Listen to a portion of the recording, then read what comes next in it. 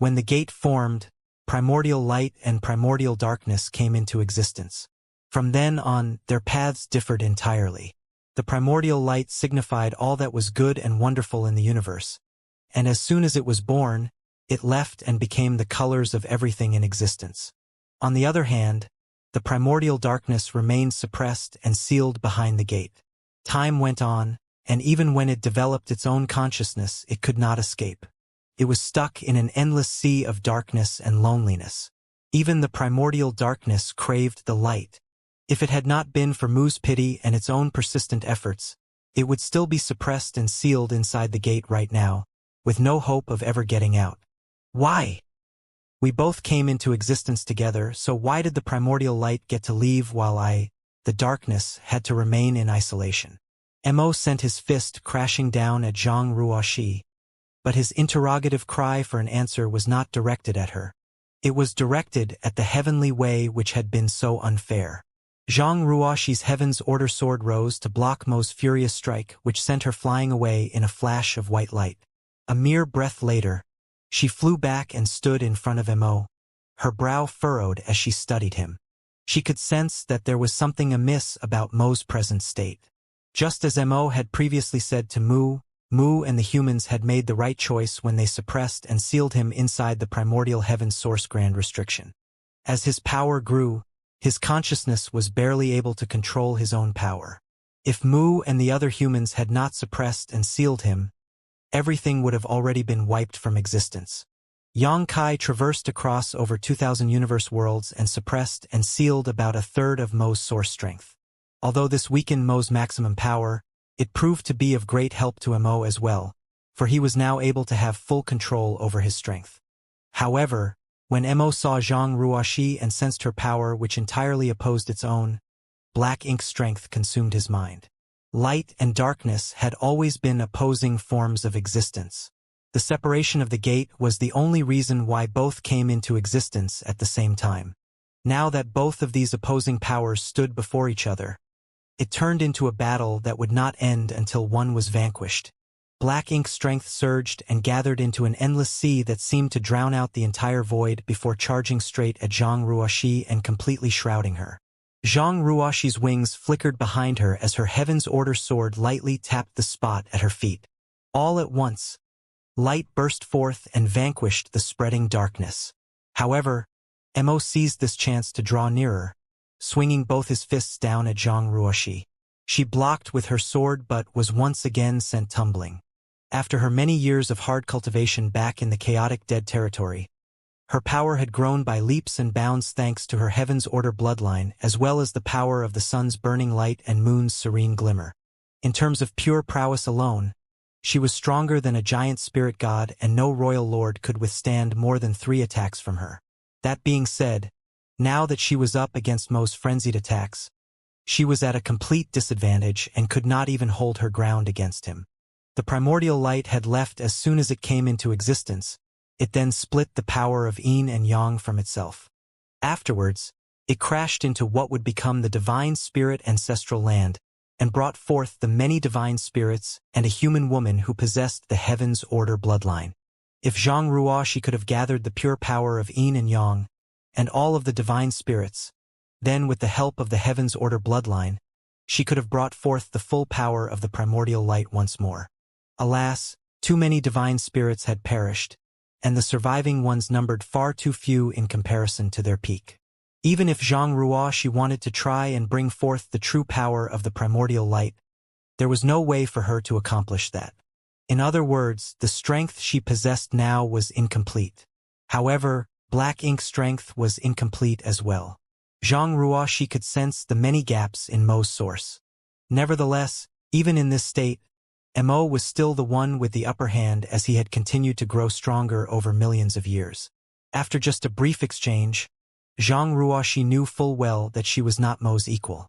She could only hold out for another half hour or so before she would be defeated. And, from the ruthless, murderous look on Mo's face right now, if she were to be defeated, death was the only outcome that awaited her. She had no choice. Zhang Ruoxi let out a soft sigh, and after blocking yet another one of Mo's attacks, she raised her hand and made a grabbing motion as she cried out, Come! A devastating battle had broken out outside the primordial heaven's source grand restriction.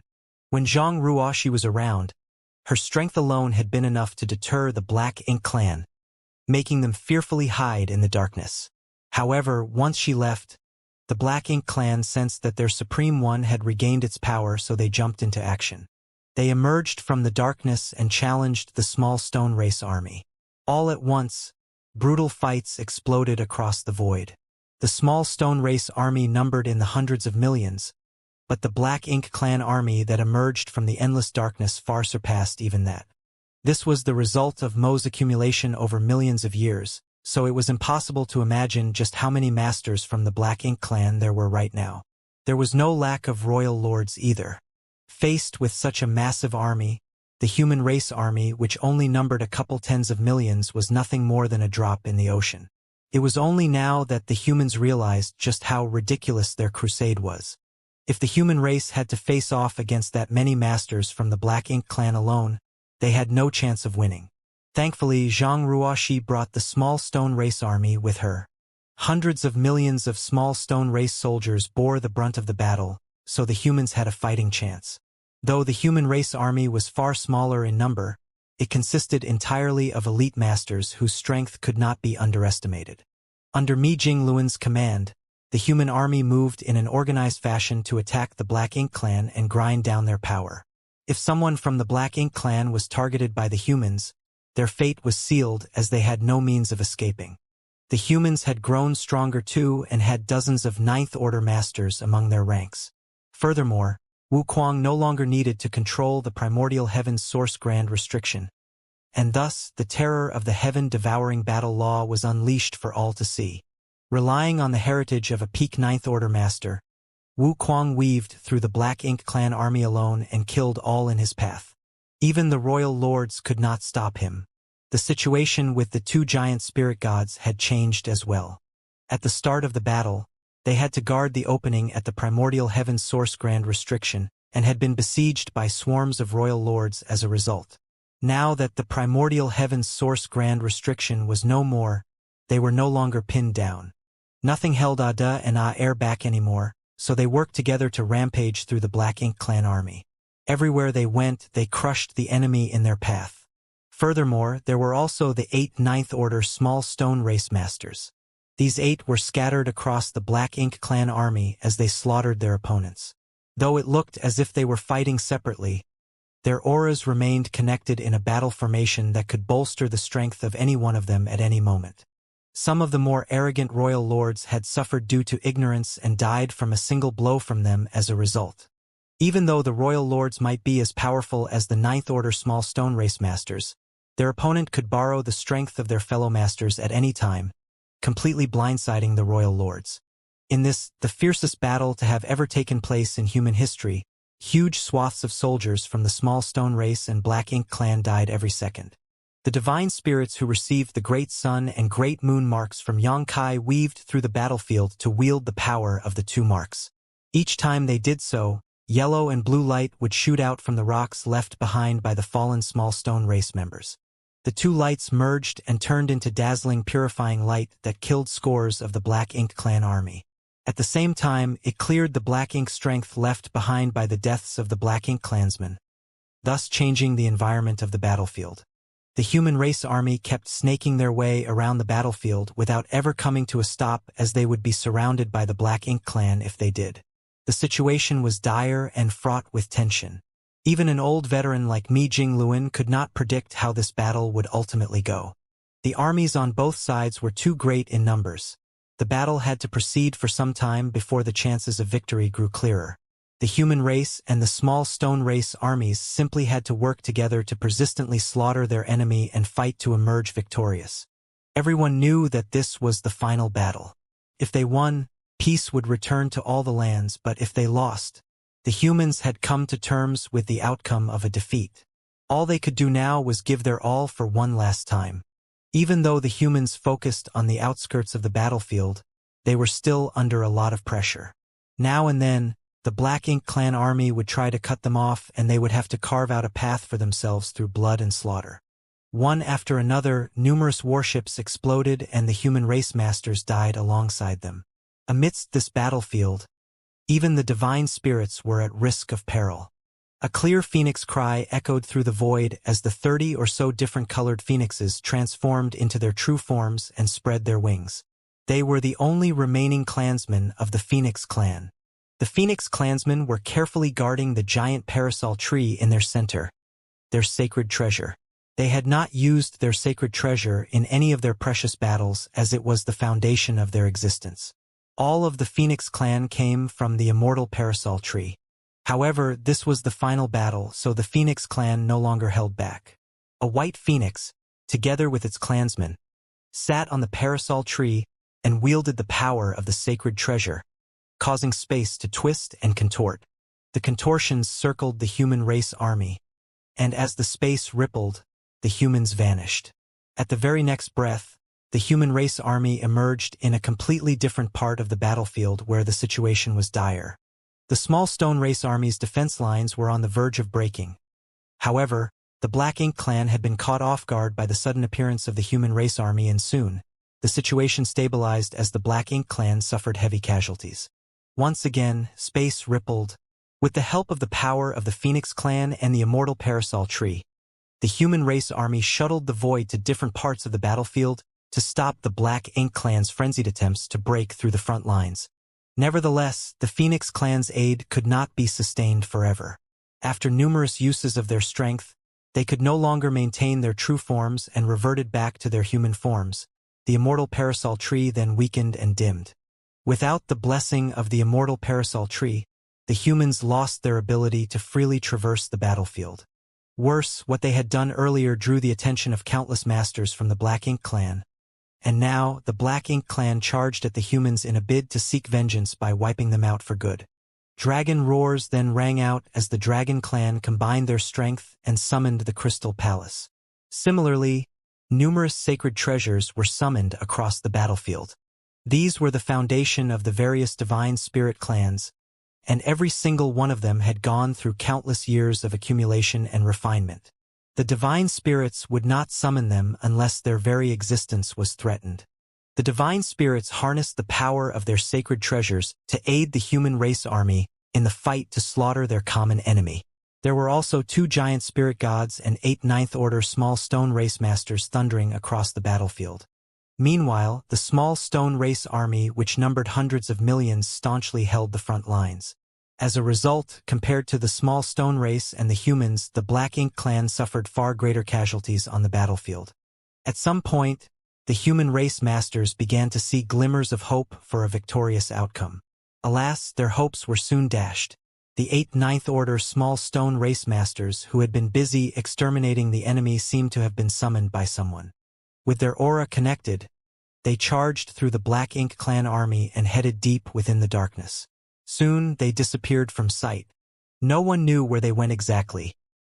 However, Xianxia had gone off in that direction earlier, and terrifying shockwaves were now rippling out from that area. Atop the tattered Pure Yang Pass, Mi Jingluan's heart sank as he realized that Xianxia must have encountered some kind of trouble. Based on the strength Xianxia exhibited earlier, the only threat against her had to be Mo. The primordial heaven's source grand restriction had been destroyed and Mo had awakened. Thus, the battle reached its final, most critical climax. The departure of the 8 ninth-order small stone races greatly eased the pressure on the Black Ink clan. The 8 of them had focused on killing off territory lords and royal lords, with many of the latter suffering or even dying to the targeted attacks. Now that the 9th-order small stone race masters left the battlefield, there were only the 2 giant spirit gods remaining, and Ada and Aer could not kill off the royal lords as swiftly as the 8 9th-order small stone race masters.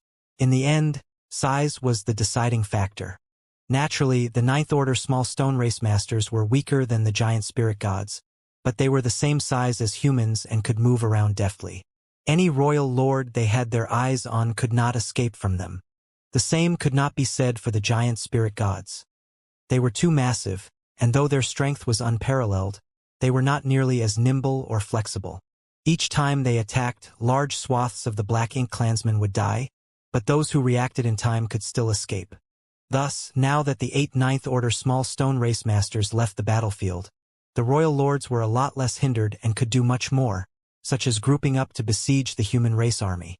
The Black Ink clan realized that even though the small stone race army made up the majority on the battlefield, the humans were the true driving force behind the battle. Furthermore, compared to the hundreds of millions of small stone race soldiers, it was easier to wipe out the humans, who only numbered in the tens of millions. As long as they killed off all the humans, they would emerge victorious, regardless of the casualties they suffered. All at once, the human race army was under great pressure as they became the primary targets of the Black Ink clan. Deep inside the void, the intense battle between Zhang Ruoxi and Mo continued. It was the first time that the primordial light and darkness were together again since the dawn of creation, and as they clashed, the universe seemed to shatter and break. Mo seemed to have lost all reason as the fury that built up throughout all the eons poured out at once, leaving Zhang Ruoxi with barely any room to fight back. From a distance, the light and darkness could be seen clashing, with the ocean of darkness keeping the light completely surrounded. Only a feeble flicker of light could be seen coming from the center of the conflict. Darkness was constantly clawing at the light, and it looked as if the latter would be extinguished at any moment. Despite having over 30% of his source suppressed and sealed, Mo's might was still immeasurable and impossible to imagine. At the very least, he was more than what Zhang Ruoxi could handle. Earlier on, she estimated that she could hold out for half an hour, but now that they were well and truly engaged, she realized she had underestimated her opponent. The power of the primordial light had been dispersed, much of it disappearing with the death of the divine spirits. All that was left were the Heaven's Order bloodline and the power of the Yin and Yang. Therefore, the primordial light had lost even more of its strength than Mo. As the fight went on, Mo grew fiercer. Black Ink's strength surged, and it looked as if he was on the verge of completely devouring Zhang Ruoxi. Zhang Ruoxi was at a great disadvantage, and her situation only eased once she summoned the 8 Ninth Order small stone race masters over. They left the main battlefield and swiftly headed straight over to Zhang Ruoxi. From a distance, their connected auras linked up with Zhang Ruoxi's, and a battle formation was instantly formed. Previously, the 8 trigrams formation formed by the 8 Ninth Order small stone race masters had stunned the human race masters. But if they saw what was happening now, they would have no words to describe their shock and awe. Zhang Ruoxi and the 8 Ninth Order small stone race masters formed a 9 palaces formation, the most powerful of all battle formations. Zhang Ruoxi acted as the core while the 8 Ninth Order small stone race masters formed the base. All at once, Ruoxi's power soared, and she was no longer cornered without any means of fighting back. The flash of light expanded amid the darkness and broke free of its restraints. It now had the power to fight back and cover a greater area in brightness. Mo sensed this change and grew even more furious, unleashing even more concentrated Black Ink strength from his body. The two continued to clash, and each time light and darkness collided, darkness would spread out behind Mo, while light and the 8 Ninth Order small stone race masters followed closely behind Zhang Ruoxi. Time and time again, the two smashed against each other, neither side showing any signs of backing down. With each clash, the void crumbled and shattered. A battle of such immense power had never occurred before, and it would never occur again. This was a battle between the primordial forces of existence. The intense fight went on for hours, with no side able to overwhelm the other. With the help of the battle formation with her small stone race personal guard, Zhang Ruoxi could finally oppose Mo on even footing. Nevertheless, this was merely a battle formation and not her own strength. The prolonged fight not only continued to add to the pressure that Zhang Ruoxi faced, but even the Ninth Order small stone race masters were struggling. The Ninth Order small stone race masters had tough bodies, weaker than Yang Kai's divine dragon physique, but not by much. Under normal circumstances, they would not be facing any issues. However, the long and intense fight proved to be a burden that was slowly exceeding their ability to bear. Cracks began to appear on the bodies of the Ninth Order small stone race masters, and as Zhang Ruoxi and Mo continued to clash, these cracks grew. Soon, the cracks weaved across their bodies like spiderwebs. It could be seen that once the cracks reached a certain point, Even the ninth-order small stone race masters would crumble into a pile of rocks. These small stone races were Ruoxi's personal guard. They had been groomed with great difficulty and were intrinsically connected to her, so she could sense the state of every single one of them. Therefore, when she picked up on their injuries, she realized that things were looking bad for them. She was only able to fight Mo because she had formed a battle formation with her small stone race personal guard. But if something happened to the latter, the battle formation would collapse, even if only one of them died. Once that happened, it would be impossible for her to hold her own against Mo. Once this thought occurred to her, Zhang Ruoxi changed her strategy. Instead of confronting Mo head-on, she took a defensive stance to drag the fight out. She did not know what her sir was doing now, but all along, she knew that he was capable of doing things no one else could, and she held strongly to this belief. Sir can always make a miracle happen even in a hopeless situation.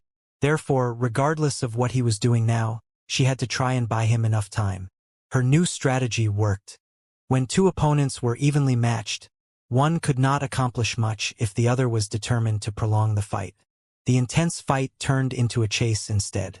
Ruoxi and her 8 small stone race personal guard kept flitting about, and even though Mo wielded his immense power wildly, he could not pin down and suppress her. Mo, who had already lost his senses, became even more incensed, releasing bestial snarls and roars in an unending cacophony. When Mo first emerged from the space-time river, he looked no different from a regular human, apart from his black ink strength. However, when Zhang Ruoxi showed up, the black ink strength surged and overtook his mind. At this point, Mo no longer looked human. Ruoxi's appearance and subsequent actions seemed to have driven him mad. All of a sudden, Mo stopped chasing Zhang Ruoxi. As Zhang Ruoxi puzzled over this, Mo abruptly turned around and charged towards the space-time river. Ruoxi's expression stiffened. Although Mo had been so agitated that he lost his senses, his battle instincts remained. Since Zhang Ruoxi was equal in strength to him, he could not get rid of her, so he changed his target to Xianxia, who was still within the space-time river.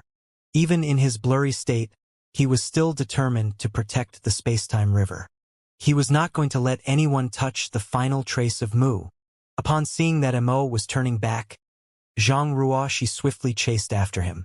Light flashed as she stopped him and engaged in a frontal battle again. After a brief skirmish, Ruoxi repeated her old tactic and quickly retreated. This led to a furious Mo pursuing her in the opposite direction of the space-time river. Mo kept up the chase for a while, but when his efforts proved fruitless, he turned around again. Once again, Ruoxi caught up to him.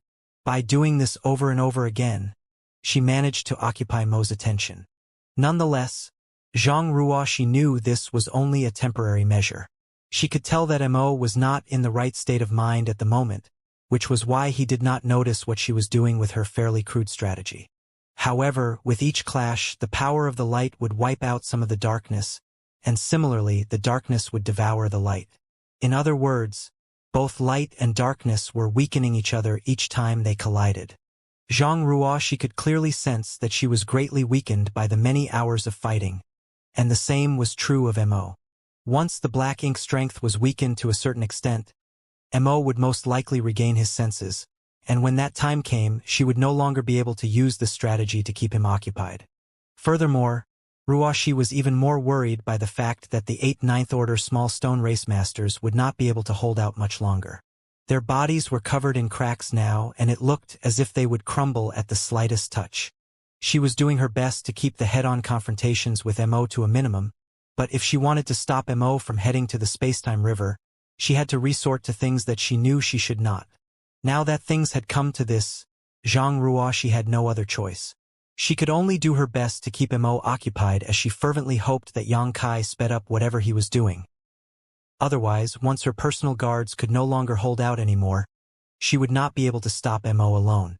Within Mu's space-time river, Xianxia was shrouded in his own space-time river, as he used it to greedily devour everything around him. The river was made out of Tao strengths. Every single undercurrent and wave surged with Tao strength, and as time passed, Xianxia's space-time river grew bigger while Mu's river shrank. It was entirely by chance, but it could not be denied that Xianxia and Mu had walked the same path. This gave meaning to Mu's countless years of patience and perseverance. Due to trying to open the profound source gate in the past, Mu's spacetime river was no longer complete, which cut off her future path. She could not explore the deeper mysteries of the martial Tao. Therefore, she passed down her hopes to those who came after her. Among all the hidden hands she left behind, her spacetime river was the final gift she had to offer. However, if a person wanted to harness this gift to make themselves more powerful, it would take time. Perhaps even Mu would not have expected Xianxia to be approved by so many of her remnant shadows. Under normal circumstances, if Black Ink's strength had the irrefutable advantage in any of the 3,000 universe worlds and there was no hope of suppressing and sealing that particular source piece, there would be no reason for Xianxia to waste any time on that universe world. Nevertheless, during Xianxia's previous travels, he did his best to find every single remaining shadow of Mu. He wanted to save them all from their suffering and take them away from the universe worlds. Each one that disappeared signified that the Mu of that time approved of Xianxia. After moving through some 2,700 universe worlds, Xianxia received approval from over 2,000 of them, which was a massive number. This allowed him to devour and refine Mu's spacetime river with greater efficiency. As Xianxia's river kept expanding, his command over the many Tao strengths increased as well. The enlightenment from the many mysteries exploded in his mind. Xianxia was deeply engrossed and could not extricate himself from what was happening inside his mind. The joy of glimpsing into the mysteries of every Grand Tao was impossibly tantalizing for any master. Grand Taos were the basis behind all existence and the ultimate goal of all cultivators. If someone were to be entirely immersed in this, there was a chance that they would forget all else and transform into Tao strengths themselves. This meant that Xianxia's situation was tricky as well. On the one hand, he had to resist the lure of the Tao strengths, while on the other, he had to do his best to take them in to strengthen his own mastery of the Grand Taos. He tried his best to maintain the balance of refining as quickly as possible while still remaining in control over his senses, making sure to not let himself be lost in the process. All of a sudden, his mind felt as if it had received an awakening. It was as if he had broken through a barrier that had been preventing him from growing stronger. Xianxia realized that his mastery of the Tao of Time had reached the 9th level. A master's strength was essentially divided based on their cultivation. Of the 9 orders of the open heaven realm, each higher order was much stronger than the previous. It was a clear and easy way of distinguishing between masters. However, this kind of division was not comprehensive, and there could be great disparity in power even among masters in the same order of open heaven realm. The disparity came from the difference in accumulation of each master, the power differential in the heritage of the master's small universe, as well as the master's understanding of their Grand Taos. The open heaven realm involved the discovery and mastery of Grand Tao. In a sense, the higher the mastery of one's Grand Tao, the stronger the master. Since the dawn of existence, no one had a clear way of defining the levels of mastery of the Grand Tao. Thus, Xianxia had split the mastery of Grand Taos into 9 levels based on his own growth. Superficial contact, peering through the doors, taking the initial steps, traversing a familiar path, attaining mastery through comprehensive understanding, exceeding the ordinary to reach the extraordinary, standing above all others within sight, summiting the peak, and finally shocking history and dazzling the present. This was merely his own method of division, one he shared with others, and some had adopted it. Until now, none tried to correct it. Xianxia felt that he had differentiated them correctly. His primary Grand Taos were the Tao of Time and the Tao of Space. These were the Tao strengths that formed the basis of the spacetime river. However, despite his many opportunities and his mastery over the Grand Taos, after all this time, he had only managed to cultivate the Tao of Time and the Tao of Space to the 8th level. All this while, Xianxia did not know how to break through to the 9th level. However, he had a vague feeling that if his mastery of the Tao of Time reached the 9th level, an indescribable change was bound to happen. Finally, as Xianxia refined Mu's spacetime river, he was able to make a breakthrough on one of his primary Grand Taos, allowing it to reach the 9th level. To think it's the Tao of Time first, not the Tao of Space. Xianxia had always thought it would have been the latter that would be the first to reach the 9th level of mastery. Yang Kai was a little taken aback as the Tao of Space was the first one that he truly cultivated.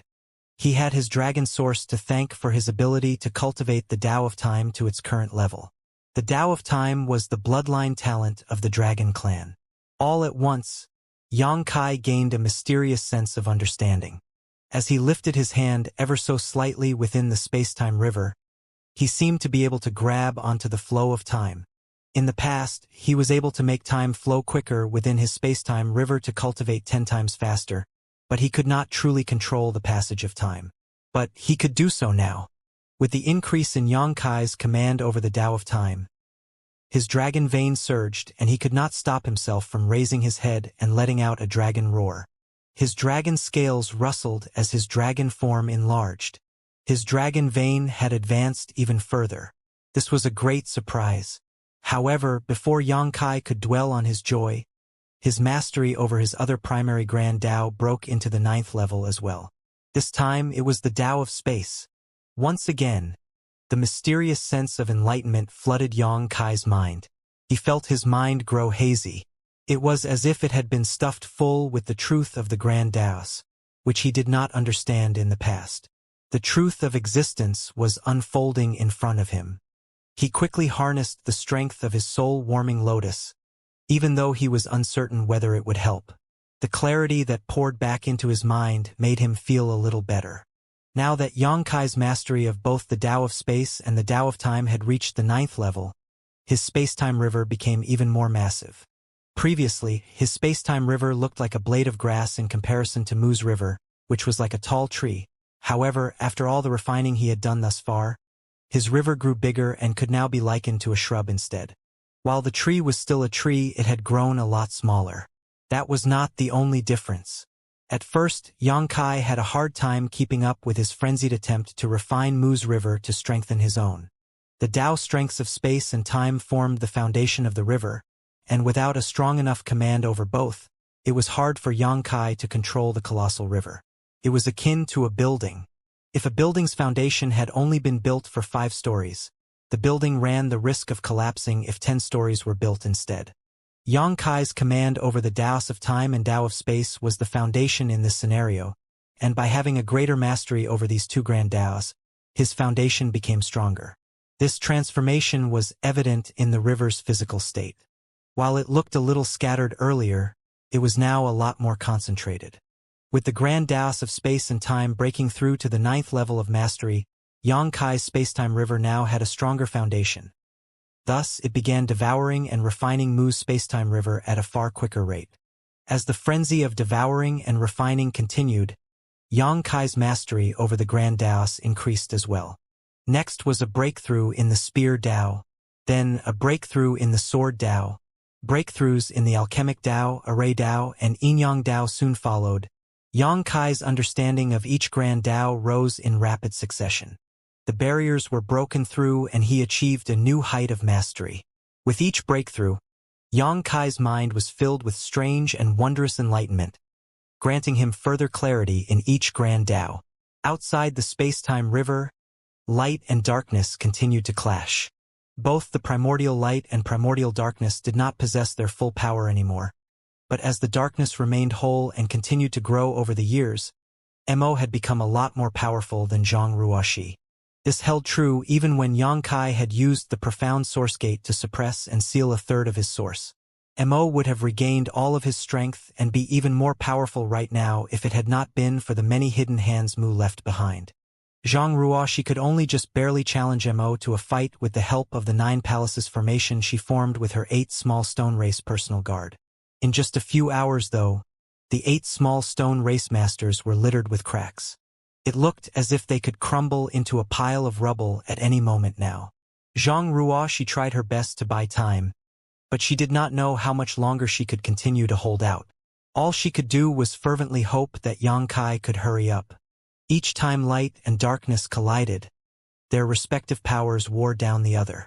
Light dispelled darkness while darkness devoured light.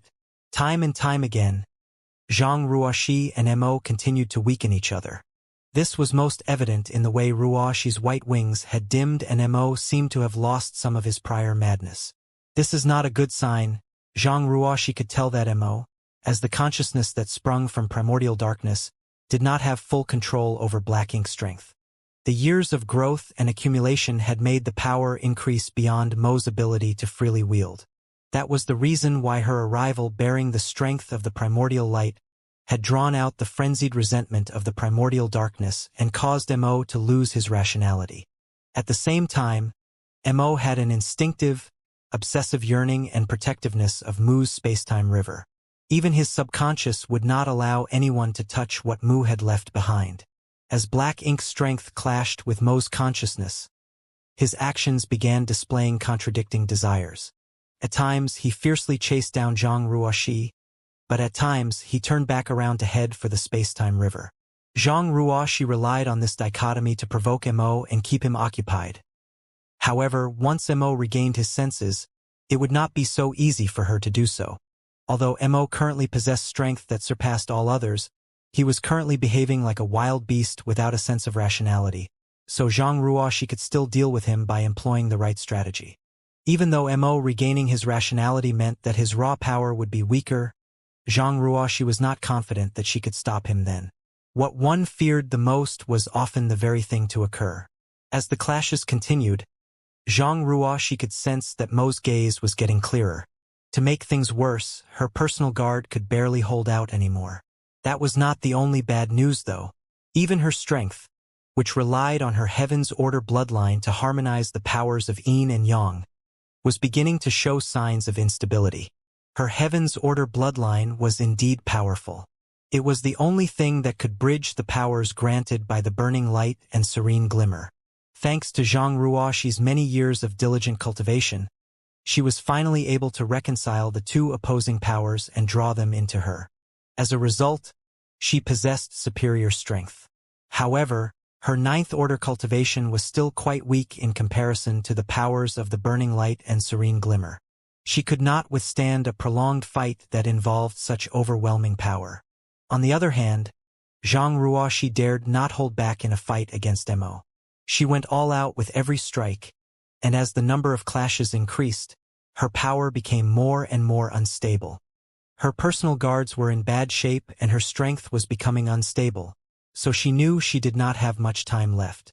Even so, she never once considered retreating. Instead, her eyes filled with determination as she made a decision. After yet another ferocious clash, the two figures separated. Zhang Ruoxi could clearly sense that even more cracks emerged on the bodies of the 8 personal guard behind her. Her grip on the Heaven's Order sword tightened, and she exhaled softly as her wings began to flap and her presence grew even more imposing. In the void opposite her, Mo stood unmoving with his head lowered. Just as Zhang Ruoxi prepared to strike once more, Mo raised his hand to block her. "You should stop now." Zhang Ruoxi did not listen. Her presence continued to intensify with no signs of stopping. Nevertheless, she could not ignore Mo's present state and could not help asking, "Have you regained your rationality?" Mo raised his head and looked at her. Although his eyes showed signs of a struggle, it was no longer in a state of madness. "I have to thank you for that," he replied. Zhang Ruoxi knew what Mo meant. Initially, the power of primordial darkness was still too strong for Mo to bear, causing his consciousness to devolve into a frenzied state. However, as he and Zhang Ruoxi continued to clash, the powers of light and darkness ate away at each other. Both their powers were weakened in the battle. Now that Mo's consciousness could overpower his strength, he regained some rationality. "That won't be necessary," Zhang Ruoxi coolly replied. Mo's brows furrowed ever so slightly. "You will die if you use that attack." Mo could tell that Zhang Ruoxi wanted to harness all of her remaining power to engage him in a final clash that would determine life or death. "You probably won't die, but you will suffer," Zhang Ruoxi said. "That's why you should stop." "I don't wish to kill you," Mo urged. Zhang Ruoxi showed no signs of stopping. She did not respond to Mo at all. Instead, she continued to harness her power and strength to prove her determination with her actions. Cracking sounds could be heard from the 8 behind her. With the strike, the 8 of them would turn into dust.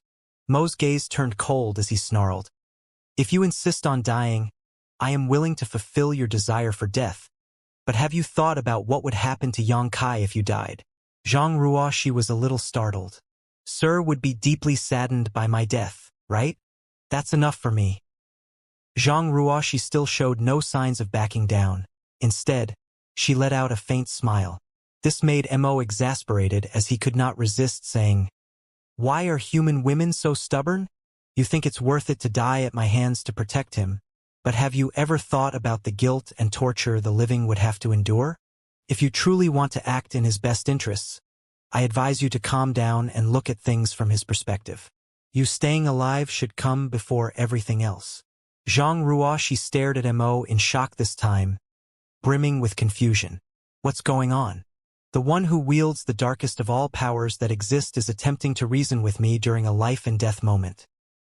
She could not help but find it unbelievable, especially since Mo made a good point. Instinctively, she suddenly felt that Mo was scheming something.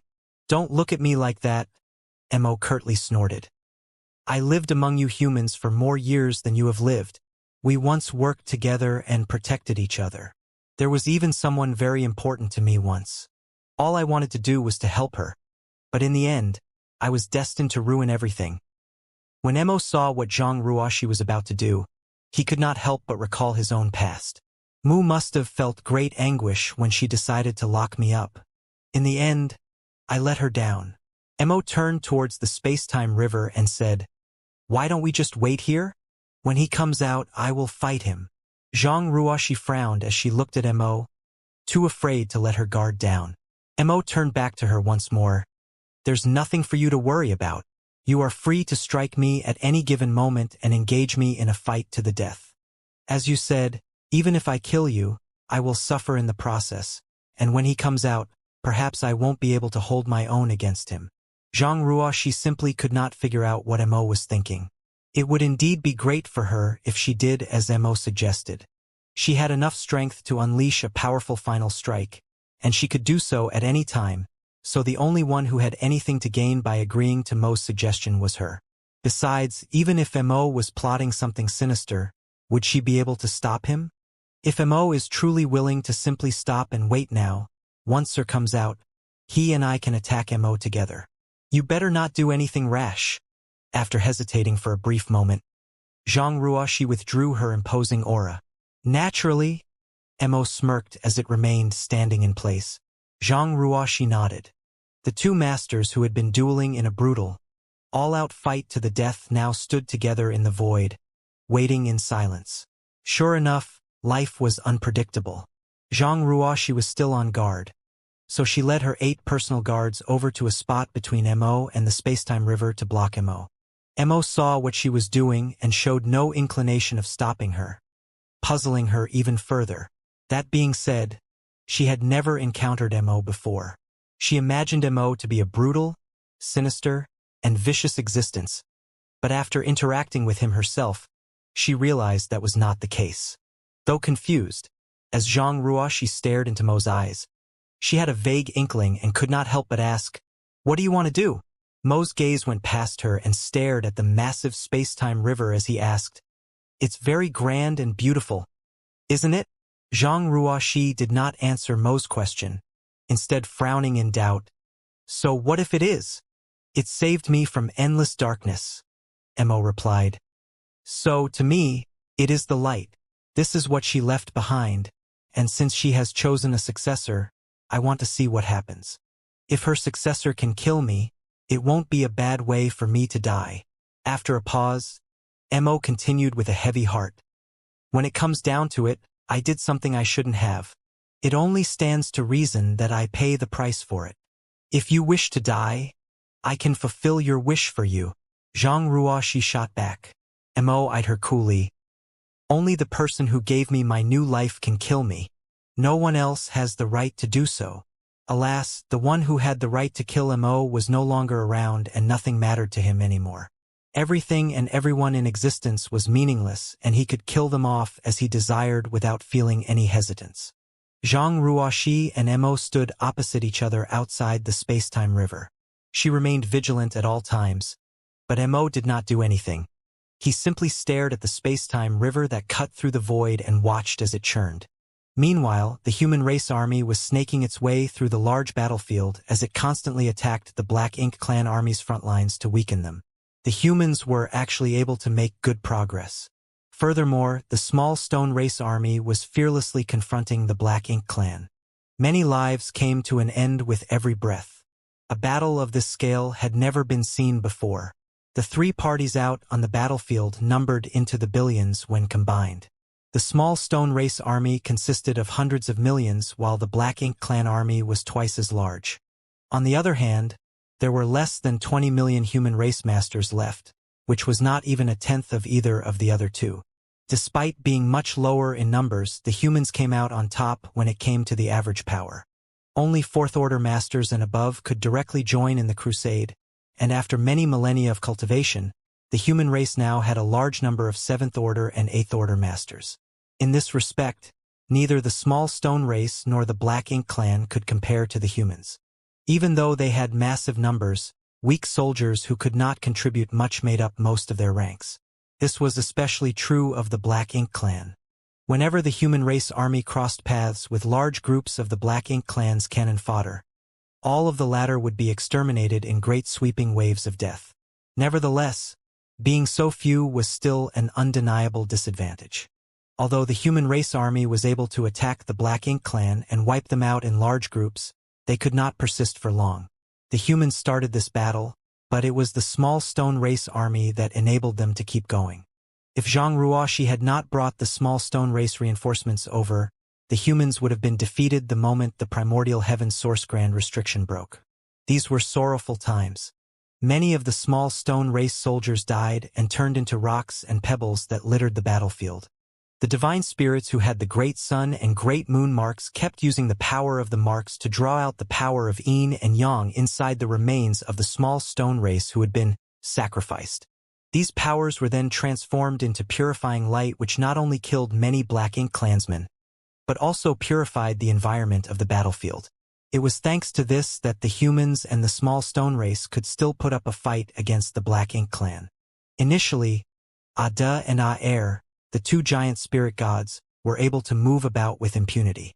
Without enough royal lords to keep them pinned down, they were completely invincible and seas of blood formed wherever they went. However, as more and more of the royal lords joined forces to besiege Ada and Aer, the latter pair slowly lost their ability to act freely. The fierce battle continued. Every few days, the human race army would retreat behind the small stone race's lines to rest and regroup before charging out again. Pure Yang Pass, which led the human race army into battle, was now a wreck. It did not look like it could hold out much longer, and the suppressing Black Ink fortress was in a similar state. The extreme intensity of the battle was a taxing trial for all the humans, with even the Ninth Order masters having a hard time, let alone those of lower orders. Nevertheless, the humans could not stop. This was the final confrontation, and if they backed down, total extermination was the only fate that awaited them. Therefore, all of them grit their teeth and persevered. A month after the start of the battle, the situation on the battlefield grew clearer. Mi Jingluan was fatigued and ashen-faced as he stood atop the worn Pure Yang Pass, his forehead covered in a layer of sweat. He had overexerted himself. As the supreme commander of the human race army, he faced the most pressure.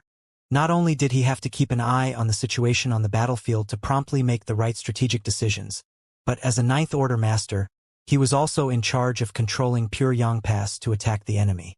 At this point, he had expended so much energy that his foundation had suffered heavy damage. However, his sense of helplessness stemmed not from his exhaustion, but from the fact that the situation was not in the human race's favor. There were far too many of the Black Ink clansmen inside the primordial heaven source grand restriction, twice as many as there were small stone race soldiers, and after a month-long battle, the Black Ink clan was beginning to show signs of suppressing the former. If this continued, in less than 2 weeks, the small stone race army would be defeated. Once the small stone race army was vanquished, the humans would not be able to survive. They were bound to follow the small stone race army to their deaths. Mi Jingluan could not be resigned to this. The fight between the human race and the Black Ink clan began towards the end of the late ancient era and had carried on for millions of years since then. Was it going to end in tragedy for the human race? Still, there was not much he could do to change things now.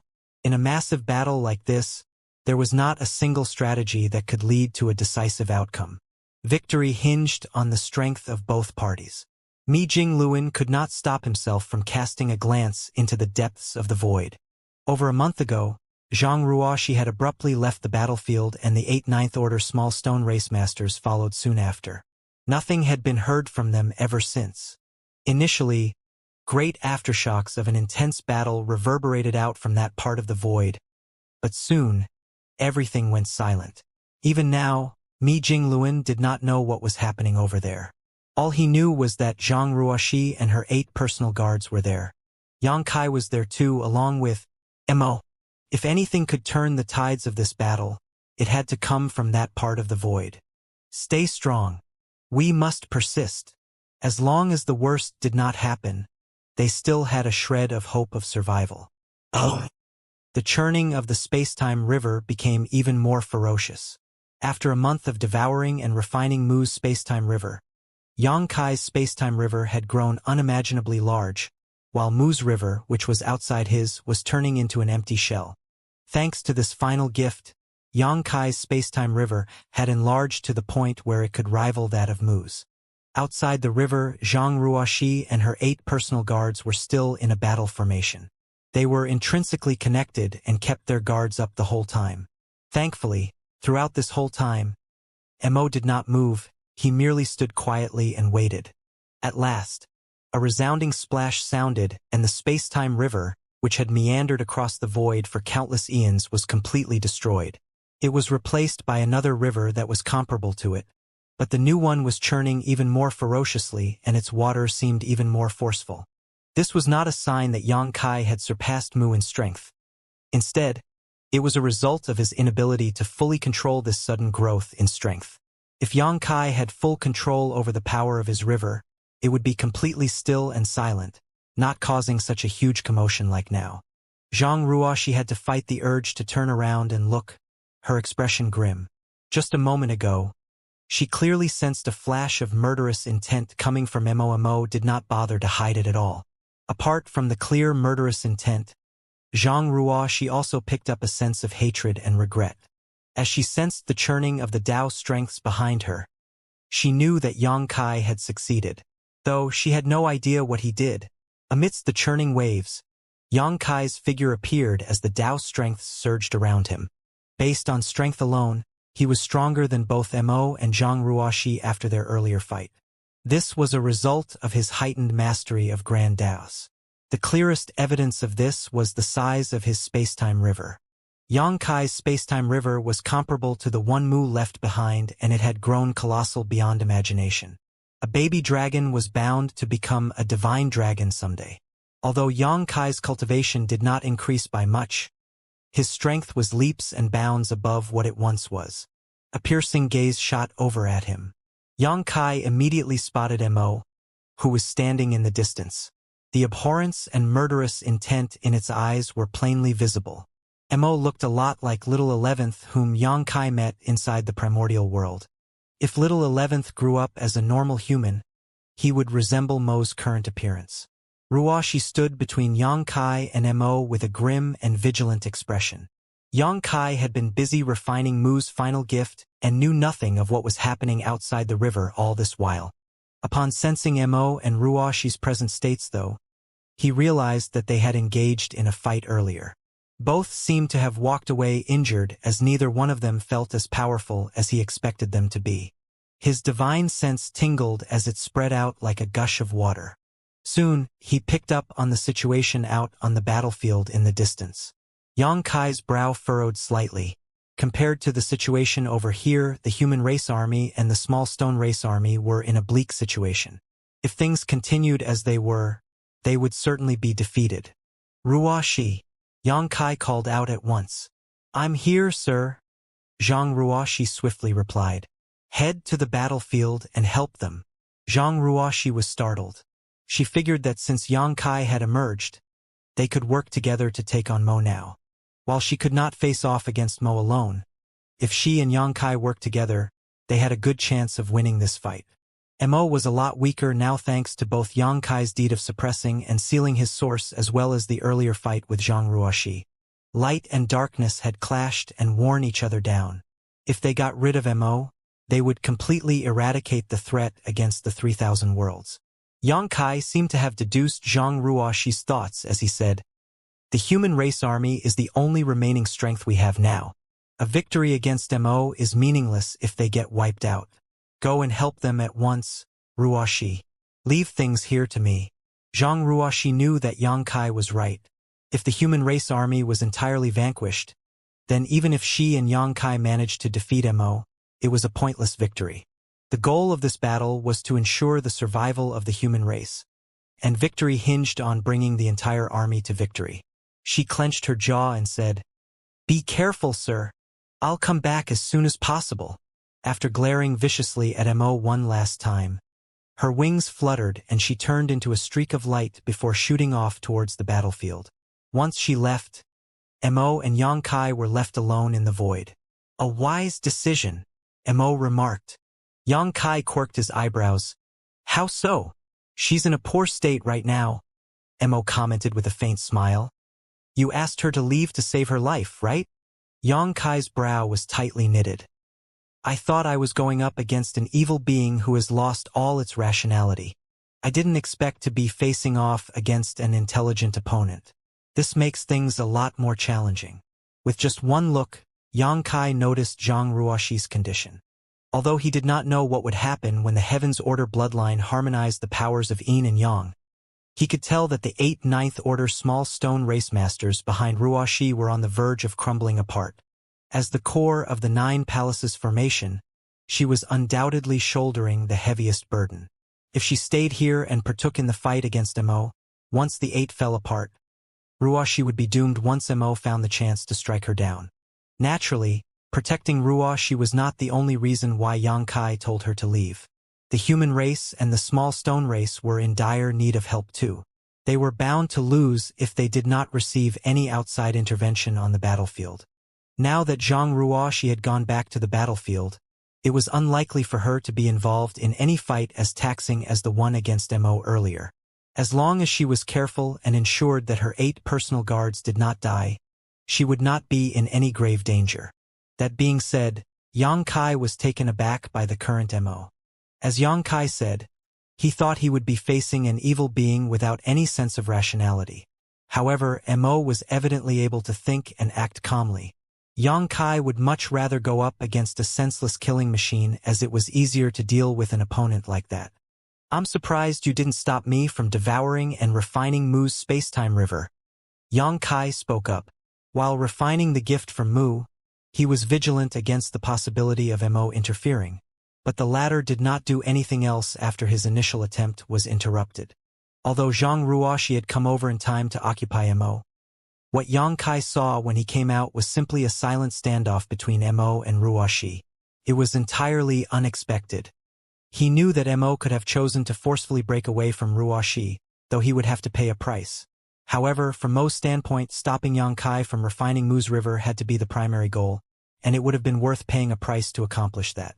After hearing Yang Kai's comment, Mo lowered his eyes and let out a soft sigh. "Did Mu leave something in the river to be used against me?" Yang Kai nodded. "You noticed that, as expected. Mu had left her space-time river for someone who would succeed her, but it was impossible to refine the entire river in the blink of an eye. During that time, Mo was bound to interfere. It was not surprising that someone with as much intelligence and foresight as Mu had considered this and left something behind inside the river to target Mo. If Mo entered her river, he would end up stumbling around the endlessness of space-time in a hazy daze and would not be able to find Yang Kai. What Mo said to Zhang Ruoxi earlier was simply for the sake of convincing her. Even if she did not try to stop him, he would not enter the river unless absolutely necessary. But without entering the river, he would not be able to locate Yang Kai, and thus, he would not be able to stop the latter from devouring and refining it. With all that Mu had set in place, Yang Kai had guaranteed success at refining the river. Mu had been wise and insightful, and naturally Mo knew her incredibly well. After spending all those years together, Both she and Mo had a thorough understanding of each other. Just as Mu predicted the possibility of Mo entering the river, Mo also figured that Mu would have left behind countermeasures to deal with him as well. It was yet another confrontation after all these years that resulted in a stalemate. Yang Kai was the only one who benefited from the situation. He had a major leap in his mastery over the 10,000 grand Daos, and his space-time river had grown to an indescribable size. Even if you obtained the power Mu left behind, so what? Mo's eyes were filled with disdain. Do you think that's enough for you to defeat me? Yang Kai smirked. Let me see what someone in the creator realm can do. As he spoke, he raised both his hands and the space-time river beneath him began churning violently. It was as if the river turned into a rampaging dragon as the waves crashed in thunderous splashes while Dao strength surged. All at once, scores of rope-like water dragons formed from Dao strength shot out of the river and flew straight at Mo. Mo raised his fist and punched forcefully at the void. The space in front of him shattered, and the myriad of void cracks that formed as a result turned into a barrier that blocked the onslaught of the water dragons. Then, Mo took a step forward and moved past the shattered space, arriving right in front of Yang Kai as he stared down at him with an indifferent expression. Your ability to wield Dao strength is less than 1,000th of what Mu was capable of. Black ink strength rippled forth, and its destructive power wrapped around Mo's fist, which came crashing down. Yang Kai's eyes hardened. He could instinctively sense the might of this punch and knew he could not allow it to make contact with him. Otherwise, death would be his only fate. The river churned and formed a layer of Dao strength that acted as a barrier. However, the Dao strength barrier only lasted for a blink of an eye before the fist shattered it apart. Thankfully, that had given Yang Kai enough time to summon his Azure Dragon Spear. Now that he had his weapon in hand, he harnessed the Dao strengths and sent his spear flying out at the fist. A gust of unstoppable power came at Yang Kai from the front, and he felt as if he had been struck by lightning. His body froze up for a brief moment before he went flying backwards. He stumbled into his river and nearly lost his grip on the spear. Weak! Mo looked down at his fist. There was a tiny white mark left behind from the Azure Dragon Spear, but it soon vanished. The invincible Azure Dragon Spear could not even scratch Mo despite Yang Kai landing a strike with all his strength. This was a clear sign of the power disparity between the two. A powerful and imposing manner did not necessarily translate into true might. A real master could easily keep his power hidden and undetectable from the outside. Yang Kai's outward display of dominance and imposingness was in fact a sign that he could not fully control the power he had. A figure stepped out of the river. It was Yang Kai, who had been pushed back inside it earlier. His expression was grim. Even though he deduced that he was not strong enough to be Mo's equal right now, he did not expect their disparity to be this big. Is this the might of someone in the creator realm? Yang Kai had suppressed and sealed over 30% of Mo's source, so what would Mo be able to do if that had not been the case? His earlier punch would have probably been enough to kill me. While Yang Kai was caught up in these thoughts, Mo was already storming over. Even though Yang Kai used the Dao strengths of the river to form barriers and restraints, it was not enough to stop Mo. Apart from black ink strength, yet another mysterious power was swirling around Mo. It was most likely creation force. All of the Dao strengths that came near Mo would instantly shatter without accomplishing anything. As soon as Yang Kai managed to steady himself, Mo arrived in front of him, his fist flying out again, aiming to pulverize his opponent. Yang Kai was not about to let that happen. Waves rippled out of the Azure Dragon Spear with Dao strengths circling it as it moved forward once more. Mo did not change his attack, but the simple blow was hiding an unfathomable strength that allowed it to easily deflect Yang Kai's attack before closing in on its target. In that moment of crisis, Yang Kai's Azure Dragon Spear suddenly vanished from his hand as he stowed it away. Following that, he grabbed Mo's shoulder with both hands and flung himself backwards in an attempt to drag Mo into the space-time river. The short exchange just now made it clear to Yang Kai that he was unable to hold his own against Mo right now. Since that was the case, he needed to bring the fight to an advantageous environment for him, and the space-time river was an excellent choice. Yang Kai was confident that as long as he was able to drag Mo into his space-time river, he would be able to unleash even more powerful attacks that could perhaps be enough to deal with this enemy. However, before Yang Kai could do anything else, Mo kicked him. Yang Kai felt his chest caving in as he fell into the river. Waste! Mo stood above the river. The torrential waves fiercely charged at Mo, but they would die out once they were within 10 steps of him, filling his eyes with disappointment. Mu's successor is weaker than I thought. He's not even stronger than that woman earlier who wielded a portion of the primordial light's power. At the very least, she'd been able to cause a bit of trouble for me, but Mu's successor is nothing more than a child. As Mo quietly eyed the space-time river beneath him, he lightly raised his hand. In that case, I shall destroy it all. A gust of pure and concentrated black ink strength, unlike any that had been seen before, poured out towards the space-time river as the might of a creator began to emerge. Any part of the river that was touched by black ink strength immediately showed signs of being corrupted by it. The river was made out of Tao strengths. Ordinarily, black ink strength from the Black Ink clan was only capable of corrupting living beings. However, as the source of black ink strength, Mo was even capable of corrupting Tao strengths. As Yang Kai's body sank downwards into the river, his heart sank along with it. With just 2 strikes, he had a clear understanding of just how powerful Mo was. I definitely won't be able to defeat him. Yang Kai coughed lightly and the stench of blood filled his mouth. He was now a divine dragon with thick skin and hard flesh, impervious to most ordinary strength. But a simple kick from Mo was enough to break a few of his ribs. It had been a long time since he last suffered such injuries. The pain of his broken bones sticking into his organs cleared his mind, and in the very next breath, he sensed the changes happening to his space-time river. He realized the severity of the situation. If Mo was allowed to continue what he was doing, sooner or later, his space-time river would be completely corrupted by black ink strength.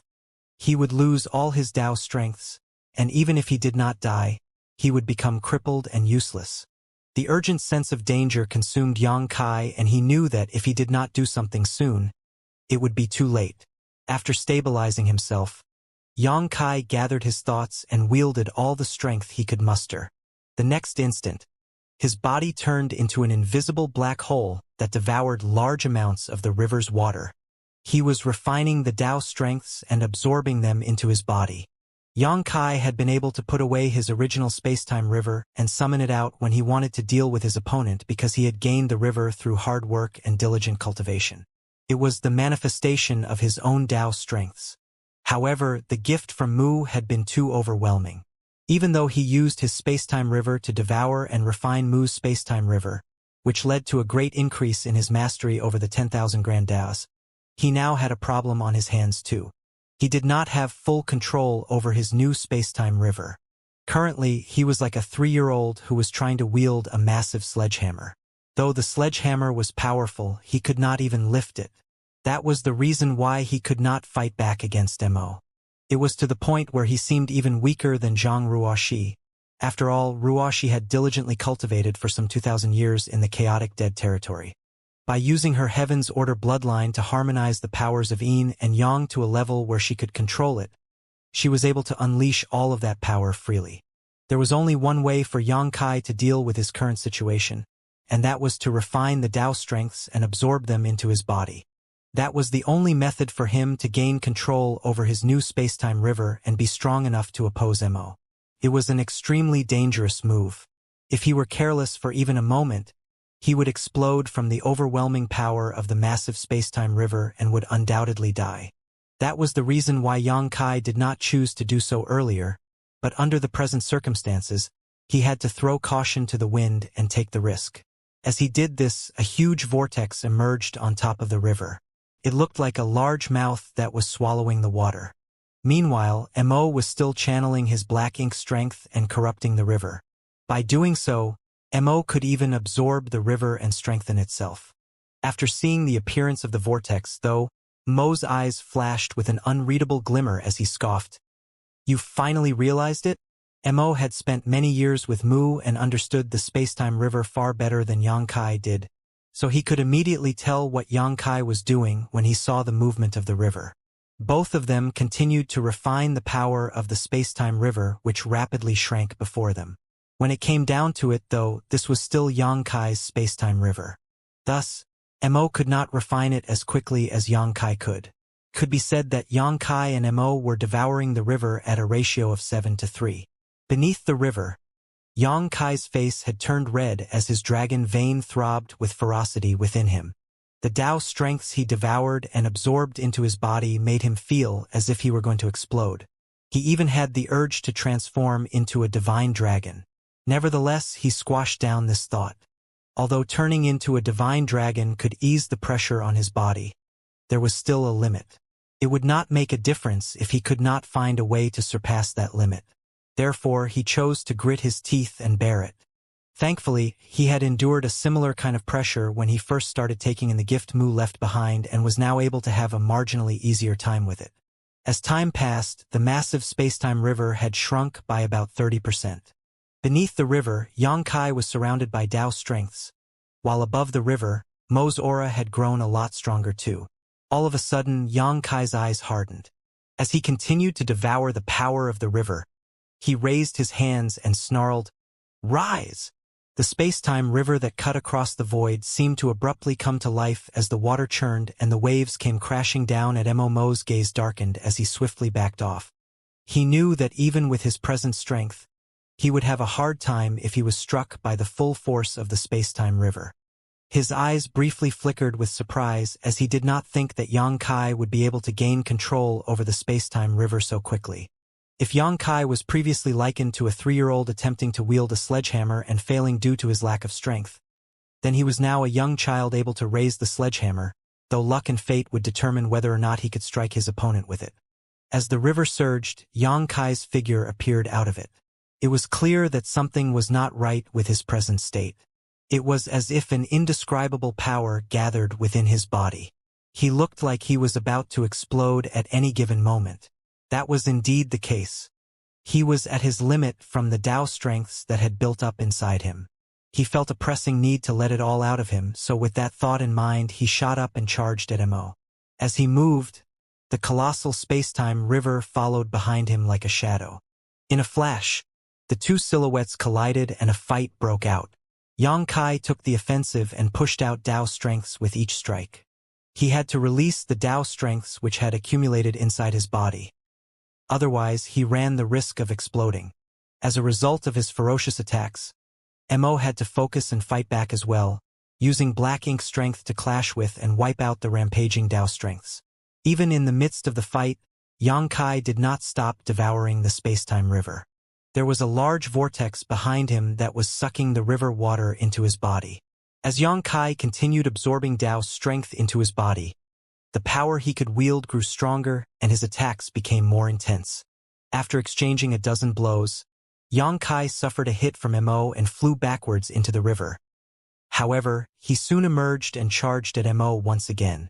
Although he faced setbacks, Xianxia showed no sign of despair. Instead, his thirst for battle grew even stronger. During the first clash between the two, Mo could send Xianxia flying back into the river as soon as he emerged. Despite being a ninth-order master, Xianxia could not fight back at all.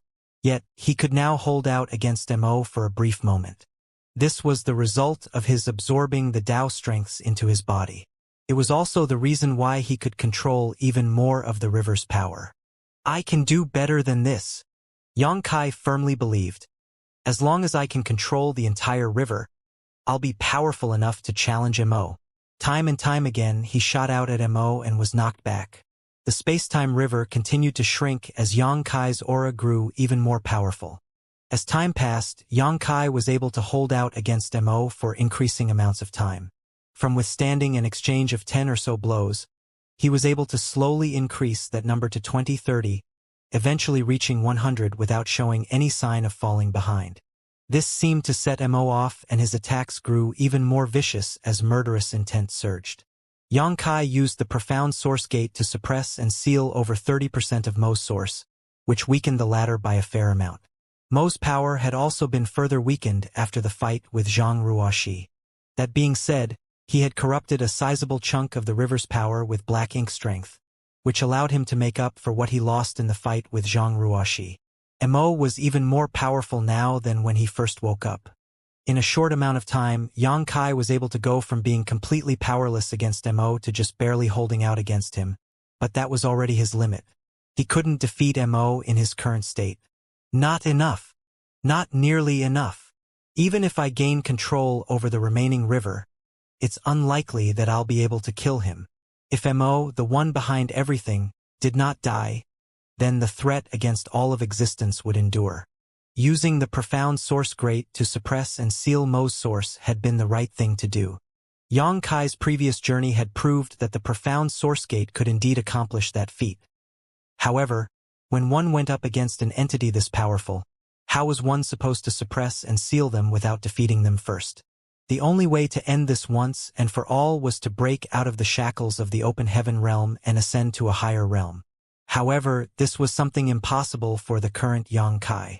It had not been long since he became a Ninth Order Master, and although he used the 2 open heaven realm cradles and the power of his spacetime river to speed up his cultivation dramatically, it was only effective for him to grow within the Ninth Order realm. It was not enough for him to reach the realm beyond. Throughout history, the best and most talented humans had been limited by the shackles of the open heaven realm method. They could not break through them at all.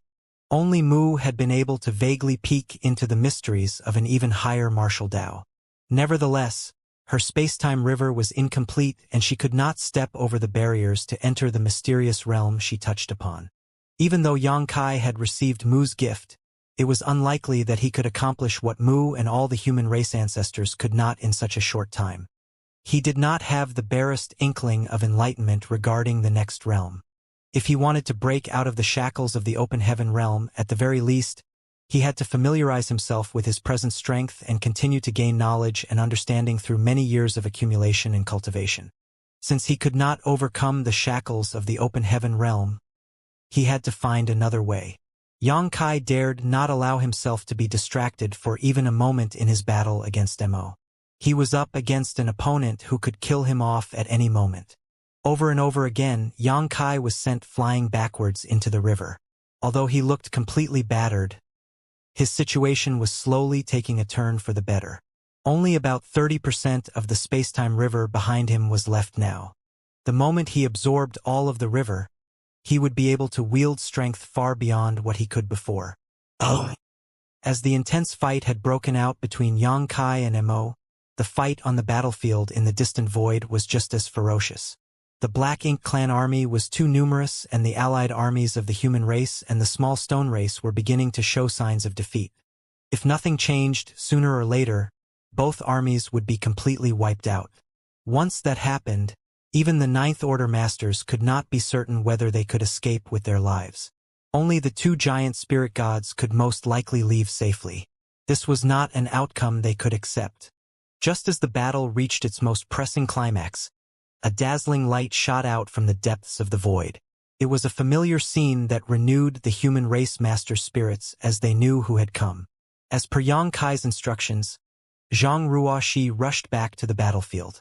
The moment she arrived, she turned into a bolt of light that weaved across the battlefield multiple times. The flowing light acted like a sharp blade that slaughtered countless Black Ink clan soldiers and wrecked the seemingly impenetrable formations they had set up. All at once, the humans and the small stone race were relieved of much of the pressure they had been under. Soon after that, Ruoxi headed over to Ada and Aer. The 2 giant spirit gods had proved to be invaluable allies to the humans, be it during the reoccupation of the No-Return Pass or the battle that broke out against the Black Ink Black Reinforcement Army. In both situations, the giant spirit gods had played pivotal roles. Ada and Aer were currently in a tough situation once again. They were surrounded and besieged by many royal lords and could not provide any help to the rest of the battlefield. Therefore, after relieving the pressure against the allied armies of the human race and the small stone race, Zhang Ruoxi chose to aid the 2 giant spirit gods. As long as the 2 giant spirit gods were unencumbered, they would be able to draw the attention of a large number of masters from the Black Ink clan. The Black Ink clan would have to send even more royal lords over to keep these 2 occupied, thus relieving the pressure on the rest. Ruoxi alone was enough to rampage through enemy lines and leave the royal lords scared witless, let alone when she had formed a 9 palaces formation with her 8 personal guard. In the blink of an eye, the flash of light appeared beside Air. The 8 small stone race masters scattered around to seal the surroundings, their battle formation encapsulating a large portion of the void. The royal lords who had been attacking Air paled in response. They had learned the hard way just how terrifying this winged woman could be. Before the primordial heaven's source grand restriction had even broken, she had charged inside alone and exterminated all the masters who lingered at the opening, which included dozens of royal lords. Her actions back then terrified the masters inside the grand restriction, so much so that they were too afraid to make any rash moves. Many royal lords had remained hidden in the darkness. They had personally witnessed how powerful Xianxia was and were afraid of her strength. This was the reason why the Black Ink clan army did not rush out the moment the grand restriction broke. They only gained the courage to leave the shelter of darkness when she rushed into the depths of the void to deal with the Supreme One. No one expected this woman to come charging back out on the battlefield at such a critical moment. Naturally, if Mi Jingluan could tell which way the battle was going, the royal lords could as well. The Black Ink clan army had the upper hand right now, and as long as no unexpected variables were introduced, the Black Ink clan would eventually be able to vanquish the humans and small stone race. When the time came, all of existence would belong to the Black Ink clan as the human race would be wiped out in totality. They were only a step away from their grand success, so how could the royal lords back down now? Thus, even though Xianxia and her personal guard were wielding the might of their 9 palaces formation, a large number of masters from the Black Ink clan still fearlessly charged forward to stop them. Once again, the allied armies of the humans race and the small stone race were relieved of even more pressure. As the sword light of the Heaven's Order sword flashed, the part of the battlefield where Xianxia was seemingly turned into an abyss of death. Be it territory lords or royal lords, none could escape from her or even put up a fight. Each time sword light flashed, numerous masters from the Black Ink clan perished. Their glory and dignity as masters was completely trampled on. Once someone reached a certain level of power, it became child's play for them to slaughter those in their path. In just a few moments, over 20 royal lords were killed. Aer, who had been harassed by the royal lords all this time, was finally freed from those who had been keeping him pinned down. With a loud roar, he began attacking the nearby royal lords. However, before he could truly unleash his strength, a new group of royal lords rushed over. The Black Ink clan could tell that the allied armies no longer posed a threat to them, and they could use their advantage in numbers to keep them occupied. At this moment, the only ones who posed a threat to the Black Ink clan were Xianxia and the 2 giant spirit gods. Thus, they had to stop these 3 no matter what, even if it cost them the lives of their royal lords. On this part of the battlefield, royal lords and territory lords fell like leaves from a tree in a howling storm. The black blood and Black Ink strength that escaped their corpses turned the void into a patch of darkness, which seemed to want to devour everything in its wake. Amidst it all, the sword light of the Heaven's Order sword shone brilliantly. Despite the show of force she was putting on, Xianxua's original plan had actually been foiled. Initially, she wanted to save Aer before working together with him to extricate Ada. Then, the 3 of them could charge out onto the main battlefield and rampage. Even though the Black Ink clan was massive in numbers, they would not be able to stop the 3 of them from slaughtering those in their path if they remained mobile. Given enough time and room to take action, these 3 powerful existences could massacre the entire Black Ink clan army on their own. However, the Black Ink clan promptly reacted to the situation and Xianxia ended up being tied down to this part of the battlefield. Even Aer, whom she had only just rescued, was once again completely surrounded by royal lords and could no longer do much. Now that it had come to this, Xianxia acted per the hand she was dealt. Since they wanted to impede her, they would have to pay an exorbitant price. Compared to her original plan, the present situation was actually even more beneficial for the human race army. The more the masters from the Black Ink clan focused on her, the less pressure the humans faced. In fact, if she managed to kill off enough royal lords, she would undoubtedly be helping the allied armies secure the final victory. Thus, Xianxia was not upset by the Black Ink clan's actions. On the contrary, it suited her just fine. The royal lords came at her one after the other. They all turned into corpses under the Heaven's Order sword, but even so, none of those from the Black Ink clan showed any inclination to retreat. For both the human race and the Black Ink clan, this was the final battle that would decide their fate. They could not back down no matter what. This was a make-or-break battle that would determine who would go down in history as the ultimate victor. Zhang Ruoxi persistently swung her sword, and every swing of her sword brought about significant results. Ever since her return, no fewer than 300 royal lords had died at her hands in just 2 days. That was an extremely terrifying number. It had to be said that there were only a few dozen Ninth Order masters among the human race at present. The number of royal lords was many times more than the number of Ninth Order masters. Furthermore, the inheritance accumulated in the primordial heaven's source grand restriction over millions of years could not be underestimated. Even though Zhang Ruoxi had slaughtered so many royal lords, many more royal lords were surrounding Zhang Ruoxi and the 2 giant spirit gods still. Zhang Ruoxi relentlessly slaughtered her enemies, and the movement of drawing her sword had almost become an instinctive reaction by now. The Black Ink clan had shifted the focus of the battle around her, which certainly resolved the crisis that had been looming over the human race army. At this moment, the allied armies of the human race and the small stone race finally regained their ability to hold their own against the Black Ink clan, even though they continued to face some pressure on the main battlefield. The situation was no longer as hopeless as before, where their defeat had been imminent and there was no hope for victory. The black ink clouds condensed from the dissipated black ink strength had reached extreme concentration. Even the Ninth Order Masters felt apprehensive when they saw the dense black ink clouds that encompassed the huge void. Aside from Zhang Ruoxi and the 2 giant spirit gods, nobody could easily venture into the depths of the black ink clouds to fight against the Black Ink clan. Meanwhile, the immaculate white wings behind Zhang Ruoxi's back began to glow with a faint yellow and blue hue. The subtle change resembled an omen of something to come. At a certain moment, one of the royal lords fearlessly charged towards a Ninth Order small stone race master. He gathered all his strength in his fist and punched the personal guard with all his might. The personal guard staggered from the blow.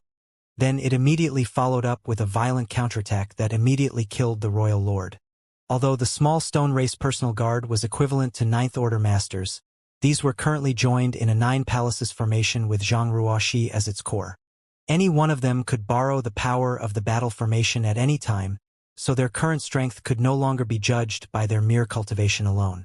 It could be said that Zhang Ruoxi and her 8 personal guards were one.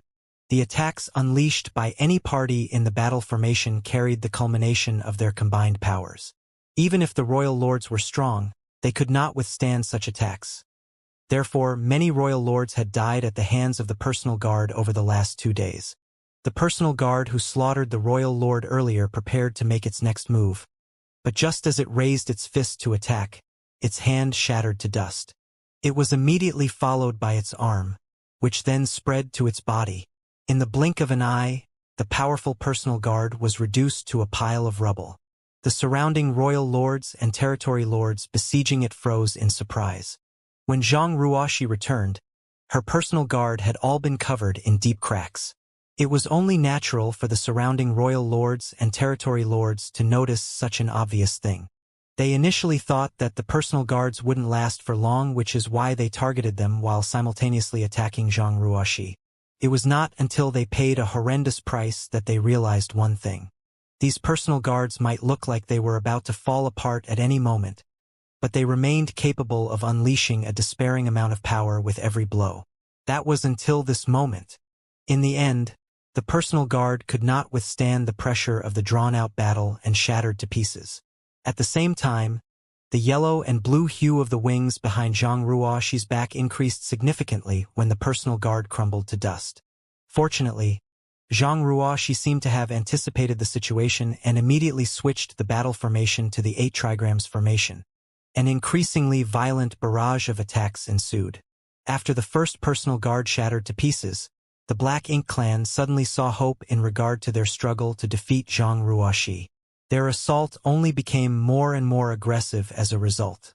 Half a day later, the second personal guard shattered to pieces and the 8 trigrams formation subsequently changed to the 7 stars formation. Another half day passed, and the third one broke apart.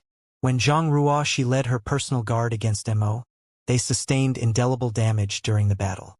If there had been enough time, she would have allowed them to rest and recover. Unfortunately, they were in the middle of a large-scale battle. There was no time for them to even catch their breaths, much less recuperate from their wounds. They only managed to persist until now because the intensity of the current battle paled in comparison to her solo battle against Mo. Even so, her personal guard had finally reached their limits. One after another, they crumbled to pieces. Their destruction also signified that the battle formation was steadily weakening. As the battle formation weakened, the power they could exert was also considerably reduced. At the same time, the yellow and blue hue of the wings behind her back became extremely obvious. When the sixth personal guard shattered, Zhang Ruoxi forcefully changed the battle formation to the most basic Three Fortunes formation. At that moment, the Black Ink clan finally saw the light at the end of the tunnel. It would not take much longer to defeat her. A voice abruptly sounded in Zhang Ruoxi's mind. "Silly girl.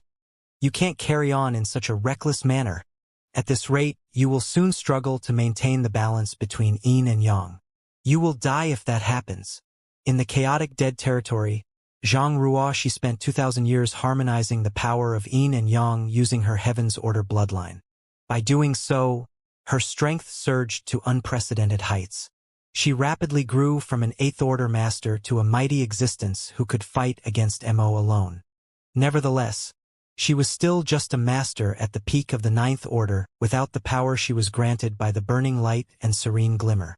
Previously, she had maintained a balance between the powers of yin and yang with her bloodline, and both Big Brother Huang and Big Sister Lan had remained sleeping deep within her body. However, they were beginning to regain consciousness as a result of her continuous fights and the deaths of her personal guard. That was not a good thing for her. The situation indicated that her bloodline was starting to have trouble maintaining a balance between the power of yin and yang.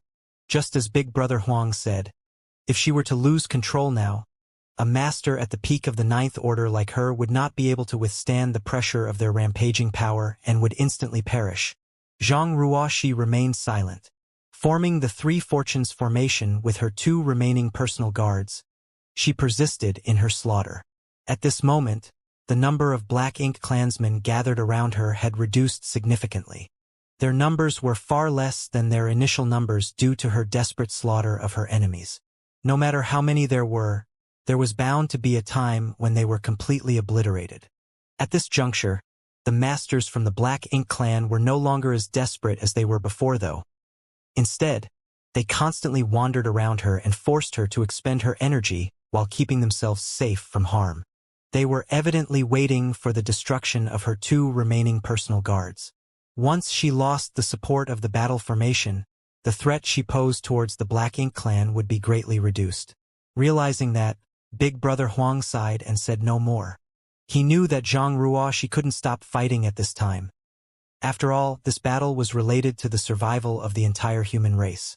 The slightest wavering would lead to their eternal doom. There was only one thing he could do for her at this moment.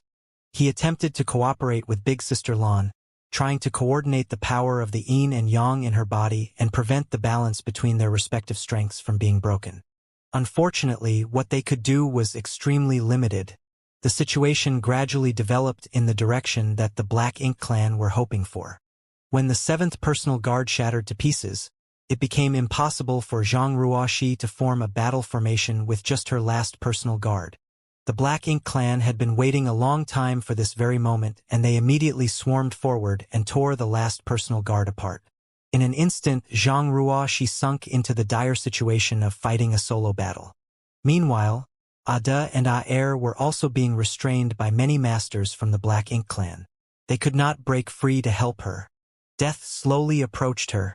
Just as she was at her most vulnerable, something resembling a violent torrent suddenly tore through the dense layers of the Black Ink clan army and swiftly approached the battlefield where she was located.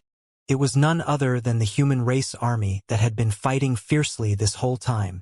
When the human race army first departed from the No-Return Pass on their second crusade, there were over 20 million masters. Unfortunately, their numbers had dwindled by more than half at this moment. What's more, their current numbers were only possible because the small stone race army had withstood the brunt of the pressure from their enemies. If not for the small stone race army, the human race army would have been defeated in battle long ago.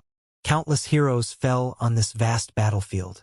The severed limbs and dismembered corpses of the Black Ink clan littering the void were basically a manifestation of their military merits. The period when Zhang Ruoxi had penetrated the depths of the void and fought with Mo had been the most difficult for the human race army. Countless Black Ink clansmen had besieged and intercepted the humans, leading to the deaths of many brave soldiers. Even the Ninth Order Masters had suffered several casualties, with their deaths hitting morale particularly harshly. However, the pressure faced by the human race army decreased substantially when Zhang Ruoxi returned with her battle formation of personal guard. She was the reason why so many masters from the Black Ink clan were killed. In such a fierce and chaotic battlefield, the slightest negligence could be fatal. Most of the human race masters on the battlefield were unaware of Zhang Ruoxi's dire state. Be that as it may, how could Mi Jingluan, who had been keeping an eye on the overall situation on the battlefield, be oblivious to her circumstances? The Black Ink clan had shifted the focus of the battle to Zhang Ruoxi. During this period, Mi Jingluan could only watch anxiously as the personal guard around her were destroyed one by one until she fell into a critical condition.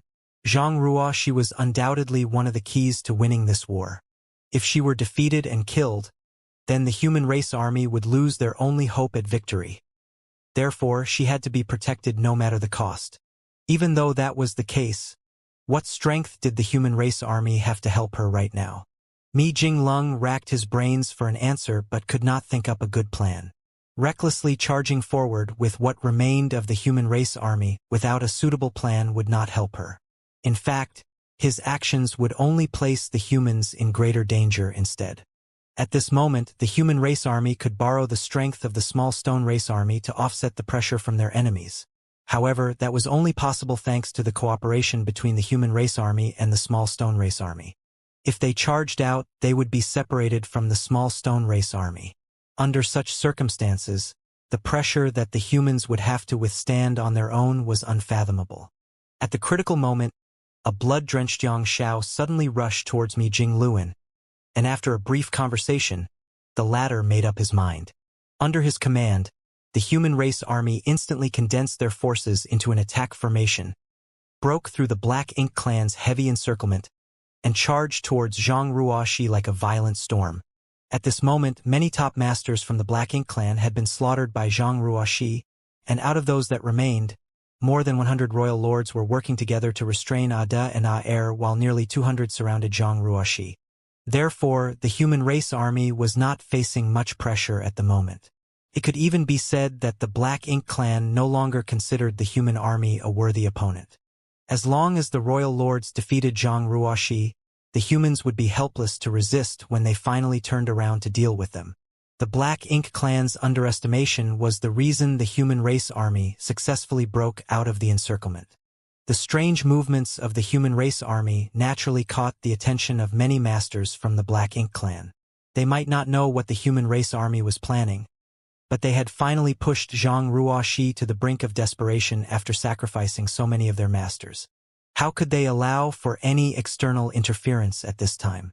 Dozens of royal lords immediately turned around and charged towards the human race army, while a massive number of Black Ink clan soldiers pursued the humans from the rear. Under these circumstances, the human race army would be facing enemies from the front and back if they did not quickly escape the besiegement of the royal lords. Only an extremely disastrous ending awaited them if they were engulfed by the enemy in their current state. When the royal lords took action, Zhang Ruoxi also made her move. She attempted to slash her way through the heavy blockade and join the human race army. However, numerous masters from the Black Ink clan fearlessly threw themselves at her to obstruct her path.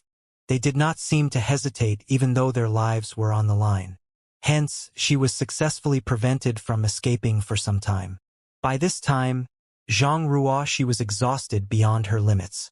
After she departed from the chaotic dead territory, she rushed to the battlefield without delay.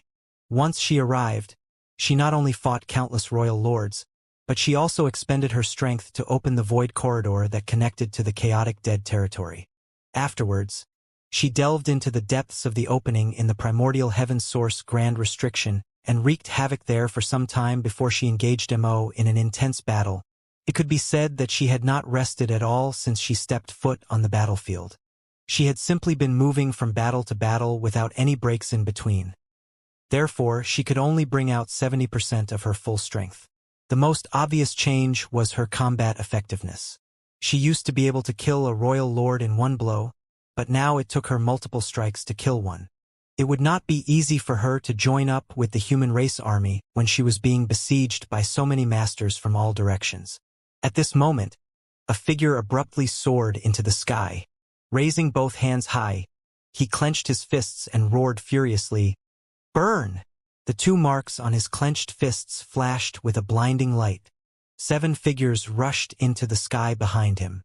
Every one of them also had mysterious marks shining brightly on the backs of their hands. These marks indicated that these people were blessed by the sun's burning light and moon's serene glimmer. Xianxia had brought these marks from the chaotic dead territory and bestowed them to 10 divine spirits many years ago. These divine spirits had been scattered throughout the various battlefields. Thanks to the great sun and moon marks in their possession, they could mobilize and transform the power of the yellow and blue crystals into purifying light. Consequently, they were essential to the logistical support of the human race army. It was precisely thanks to this method that the threat of the black ink strength to the human race was greatly reduced. The purifying black ink pills alone would not have been enough otherwise. Even before this incident, these divine spirits had been mobilizing the power of the great sun and moon marks constantly during the war. So many small stone race soldiers had died on the battlefield that they could easily summon a large burst of the purifying light without much effort. In this way, they could not only purify the battlefield, but they could also cause great damage to the Black Ink clan, killing 2 birds with 1 stone.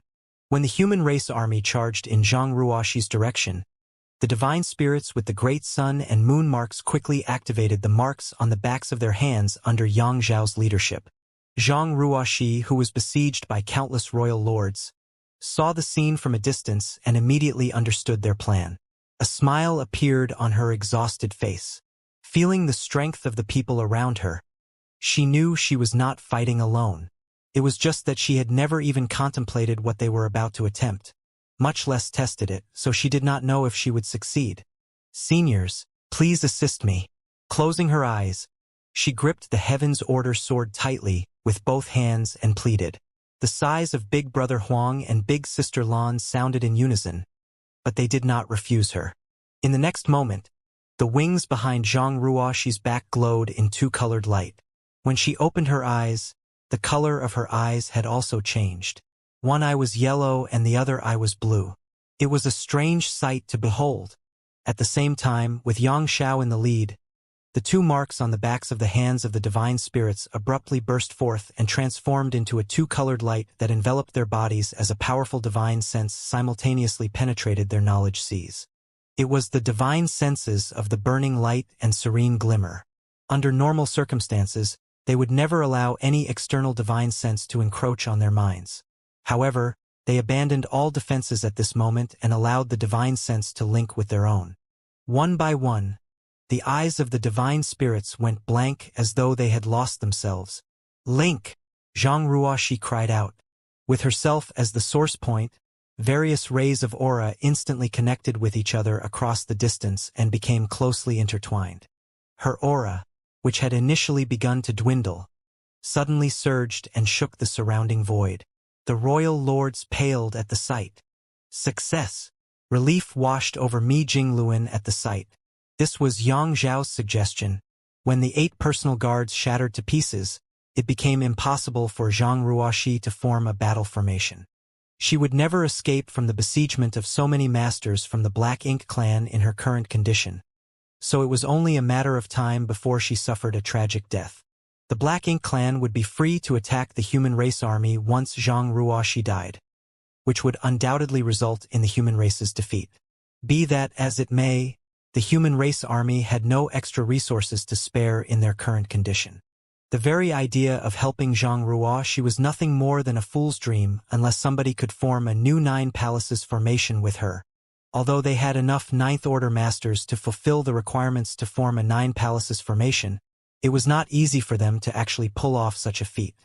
Even if 8 Ninth Order Masters were sent to help Zhang Ruoxi, even if they trusted her wholeheartedly, it would be impossible for them to join forces and form a 9 palaces formation in such a short time.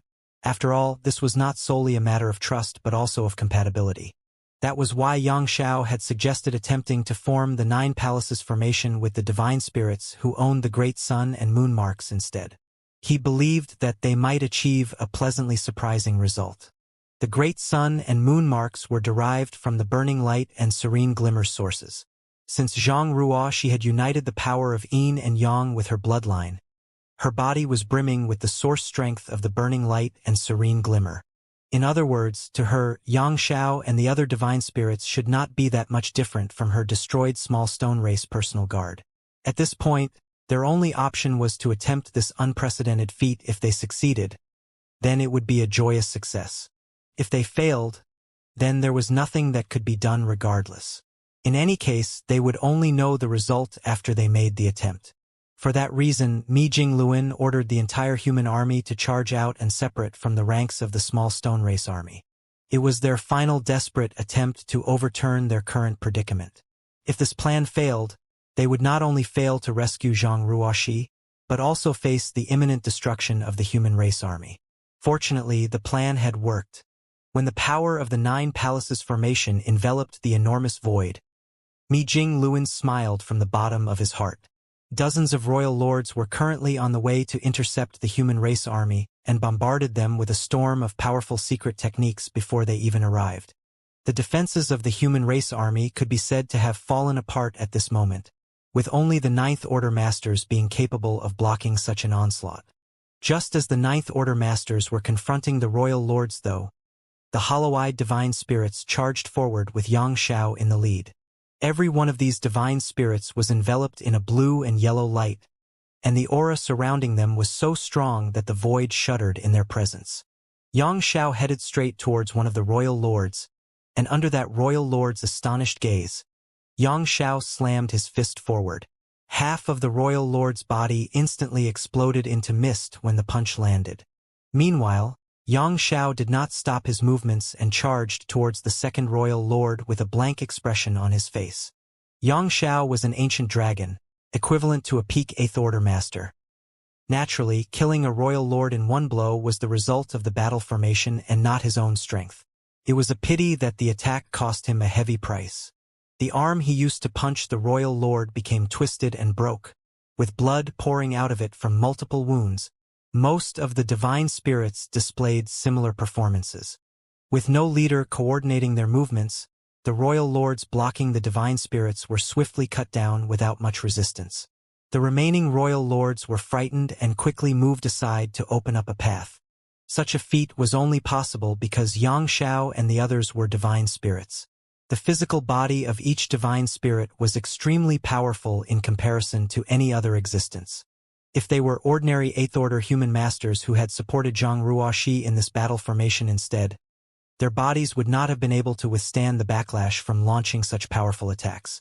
The 8 divine spirits broke through the heavy blockade of the royal lords and headed straight towards Zhang Ruoxi, who did not remain idle either. At this moment, she released a powerful burst of energy and tore through the besiegement of the royal lords to join the divine spirits as soon as possible. With the power of the new 9 palaces formation, the original crisis that loomed over her was resolved in an instant. When Zhang Ruoxi united with the 8 divine spirits, a huge change took place in the overall situation. The human race army escorting the divine spirits did not stop forging ahead, and instead acted like a raging current that swept across the void in a wide arc before returning to their original battlefield via a huge detour. With tremendous help from the small stone race army, the 2 armies reunited once more and resumed their endless battle against the Black Ink Clan army. At this point, Pure Yang Pass was completely destroyed and the suppressing Black Ink Fortress had been shattered. Most of the warships were also gone with just a few barely surviving. The human race no longer had many external aids to rely upon at this last juncture of the war. The only thing they had left was the barrier of flesh and blood. In the void, Zhang Ruoxi had united with the 8 divine spirits. She gripped the Heaven's Order sword tightly with both hands, surrounded by many royal lords in all directions. She murmured softly under her breath, "We won't have much time." The strength of the 8 divine spirits could not compare with her personal guard, so not only would forcefully forming a battle formation cause immense damage to the bodies of the divine spirits, but even the powerful divine sense of the burning light and serene glimmer, which directed their auras, caused hidden dangers. If Zhang Ruoxi could not end the battle as soon as possible, the divine spirits who joined up with her would eventually explode. Even if their physical bodies somehow managed to endure, their souls might be extinguished. What's more, Yang Xiao and Su Yan were among the 8 divine spirits. These two were Yang Kai's important family members. She could not lose this fight. Even setting aside the weakness of the divine spirits, Zhang Ruoxi could hardly last for much longer. At this very moment, she was burning the Heaven's Order bloodline in her body just to forcefully maintain a balance between the power of yin and yang, despite Big Brother Huang and Big Sister Lan doing everything they could to assist her. It would not be long before the balance would be broken and her bloodline was burned out entirely. Forcing down her worries, Zhang Ruoxi lifted her sword and boldly charged towards her enemies, followed closely by the 8 divine spirits. The sudden burst of power left the royal lords scrambling in a panic. One after another, the royal lords fell prey to Zhang Ruoxi's sword. But when she finally broke through the encirclement, she did not escape. On the contrary, she turned around and led the divine spirits to attack once more. Thanks to the 9 palaces formation, which was formed with Zhang Ruoxi as the core and the 8 divine spirits as the foundation, she had once more become an unstoppable blade that repeatedly swept across the battlefield. Every charge resulted in the deaths of many royal lords. 10, 20, 30, 50. Zhang Ruoxi's vision went blurry, and she could not see the scenery in front of her clearly. Furthermore, the power of yin and yang in her body was faintly showing signs of imbalance. Even so, she did not stop. She had no choice but to charge forward and swing her sword. Meanwhile, the 8 divine spirits following behind her were covered in blood. After all, the 9 palaces formation placed an extremely heavy burden on their bodies. The only reason they could maintain the formation at all was because the divine spirits had relinquished all control over their own bodies and fully surrendered themselves to become part of the battle formation. By doing so, even with their bodies on the verge of collapse, they managed to persist. The bones in Yang Zhao's arms had been shattered to pieces. Meanwhile, Su Yan's internal organs were crushed. She was also bleeding from her 7 orifices, which made her appearance extremely ghastly. After fighting for some time, Zhang Ruoxi suddenly felt a change in the battle formation. One pillar of the foundation had failed. Thus, she hastily readjusted the battle formation. The 9 palaces formation became the 8 trigrams formation. Unable to withstand the pressure of the battle formation any longer, one of the divine spirits fighting behind her had exploded and died. The death distressed her greatly, causing a sharp stab of pain in her heart. Nevertheless, she did not dare to check the identity of the deceased divine spirit. She could only persist and swing her sword to cut down her enemies.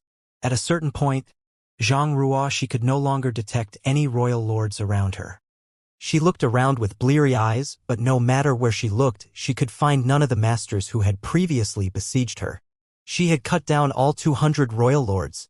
When the realization struck her, she nearly burst into tears. Her entire body was covered in countless wounds, and the fresh blood that drenched her entire body had dyed what was left of her robes scarlet.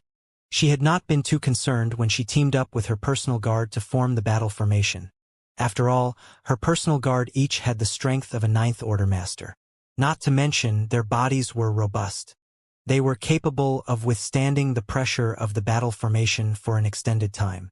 However, there were too many things to worry about when she entered a battle formation with the divine spirits. There were times when she could not dodge the attacks from the royal lords, so she was forced to bear the brunt of these attacks or the divine spirits would be killed instead. In this way, she had taken more damage in this shot battle than in all her previous fights. It was not until this moment that she had the time to check on the condition of the divine spirits. 8 divine spirits had forced their way through the enemy blockade to help her, but only 3 remained behind her. Even so, the aura of these 3 was weak and unstable, like they could be snuffed out at any moment. Although she was heartbroken by the losses, Zhang Ruoxi was relieved to see that Yang Xiao and Su Yan had survived. The Dragon Clan and Phoenix Clan were certainly worthy of being the strongest among the divine spirits. Besides, both Yang Xiao and Su Yan had been at the peak of their cultivation for a long time, which was another reason why they managed to persist until the end. Seniors, please release the battle formation, Zhang Ruoxi anxiously urged. Big Brother Huang and Big Sister Lan immediately released control over their source strength at the same time. In the next moment, the 3 hollow-eyed divine spirits regained consciousness. 3 muffled groans of pain sounded in unison. They had not been aware of their states when their consciousness had been taken over, but a wave of boundless agony washed over them when their consciousness was restored. All the bones in Yang Zhao's body made cracking sounds as he revealed his true form without hesitation. Changing into his dragon form would give him greater endurance against his wounds. The injuries might be fatal to his human form, but the same degree of injuries would only be considered critical in his dragon form. Still, his 90,000-meter-long ancient dragon form was tattered and covered in terrible wounds. Moreover, the aura around him was weak and unstable. Similarly, the other divine spirit revealed his true form. He was a Paixio who had survived for innumerable years and was thus an old veteran with an incredibly solid foundation. Neither of these 2 suffered from major problems. Although they were very heavily wounded, their lives were not in danger. Then, Zhang Ruoxi turned to look at Su Yan, and her eyes immediately widened in horror at the sight. Su Yan's body was breaking apart and crumbling into dust. Like Yang Kai, she was originally part of the human race and only became part divine spirit after obtaining her phoenix source. She had repeatedly entered the phoenix nest to cultivate over the years, and in the end, she completely integrated the 3rd-generation Phoenix Empress source to become a pure-blood member of the Phoenix clan. Be that as it may, her foundation and physique were still inferior compared to someone born and raised in the Phoenix clan. Yang Xiao and Pai Xiu just barely survived the ordeal, but Su Yan failed to pull through until the end. Yang Xiao evidently noticed Su Yan's condition because he released a sorrowful wail at the sight. Su Yan, who was covered in various wounds, looked down at her hands which were beginning to disintegrate into ash. A look of remembrance flashed through her eyes at the sight. Raising her head once more, she looked at the weeping Zhang Ruoxi and smiled. Please don't blame yourself. The Phoenix clan has our phoenix flame. There might be a chance for me to revive from death, but if I fail, please pass a message to him for me. Tell him that meeting him was the greatest blessing in my life. Zhang Ruoxi nodded desperately, her tears streaming down her face uncontrollably. The Phoenix clan's phoenix flame was also known as the Flame of Rebirth. It was only natural for Su Yan and Zhang Ruoxi to know about such things. Unfortunately, the Flame of Rebirth did not always succeed. It was simply a possibility of rebirth. After all, the Phoenix clan would be truly immortal if their rebirth succeeded in every attempt. If the Flame of Rebirth failed, their Phoenix source would return to the Phoenix nest and be reborn as a new member of the Phoenix clan. After the battle, Zhang Ruoxi's crisis was resolved. Unfortunately, the price of her rescue was not small. 5 out of the 8 divine spirits who came to help her had lost their lives in battle. Only 3 of them had survived to the end. Be that as it may, Su Yan had already set 1 foot across the gates of death. After Su Yan finished speaking to Zhang Ruoxi, her entire body dissolved into tiny points of fluorescent light, which did not dissipate into the void, but condensed into a dim blue flame instead. It was her phoenix flame as well as her phoenix source. It was the inheritance she received from the 3rd-generation Phoenix Empress, who lived back in the late ancient era. Zhang Ruoxi anxiously stared at the small ball of fire. The phoenix flame flickered, going from light to dark. In just a short moment, the dim blue phoenix flame became dim and dull, as though it would be extinguished in the next moment. Despite facing hundreds of royal lords without the slightest change in her expression, Zhang Ruoxi now was as pale as a sheet. Moreover, her body was enveloped in a layer of boundless chill. The extinguishment of the phoenix flame would mean that Su Yan was gone forever. Even if the phoenix flame returned to the phoenix nest and produced another member of the phoenix clan, that person would no longer be Su Yan. Oh, hey! Big Brother Huang's voice abruptly sounded in Zhang Ruoxi's mind, causing her to snap back to her senses. Grab that ball of fire, Big Brother Huang urgently urged. Although Zhang Ruoxi did not know what Big Brother Huang was planning, she quickly did as she was told. She stepped forward and wrapped her hands around the weakened flame. In the next moment, she clearly sensed Big Brother Huang and Big Sister Lan pouring power from their sources into the phoenix flame. She immediately understood their plan and hurriedly activated her Heaven's Order bloodline to help balance the flow and harmonize their power. The flame that was on the verge of being snuffed out slowly stabilized. In addition, faint hues of yellow and blue gradually seeped into the flame. The hues of yellow and blue were none other than the source strength of the burning light and serene glimmer. Shortly after the primordial light left its birthplace, the power of yin and yang were split from it. The primordial light later collided with the divine spirit ancestral land, and the dissipated energy transformed into the various divine spirits. In the end, its remaining essence turned into a woman bearing the Heaven's Order bloodline. Strictly speaking, the burning light and the serene glimmer originated from the same source as all divine spirits. Although they could be classified as divine spirits, they were different from ordinary divine spirits. That was because they were the first to split from the primordial light. Be it in terms of the purity or strength of their source, ordinary divine spirits were simply incomparable to the burning light and serene glimmer. Even the dragons and phoenixes were no exception in this regard. Therefore, the pure source strength of the burning light and serene glimmer was a great supplement to the divine spirits. Their source strength could help in the refinement of a divine spirit source and enhance the bloodline of these divine spirits. Yang Kai was the best example of this. When Yang Kai first met Big Brother Huang and Big Sister Lan, he had only just become a 10,000-meter-long grand dragon, but after receiving a gift of source strength from the two of them, his dragon vein improved at an astonishing pace, allowing him to grow to 20,000 meters in just half a month.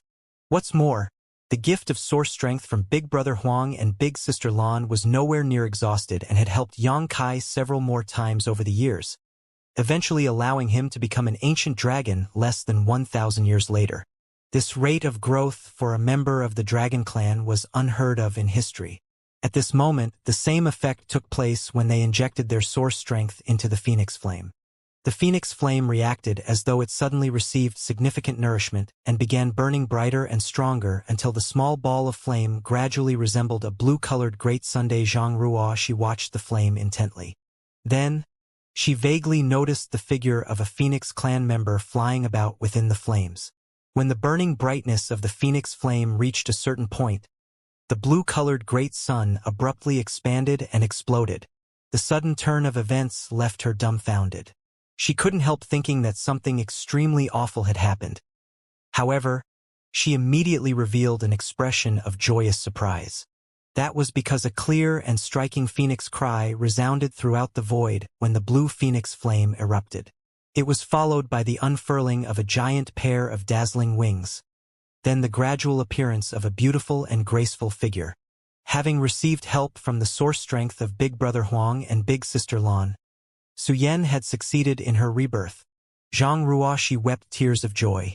A phoenix's rebirth generally came with great risks. If they failed, they would lose their life on the spot.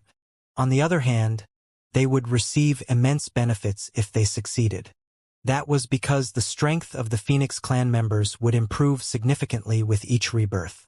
Not to mention, Su Yan received aid from the source strength of the burning light and serene glimmer during her rebirth. At this moment, her ice phoenix aura radiating from the flame of rebirth was at a height that Su Yan had never been able to achieve in the past. She would not lose even if compared to divine dragon Fu Guang. She was now a divine spirit that was on par with a veteran Ninth Order master. While the divine spirits population was far from their peak back in the primordial era, there was no small number of them nowadays. Nevertheless, Fu Guang was the only living divine spirit who had achieved such a level of power. Naturally, Yang Kai could also be included in this list. The rest of the divine spirits were at most equivalent to peak Eighth Order masters. Although these divine spirits were generally stronger than average human race masters at the peak of the Eighth Order Open Heaven realm, that did not change the fact that they had yet to reach the highest peak of their strength. Therefore, the Phoenix clan no longer had a designated leader, much less a Phoenix Empress after the death of the former Dragon and Phoenix clan leaders during the battle in the Barren Territory. Only a Phoenix who had reached the realm of Ninth Order Masters had the right to command the Phoenix clan and vie for the position of Phoenix Empress. Su Yan had reached the peak of the Eighth Order Open Heaven realm. In addition, her Phoenix clan source had reached a realm equivalent to the Eighth Order. Having inherited the source of the third-generation Phoenix Empress, she was expected to become a Phoenix Empress in the future if she had enough time to develop and grow. The entire Phoenix clan had placed their hopes in her. Nevertheless, the enhancement of a divine spirit's bloodline and source was extremely difficult. Even though Su Yan repeatedly entered the Phoenix nest to cultivate over the years, she had remained stuck at a bottleneck. She simply could not overcome the bottleneck and advance to the final step. That was until this moment. Su Yan, who was reborn thanks to the flame of rebirth, had finally shattered her bottleneck. Her bloodline had improved significantly, allowing her to advance. She even overcame the shackles of the Open Heaven realm, which was nothing short of a miracle. Amidst the ringing notes of the Phoenix cries, Su Yan, who had transformed into an ice phoenix, gave Zhang Ruoxi a slight nod of acknowledgement. Then, she turned around and charged towards the vast battlefield, leaving a long and flickering tail of blue light in her wake. Another phoenix cry sounded a moment later, and a large part of the void froze as a result. Countless black ink clansmen were turned into ice sculptures that maintained their final appearance before their deaths, drifting aimlessly in the void. Even the surviving royal lords were too intimidated by the icy aura to step forward and challenge this new enemy. They were certain that things would not end well for them if they were touched by that kind of power. At the same time, the enormous black ink cloud that had condensed above the battlefield was also enveloped in huge ice crystals. One after another, Phoenix cries sounded from various directions across the battlefield. It was the Phoenix clan welcoming their newly crowned empress. Their sonorous cries pierced through space itself, sounding a horn of counterattack. Ho! A high-pitched dragon roar sounded next. Zhang Ruoxi, who finally managed to collect her emotions, looked up into the void and saw Xianxia writhing around in his dragon form. The power of the dragon vein in his body fluctuated wildly, showing faint signs that he was about to break through. Moreover, he was not the only one. Pai Xiu, the final survivor, was also exhibiting similar signs. The previous battle was an arduous struggle that they had never experienced before. Although their consciousnesses had been dormant at the time, their bodies did not forget the details of the battle. The enormous pressure had brought them closer to the limits of their bloodline. Nonetheless, what truly allowed them to break through their limits was the pure source strength of the burning light and serene glimmer which had poured into them. Both Xianxia and Pai Xiu were bearers of the great sun and moon marks, which were the manifestation of a piece of the burning light and serene glimmer source. In order to successfully form the 9 Palaces formation with Zhang Ruoxi, Big Brother Huang and Big Sister Lan had integrated their marks into the divine spirits and assumed control over their bodies. Hence, all 8 of the divine spirits received the blessing of the burning light and the serene glimmer's source strength, which stimulated the growth of their bloodline greatly. The benefits that they obtained after surviving their near-death experience were unimaginable. The power of Yang Zhao's dragon vein boiled. He roared endlessly, filled with the faint realization that he had touched up the barrier that hindered his growth. As long as he could break through this barrier, he would be able to successfully become a divine dragon. He had been under tremendous mental pressure ever since he returned from the universe furnace. Although Yang Shui had advanced to the 9th Order, he remained stuck as an ancient dragon. Consequently, there were many occasions in which they could no longer fight side by side with each other. The main reason was the difference in their strengths, which caused him to become a burden for Yang Shui. For this reason, Yang Xiao had been desperately trying to improve his bloodline. He had asked Fu Guang for advice on countless occasions, but the path to becoming a divine dragon was not easy. Even with Fu Guang's careful guidance, he simply could not find a way to overcome his bottleneck. The number of people in each generation of the dragon clan who could successfully advance to become divine dragons could always be counted on one hand. Most of the time, the dragon clan had only one divine dragon, and even at the peak of the dragon clan, there had only been a total of 3 divine dragons. At this moment, Xianxia could almost see his breakthrough on the horizon. He knew that this might be his opportunity to overcome his bottleneck. Therefore, he could not afford to miss it. In order to break through the shackles of his bloodline, he was willing to sacrifice everything. The same was true for Pai Xiu. While the dragon and phoenix clans generally had the protection of a dragon emperor or a phoenix empress in each generation, no equivalent divine spirit had appeared among the rest of the divine spirits since the end of the primordial era. The primordial era had been the turning point for the divine spirits who lost the blessings of the heavens and earned the malice of the universe instead. During the primordial era, the divine spirits had been the favored of the heavens. They were unrestrained in their actions, doing whatever they wanted without any fear or scruples. Their reign came to an end after countless years of warring against each other for dominance, and they were eventually supplanted by the monster race. By that point, countless divine spirits had perished. Afterwards, the blessing and favor of the heavens gradually shifted to the monster race. Innumerable divine spirits were again wiped out during the early ancient era when the monster race ruled, and the number of divine spirits who survived was less than 1% of their numbers at their peak. If the monster race had continued to reign over the universe, the divine spirits would have gone extinct completely. Even the dragon and phoenix clans would not be an exception. What happened next was amusing indeed. The monster race ultimately walked down the same path as the divine spirits after they overthrew the reign of the divine spirits. Once again, the blessing and favor of the heavens shifted, now falling upon the human race. It was for that reason that the divine spirits cooperated with the human race. By taking shelter under the wings of the human race, they managed to preserve the lives of the surviving divine spirits until today. In short, the divine spirits lost the favor of the heavens after the primordial era and could no longer reproduce the glory of their ancestors. The greatest sign of their decline was the huge reduction in the number of divine spirits that could touch what was equivalent to the ninth order open heaven realm. Only those born in the dragon clan and phoenix clan had produced such masters after the primordial era. It had to be said that every single divine spirit clan had the protection of their respective ninth-order divine spirits during the primordial era. In fact, their numbers could range from a few to several dozen in each divine spirit clan back then. Countless eons had passed since then, and at this moment, there was a Pai Xiu who finally experienced the opportunity to overcome the shackles of his bloodline on this vast battlefield. He was ecstatic beyond imagination. Forcefully enduring the damage caused by his injuries, he pushed his bloodline power with reckless abandon. The vitality surrounding his body became more and more intense as time passed. All over the battlefield, the divine spirits revealed their true bodies and roared in excitement. If Su Yan's transformation was a joyous event for the Phoenix clan, then Pai Xiu's current state was a joyous event for all the divine spirits. Regardless of whether he succeeded in overcoming his bottleneck or not, he had already given the other divine spirits a glimpse of hope. On the main battlefield, the difficult situation faced by the allied army had been greatly eased, all thanks to Zhang Ruoxi. The Black Ink clan had paid an exorbitant price to take down Zhang Ruoxi, resulting in the loss of hundreds of royal lords and yielding less than desirable results.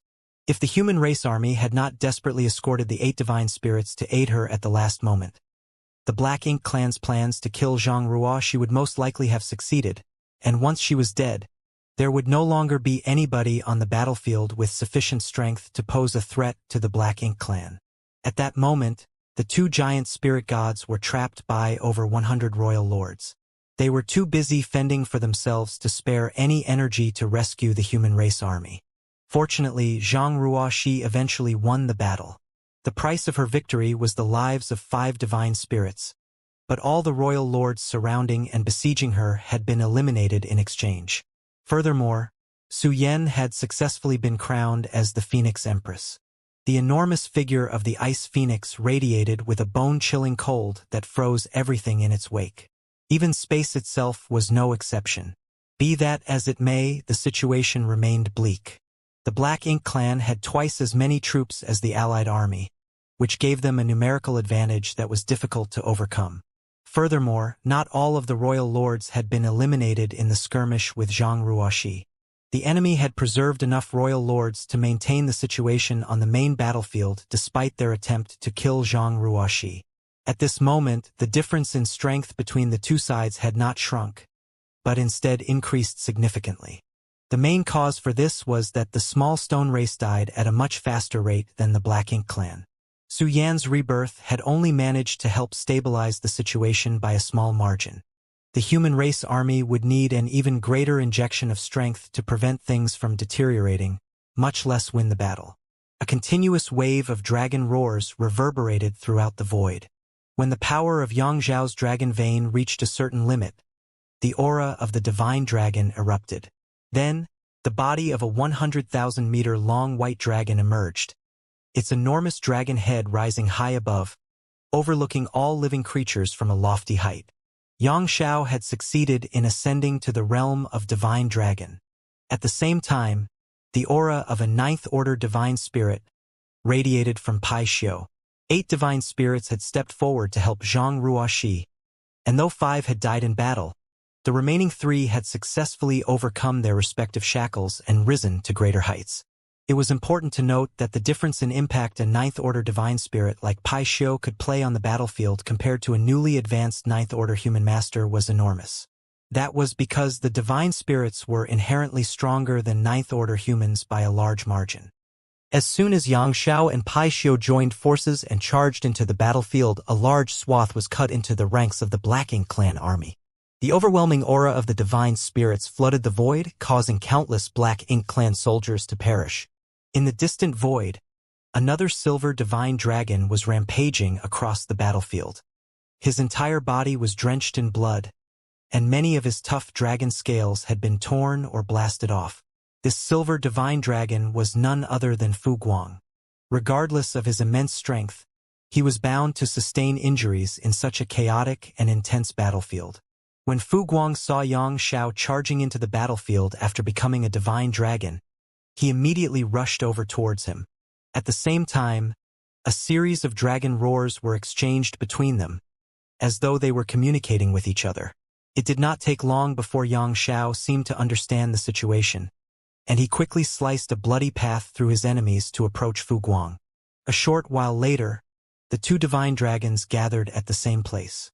In terms of size alone, Fu Guang was undoubtedly larger than Yang Zhao. This was only natural as Fu Guang had been a divine dragon for a much longer time. The 2 behemoths began to draw upon the power of their dragon veins, causing their vitality to surge and boil within them. That was not all. They also began to spin in circles at a high speed, with their bodies connected together from end to end. In the beginning, their figures could still be seen. However, they soon blurred into a rapidly rotating blur. Something could vaguely be seen amidst the rapidly spinning circle of light, as though being summoned into existence. Many of the royal lords in the Black Ink clan army couldn't help feeling uncomfortable at the sight. Although they did not know what the 2 divine dragons were attempting, they knew that their actions would undoubtedly be detrimental to the Black Ink clan. They had to stop the divine dragons at all costs. Hence, more than a dozen royal lords immediately rushed towards the 2 divine dragons from various directions. Despite their efforts, though, another shocking scene entered their eyes before they could approach the divine dragons.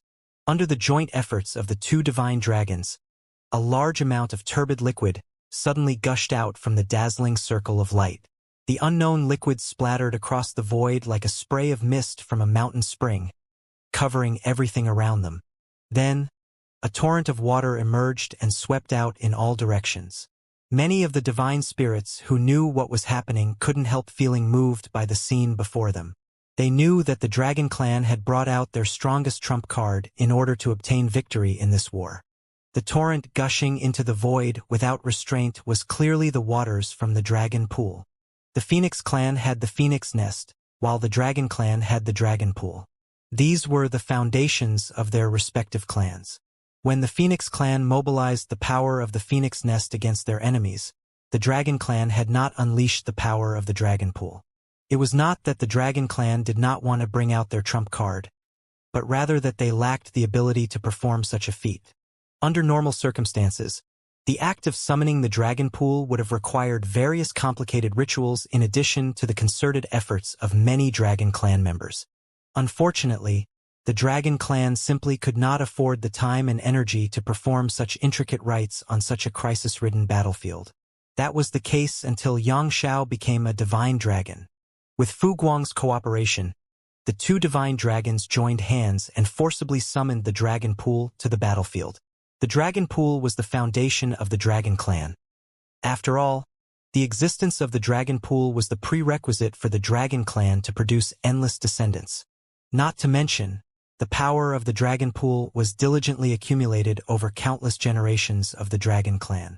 Regardless of whether the war would end in victory or defeat today, the Dragon Clan would inevitably suffer unimaginable losses by summoning the dragon pool on such a chaotic battlefield. It would be impossible to restore the lost energy without several hundreds of thousands of years of recuperation. Nevertheless, there was no denying that the effects of summoning the dragon pool were remarkable. The waters of the dragon pool turned into a raging torrent that swept out in all directions, and the Black Ink clan soldiers caught within this flood instantly perished. The power of the dragon pool was an unstoppable force. If a dragon bearing the Dragon Clan bloodline came into contact with the dragon pool's waters, they would be able to enhance their bloodline and increase their strength. On the contrary, the waters of the dragon pool were a lethal poison to living creatures without the power of a dragon vein in their bodies. Everywhere the mighty current flowed, death followed. Even one of the royal lords rushing towards the two divine dragons who accidentally got caught in the current only managed to struggle for a few breaths before he dissolved into the rampaging waters. It was a grand display of the terrifying power within the mighty current of the dragon pool. Needless to say, the current did not pose any threat to beings like the royal lords and the territory lords as long as they remained on guard. The power emanating from the dragon pool might be impressive, but powerful masters only needed to avoid the waters by a certain margin to remain unaffected. However, it was never Fu Guang's intention to target the enemy masters when he joined forces with Xianxia to summon the dragon pool. His goal had always been the Black Ink clan army. The royal lords and the territory lords could easily dodge the raging currents, but the Black Ink clan soldiers weaker than the territory lords were not so capable. Therefore, the troops of the Black Ink clan army were now perishing in droves. Some small stone race members fighting the Black Ink clan army were also caught in the raging torrent. But this couldn't be helped. Although Fu Guang had done his best to summon the dragon pool in an area where only the Black Ink clan was heavily concentrated, he could not exert fine control over the direction in which the mighty current of the dragon pool would flow. Hence, accidental injuries among friendly troops was inevitable. What shocked him, though, was that the small stone race members caught in the raging torrent of the dragon pool did not lose their lives. On the contrary, they simply struggled in the current for some time before they quickly rushed out and resumed fighting.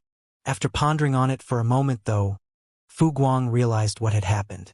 These small stone race soldiers might be simple-minded, but their bodies contained a significant amount of power from the burning light and serene glimmer. Even if the power of the dragon pool was both ancient and pure, it was still incomparable to the original powers of Yin and Yang born alongside the universe. The realization completely relieved Fu Guang of his worries. With hindsight, he had to admit that summoning the dragon pool at such a perilous juncture had been a stroke of genius. Following the raging torrent that swept out in all directions, the Black Ink clan army suffered enormous losses, completely eliminating the numerical advantage they originally held. On the other hand, the human race army was small in number and extremely agile in their movements. Hence, it was not difficult for them to avoid the mighty current under Mi Jingluan's command. As for the small stone race, only their formations were scattered by the impact while they did not suffer any actual casualties. After a while, the dragon pool vanished without a trace. The release of the waters that the dragon pool had accumulated over countless eons instantly changed the entire situation on the battlefield. It was finally time for a counterattack of the allied army of the human and the small stone races. Among the remaining Black Ink clan army, all the royal lords wore solemn expressions on their faces. They simply could not understand this sudden turn of events. How did the Black Ink clan, who should have had an absolute numerical advantage, end up in such dire condition all of a sudden? Without sufficient numerical advantage, it was impossible for the Black Ink clan to be a match for the allied army of the human race and the small stone race. To make matters worse, that terrifying woman was also beginning to take action again. After the three divine spirits advanced to the Ninth Order in quick succession, they immediately charged into the battlefield to resolve the most critical crises. Zhang Ruoxi finally had the chance to catch her breath as a result.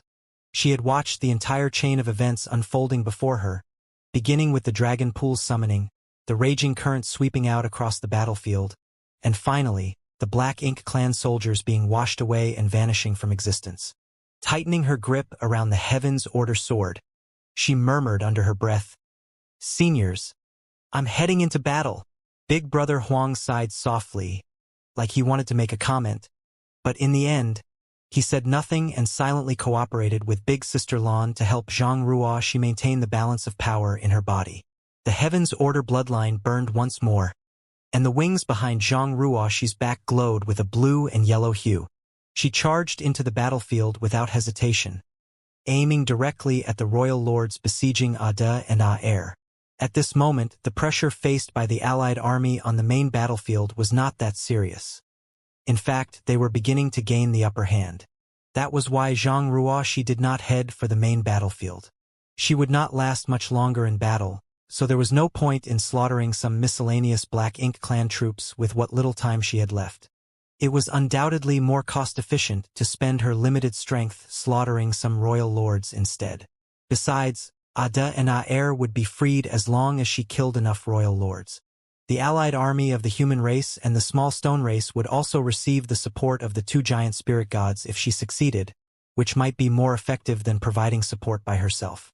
In a flash of yellow and blue, Zhang Ruoxi entered the range of the battle where Ada and Aer were located. At this moment, the royal lords besieging the two giant spirit gods were forced to suffer in silence. The royal lords besieging Zhang Ruoxi had been completely eradicated, and the numerical advantage of the Black Ink clan army on the main battlefield was quickly being overturned. At this point, the human race army had gained the upper hand in this battle. Even if the royal lords fighting the two giant spirit gods wanted to help their comrades, they did not dare to leave their positions easily. They were only able to keep the two giant spirit gods in check by relying on sufficient numbers to harass them. If any of them stepped away from their position, there was a risk that the delicate balance would be broken.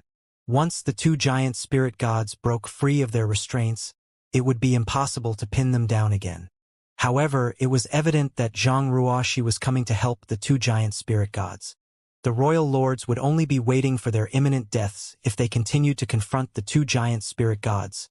But showing their backs to these three terrifying enemies would likely just result in them dying faster.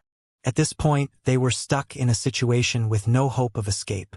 Any choice they made would result in a tragic end. Thus, every one of them felt aggrieved and hopeless. The Black Ink clan's plans to use the royal lords to keep the two giant spirit gods under control failed as soon as Zhang Ruoxi came to the latter's aid. With a flash of her sword, several royal lords perished on the spot. Upon receiving Zhang Ruoxi's assistance, Aer immediately struck out at the same time. He reached out his hand and smacked at a royal lord who was hovering around him.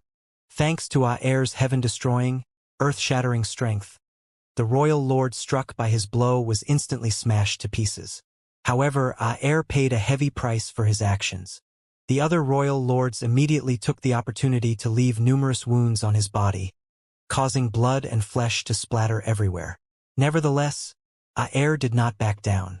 Abandoning all defenses, he switched to a violent offensive instead. As time passed, the royal lords steadily perished. When the number of royal lords besieging Aer dropped to half their original number, the restraints and shackles holding him down could no longer be sustained. Aer was freed. Afterwards, his offensive became increasingly violent and vicious. He worked together with Zhang Ruoxi to quickly slaughter a few more royal lords around him, and as a result, the remaining royal lords could no longer withstand the pressure of the assault and scattered in various directions. Zhang Ruoxi and Aer did not give chase but instead took the opportunity to rush towards Ada. A feeling of doom washed over the royal lords at this sight. Zhang Ruoxi had resolved Aer's predicament by killing off many of the royal lords in the encirclement with her strength alone. And now, she was joining forces with Aer to attack the remaining royal lords. How were they supposed to survive this onslaught? Seeing that the situation was not looking good for them, the royal lords besieging Ada hastily abandoned their opponent and fled in all directions. Ada naturally flew into a rage and chased after the fleeing royal lords, but his movements were slow and clumsy due to his enormous size, so how could he catch up to them? In the end, he was stopped by Aer. At this point, Ada had practically lost his ability to think rationally and was acting purely on his instincts. Thus, he immediately turned around and punched out. The punch caused Aer to stagger and lose his balance. Fortunately, Ada realized that he had attacked the wrong person after the first strike, and his anger immediately vanished. He then stood there awkwardly scratching his head. Among the two giant spirit gods, Ada had always been the most simple-minded. In comparison, there was no doubt that Aer was the smarter one. That was also why Zhang Ruoxi had decided to rescue Aer first when she had the opportunity to help them. "Come with me. We'll beat them up together," Aer told Ada. Then he turned around and charged towards the main battlefield. Ada obediently followed after his brother, quickly forgetting about how he was bullied by the royal lords earlier. On the main battlefield, the appearance of the 3 Ninth Order divine spirits and the mighty current of the dragon pool had long since leveled the gap in military strength between the two sides. These changes allowed the allied army to gain the upper hand in the battle over time. Moreover, their advantage swiftly widened when the two giant spirit gods came forward to provide support. Everything had gotten better, and the situation was bound to improve even more. On the other side, Zhang Ruoxi was relentlessly chasing down the fleeing royal lords. Her speed was extraordinary. With the slightest flap of her wings, she could ignore the barriers of space and appear before any one of the royal lords in an instant. None survived the slash of the Heaven's Order sword. 1, 2, 5, 10. The royal lords who scattered and fled in all directions had no hope of surviving. On the contrary, their actions simply accelerated the arrival of their demise. When the royal lords finally realized their mistake, they hastily gathered together once more. Unfortunately, there were only some 40 royal lords remaining at this point. These royal lords were originally responsible for surrounding and besieging the giant spirit gods. There had been more than 100 of them in the beginning, but more than half had perished in such a short span of time. Having seen the situation on the main battlefield, they knew that the Black Ink clan had already lost the battle, but so what? As long as they had the Supreme One, they would never be defeated. What they needed to do now was preserve their strength as much as possible. When the Supreme One finished dealing with whatever matters it had to, they would rule the universe under the command of the Supreme One. With these considerations in mind, the royal lords gathered together but did not attack Zhang Ruoxi. They simply waited quietly and assumed a defensive posture. Holding the Heaven's Order sword in both hands, Zhang Ruoxi smiled slightly even though her complexion was as pale as a sheet. Their response perfectly aligned with her desires. If they had scattered and fled in different directions, then she would not have been able to eliminate them all. On the contrary, the fact that they gathered together in one place had certainly saved her the trouble of hunting them down. Needless to say, the situation was also a risk to her. If she failed to handle the situation properly, she would most likely suffer catastrophic consequences. "Come!" Zhang Ruoxi exhaled lightly and stabilized the power in her body. When she looked up, the vitality surrounding her began to boil and burn, and she transformed into a stream of light that charged towards the royal lords. This was her last burst of strength, so she had to act swiftly. She had to finish dealing with these royal lords before the situation fell out of control. When the stream of light crashed into the royal lords, various howls of fury resounded. Blood splattered everywhere and dismembered limbs scattered across the void. Under the rain of sword slashes that ruthlessly came pouring down, the royal lords perished one after another. The entire incident seemed to last for only a brief moment, but at the same time, there was also a feeling that hundreds of thousands of years had passed in that brief moment. When Zhang Ruoxi finally stopped swinging her sword, The void was littered with the dismembered remains of the royal lords. The few survivors opposite her looked petrified. Those short few moments had deeply instilled the true meaning of despair in their hearts. In the face of absolute might, even royal lords like themselves were as weak as ants. Nevertheless, something unexpected occurred. Under the horrified gazes of the royal lords, Zhang Ruoxi's hands suddenly fell limply to the sides. The vitality that enveloped her body also became extremely weak at this moment. On the other hand, the terrifying aura within her became increasingly intense and unstable. "She's at her limits," one of the royal lords yelled in pleasant surprise. The royal lords had extremely keen vision, so they immediately noticed the changes when Zhang Ruoxi showed abnormal symptoms. At this moment, the few surviving royal lords finally glimpsed an opportunity to defeat this woman. Hence, they charged forward without hesitation. A sharp look flashed through Zhang Ruoxi's eyes, and she struggled to lift the heavens order sword up again. Big Brother Huang's anxious shout entered her ears at that moment. "You'll die at this rate." A faint smile appeared on her face, but her hands did not loosen their grip on the sword, instead tightening even more as she answered calmly. "We all have a predestined time," Big Sister Lan called out anxiously. "If you die, Big Brother Huang's and my power will surely go out of control. Are you willing to watch this place turn into another chaotic dead territory?" There was no denying that Big Sister Lan was much better at reading hearts when it came to persuading others. Zhang Ruoxi was not afraid of death. If her death could bring victory to the human race, she would sacrifice herself without a second thought. However, there would be catastrophic consequences if she lost her life here. Without the coordination of the Heaven's Order bloodline, the power of the two ancient supreme beings would definitely spiral out of control. The enormous void would become another chaotic dead territory in an instant. If that were to happen, the Black Ink clan army would surely be eradicated, but unfortunately, the human race army scattered across the battlefield would also be dragged down with them. The human race had been fighting for millions of years just to obtain peace. At this point, they were only one step away from the dream of so many generations. How could Zhang Ruoxi destroy everything at such a critical moment? After a brief hesitation, Zhang Ruoxi abruptly retreated. She no longer dared to carelessly activate the power within her.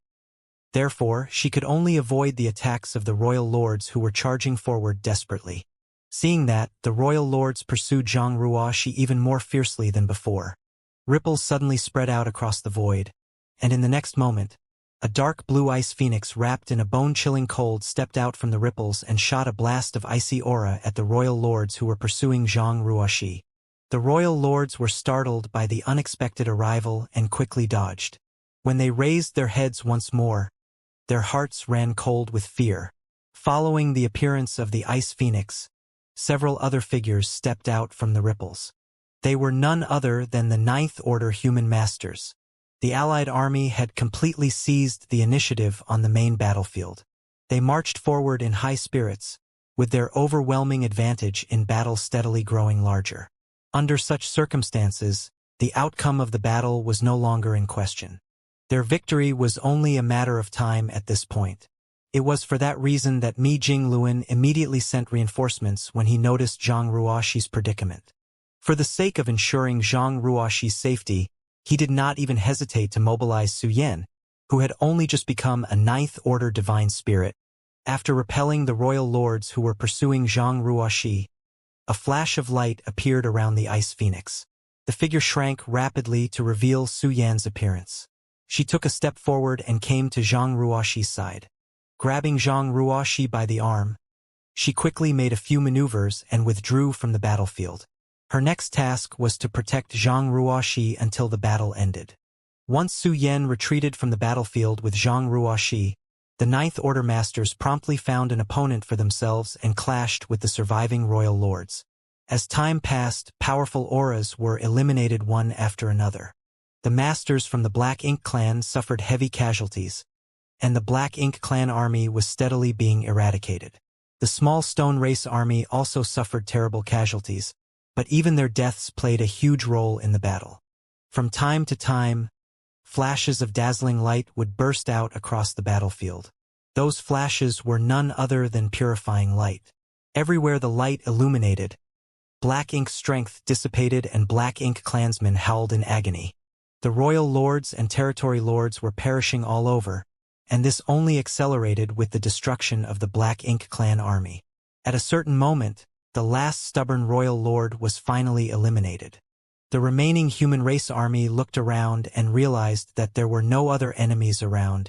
The battle that lasted for several months with almost no time for respite finally ended with the victory of the Allied army. The small stone race army had suffered a heavy price for the victory. At this moment, less than 30% of their original numbers remained. As for the human race army, about 10 million troops remained when the entire human race army assembled together in one place. Even the number of Ninth Order Masters had reduced by more than half. Among the Ninth Order Masters who lost their lives in battle, most of them were those who advanced recently. Although they managed to break through to the Ninth Order Open Heaven realm, they barely had any time to stabilize and strengthen the foundation. Compared to the veteran Ninth Order Masters, their heritage and control over their own strength was undoubtedly weaker by a significant margin. Furthermore, there were also many injured and crippled among the survivors. The price of victory was extremely heavy, but the victory was ultimately worth the sacrifices. A heaven-shattering burst of cheers rang out soon after. The survivors screamed and rejoiced at the top of their voices, reveling in the ecstasy that overflowed from their hearts. Meanwhile, unlike the ordinary soldiers, the higher-ups in the human race army knew that this war was not over. Although they had finally eradicated the entirety of the Black Ink clan that escaped from the primordial heaven source grand restriction, as long as Mo, the source of the Black Ink clan, was still alive, the Black Ink clan could rise once more. Despite fighting for months, Mo had never appeared on the battlefield. Xianxia had not shown up either. It could be conceived that these two were battling each other somewhere in the depths of the void, and the outcome of their clash would determine the ultimate fate of the universe. Nobody knew the situation in the depths of the void. Zhang Ruoxi had indeed exchanged blows with Mo for a period, but so much time had passed since then that she could no longer judge the situation on the other side. For that reason, the Allied army only took a brief moment to rest and reorganize their formation after their victory. Then, they began marching into the depths of the void in hopes of helping Xianxia. There was only one piece of good news that could be confirmed. Xianxia was definitely alive. That was because they could sense a series of disturbances that were caused by a battle somewhere deep in the void. Those disturbances could only mean that Xianxia currently had the capital to exchange blows with Mo. Passing through the site where the primordial heaven source grand restriction was originally located, the human race army was shocked by the sight that greeted their eyes. There were countless black ink nests scattered throughout the void. Moreover, precious high-rank black ink nests could be found everywhere. It was just that there was no sign of activity from any Black Ink clansmen even though there were so many black ink nests. Having dispatched all their military strength to the battlefield for the earlier battle, the Black Ink clan had been completely wiped out as a result. These black ink nests were nothing more than decorations now. However, what shocked the human race army was not the countless black ink nests scattered everywhere, but the gigantic figures dispersed throughout the void. Those figures were none other than black ink giant spirit gods. The outcome of the previous battle would have been even harder to determine if the Black Ink clan had dispatched these black ink giant spirit gods to the battlefield. In fact, there was a high possibility that the battle would have ended with the defeat of the Allied army. Fortunately, the black ink giant spirit gods were soul clones of Mo. So Mo had to inject a strand of his soul into these behemoths to make them move. Without a strand of Mo's soul, these black ink giant spirit gods were nothing more than empty shells. There was nothing the Black Ink clan could do about the black ink giant spirit gods even if they wanted to mobilize them. After passing through the void where the primordial heaven's source grand restriction was previously located, the Allied army increased their pace. However, Mi Jingluan's expression grew increasingly solemn as they steadily marched forward. He originally brought the Allied army with the intention of helping Xianxia, but he also knew that Mo was extremely powerful. The rumors claimed that Mo had reached the legendary creation realm. Even if the Allied army boasted massive numbers, they might not be of much help to Xianxia. Be that as it may, he was currently faced with a dilemma. At present, it was no longer a question of whether the Allied army could provide any help to Yang Kai, but whether the Allied army could even continue their forward march under the current circumstances. As they marched forward, the shock waves from the battle up ahead became increasingly terrifying. Even now, the mere fallout was enough to shake the entire void. The countless ripples that constantly spread out from the depths of the void were powerful enough to warp space despite their origin being beyond the horizon. Mi Jingluan soon realized that the intensity of the battle between Yang Kai and Mo was unprecedented. At this rate, it was evident that the Allied army would not be of any help. That was because they did not even have the qualification to approach the battlefield. If they forced their way forward, they would be crushed by the fallout before they even arrived. After considering the situation for a time, Mi Jingluan made a decisive decision. He ordered the Allied army to remain on standby at their current position. Then, he brought only the masters in or stronger than the Ninth Order with him and resumed their trek to the depths of the void. The small group traveled for some time before the situation on the battlefield finally came into view. But the sight that entered their eyes stopped them cold in their tracks and turned them pale with horror. It did not matter whether they were a Ninth Order master or a Ninth Order divine spirit. Even Ada and Aer were no exception. Yang Kai stood in the void with the azure dragon spear in his hand. There seemed to be a small and slender spirit snake wrapped around the body of the spear. In addition, every thrust of his spear contained a heaven-destroying, earth-shattering force. The spirit snake was the manifestation of his space-time river. He had completely refined and absorbed Mu's space-time river into his body now, and although he was robbed of many benefits by Mo during the process, the benefits he gained had already pushed him to his limits. Hence, the fact that Mo had stolen some of the benefits did not affect the overall situation by much. The stolen benefits had only restored some of Mo's strength at most. The spirit snake wrapped around the azure dragon spear was Yang Kai's space-time river. It was the result he obtained after countless near-death encounters with Mo. The ability to condense the space-time river into this shape undoubtedly indicated that he had complete control over the power of the space-time river. The intensity and ferocity of this battle were something Yang Kai had never experienced before either. The slightest negligence would lead to his death, and he had indeed suffered several near-death experiences because of Mo. It was fortunate that he had always managed to avoid the worst outcome at the last moment. Mo's vicious attacks had allowed Yang Kai to rapidly gain control over the power of his space-time river. He had been no match for Mo in the beginning, but it had only taken him a few days to reach his current mastery. Originally, Yang Kai could only absorb the Tao strengths into his body by force. When he devoured and refined Mu's space-time river, he had swallowed Mu's space-time river whole and did his best to grasp as much of Mu's last gift as possible. If the Yang Kai from then was compared to a piece of raw ore, then his battles with Mo had been various forms of tempering and refinement.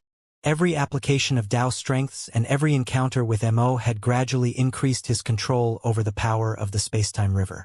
The rough and ugly ore had been forged into a fine piece of metal now. At this moment, Yang Kai's understanding of the 10,000 Tao strengths had truly reached the peak of enlightenment. The strength he could now exert was no weaker than what Zhang Ruoxi had previously displayed at her peak. Unfortunately, it was still not enough. If he wanted to slaughter Mo, then he had to overcome his limits in the Ninth Order Open Heaven realm and advance into a higher realm. Only then would he have hope of victory. However, his heritage was insufficient. How could Yang Kai easily overcome his limitations under these circumstances? Not even Mu could achieve such a feat. The more perfectly he could control his powers, the more aware Yang Kai became of his shortcomings.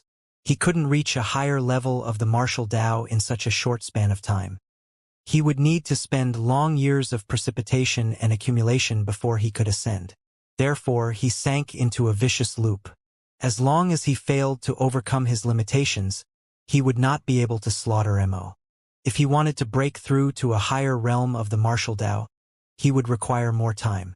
But how could Mo allow him to have enough time to grow and develop? Ever since Yang Kai condensed his space-time river in the universe furnace, he had found his path to the future. It was just that he failed to realize his discovery until Mu pointed it out to him. Although he could now oppose Mo to a certain extent, He knew in his heart that this situation would not last for long. There were times when one simply lacked the necessary strength, and he was bound to become exhausted at some point. Unfortunately, the same could not be said of Mo. Mo was a strange existence that was born when heaven and earth split apart. As long as his source remained intact, his strength would never be depleted. Furthermore, he was supposedly in the creation realm already. Even if more than 30% of his source had been suppressed and sealed, he was still a mighty being in a realm above the open heaven realm. Xianxia had finally seen the bizarre means of a being in that realm. Black ink strength that permeated the void could be transformed into a royal lord with a single touch from Mo. The ability to create something out of thin air was simply unimaginable. It was truly fortunate that Xianxia's current strength was extraordinary, so even a royal lord would only pose a minimal threat to him. That was why Mo stopped using such ineffective tactics after a few attempts and decided to fight Xianxia with his own strength instead.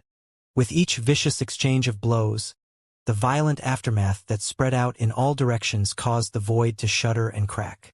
During one of their confrontations, Xianxia suddenly heard a slight sound coming from deep within his heart. At the same time, a strange sensation was also transmitted from his arm. Looking down at his arm, he couldn't help being shocked by the sight. A crack had appeared on the as till now indestructible Azure Dragon Spear. The Azure Dragon Spear was given to Xianxia by Ada when he was still living in the star boundary. In other words, the spear had accompanied him for thousands of years, during which they experienced numerous battles and slaughtered countless enemies together. As the spear was an artifact refined from the body of a divine, its grade was so high that it was practically unmatched. Be that as it may, Mo had managed to cause a crack to appear in such an amazing spear. It was easy to imagine the intensity of this battle. After all, even the body of a divine dragon could not withstand the force of Mo's attacks. After the first crack appeared on the spear, a second and third crack quickly followed. It did not take long before the entire body of the spear was covered in fine cracks. The spear was on the verge of shattering to pieces. When Mo noticed the cracks on the spear, a hint of mockery appeared in his eyes and his attacks became fiercer and fiercer.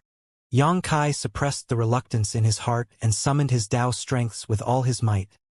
Then he thrust out with his spear. As soon as the violent forces collided with each other, the impact caused his body to freeze for a moment. The spear that had accompanied him for thousands of years simultaneously shattered into 1,000,000 pieces in his hand. Mo had been waiting for this very opportunity. When the Azure Dragon Spear shattered to pieces, he jumped forward and punched Xianxia. This punch was meant to become the deciding factor of this battle. He strongly believed that Xianxia would be forced to avoid his blows after losing his weapon. If that was the case, then he could steadily press forward and gain complete control over the flow of the battle until Xianxia became powerless to fight back. Contrary to expectations, though, Xianxia did not retreat from the blow even after the Azure Dragon Spear shattered to pieces. The space-time river, which was originally wrapped around the body of the spear, seemed to have gained spirituality and clung tightly to his arms. Facing Mo's attack directly, Xianxia threw a punch in Mo's direction. The Tao strengths fluctuated violently. At the moment when both forces collided with each other, a powerful impact manifested as a visible halo of light centered around the two opponents flashed. The halo of light swiftly spread out in all directions. Everywhere the light passed, space shattered and collapsed. It was quickly followed by the appearance of numerous enormous void cracks. The Ninth Order Masters who had arrived at the periphery of the battlefield turned pale with fright. Faced with the approaching fallout of the battle, they quickly summoned their strength to defend themselves against the impact. Nevertheless, they were still sent flying. They, who were no longer at their peak strength, were instantly thrown into disarray by the impact. Luckily, the two giant spirit gods stood in front of them and bore the brunt of the shockwave. It was only thanks to the protection of Ada and Aer that there were no casualties. Once the effects of the aftermath passed, they couldn't help looking slightly flustered and bitter. They originally came here intending to help Xianxia. Halfway into the journey, the Allied army was forced to stop at a distance and discontinue their forward march because the troops could not withstand the overwhelming pressure of the battle. At this moment, they were horrified to discover that even ninth-order masters like themselves could not approach the battlefield. They would be torn apart by the aftermath of such powerful attacks. As things stood, the only ones who could be depended upon were the two giant spirit gods, Ada and Aer. Mi Jingluan looked up at the two behemoths and instantly realized that the two giant spirit gods could not be counted on either. The survivors were exhausted after the arduous battle. Even Ada and Aer were no exception. While the two giant spirit gods managed to resist the shockwave just now, they were still pushed back significantly by the impact. Under these circumstances, it was impossible for any of them to intervene in the battle. They would only be a burden for Yang Kai if they recklessly charged forward. Mi Jingluan was abruptly struck by a saddening realization. The only thing they could do after coming here was to witness the unique battle with their own eyes. That was an unimaginably heartbreaking truth. When the aftermath fully dissipated, everyone looked towards the battlefield from behind Ada and Aer. The scene that greeted them made their hearts tighten with fear. Yang Kai was steadily being pushed back, seemingly at a complete disadvantage. Compared to an ancient entity like Mo, Yang Kai's heritage was simply too shallow. The slightest negligence or careless mistake could become fatal. Waste! During the battle, Mo suddenly yelled in frustration. Yang Kai flew backwards like an arrow released from the bowstring following a vicious strike. The space-time river wrapped around his arm suddenly emerged behind him and he fell into the river, diffusing some of the impacts from the blow. It did not take long before he stepped out of the river once more. His complexion was pale, and a trickle of blood dripped from the corners of his mouth. Mo did not pursue Yang Kai. He simply stared coldly and calmly stated, "My offer from before still stands. Give up your feudal resistance and hand over Mu's inheritance. I guarantee that the human race will have a place to live in the future." Yang Kai turned his head to the side and spat out a mouthful of blood. Then, he grinned wickedly. "Kill me. Then you can deal with the human race as you please." Mo closed his eyes gently. When he opened them once more, his murderous intent overflowed. He did not bother to speak again, and his figure abruptly vanished from where he was standing. By the time he reappeared again, he was already standing in front of Yang Kai. The sudden disappearance and reappearance were not a trick of space principles. Rather, his speed had simply reached such an extreme. Yang Kai did not seem surprised by these movements. With a backward grab, the space-time river that was originally flowing behind him transformed into a whip and appeared in his hand. The long whip then lashed out towards Mo. Mo frowned slightly but did not dodge aside. He simply threw a punch instead. The punch struck Yang Kai squarely in the head. The blow made his head arch backwards, and his skull seemed to crack from the impact. He was immediately drenched in blood. Nevertheless, the long whip wrapped around Mo. Standing so close to each other, the blood-drenched Yang Kai grinned at Mo. "I finally caught you." He seemed to have been waiting for this moment. After he finished speaking, he gave the long whip in his hand a sharp flick.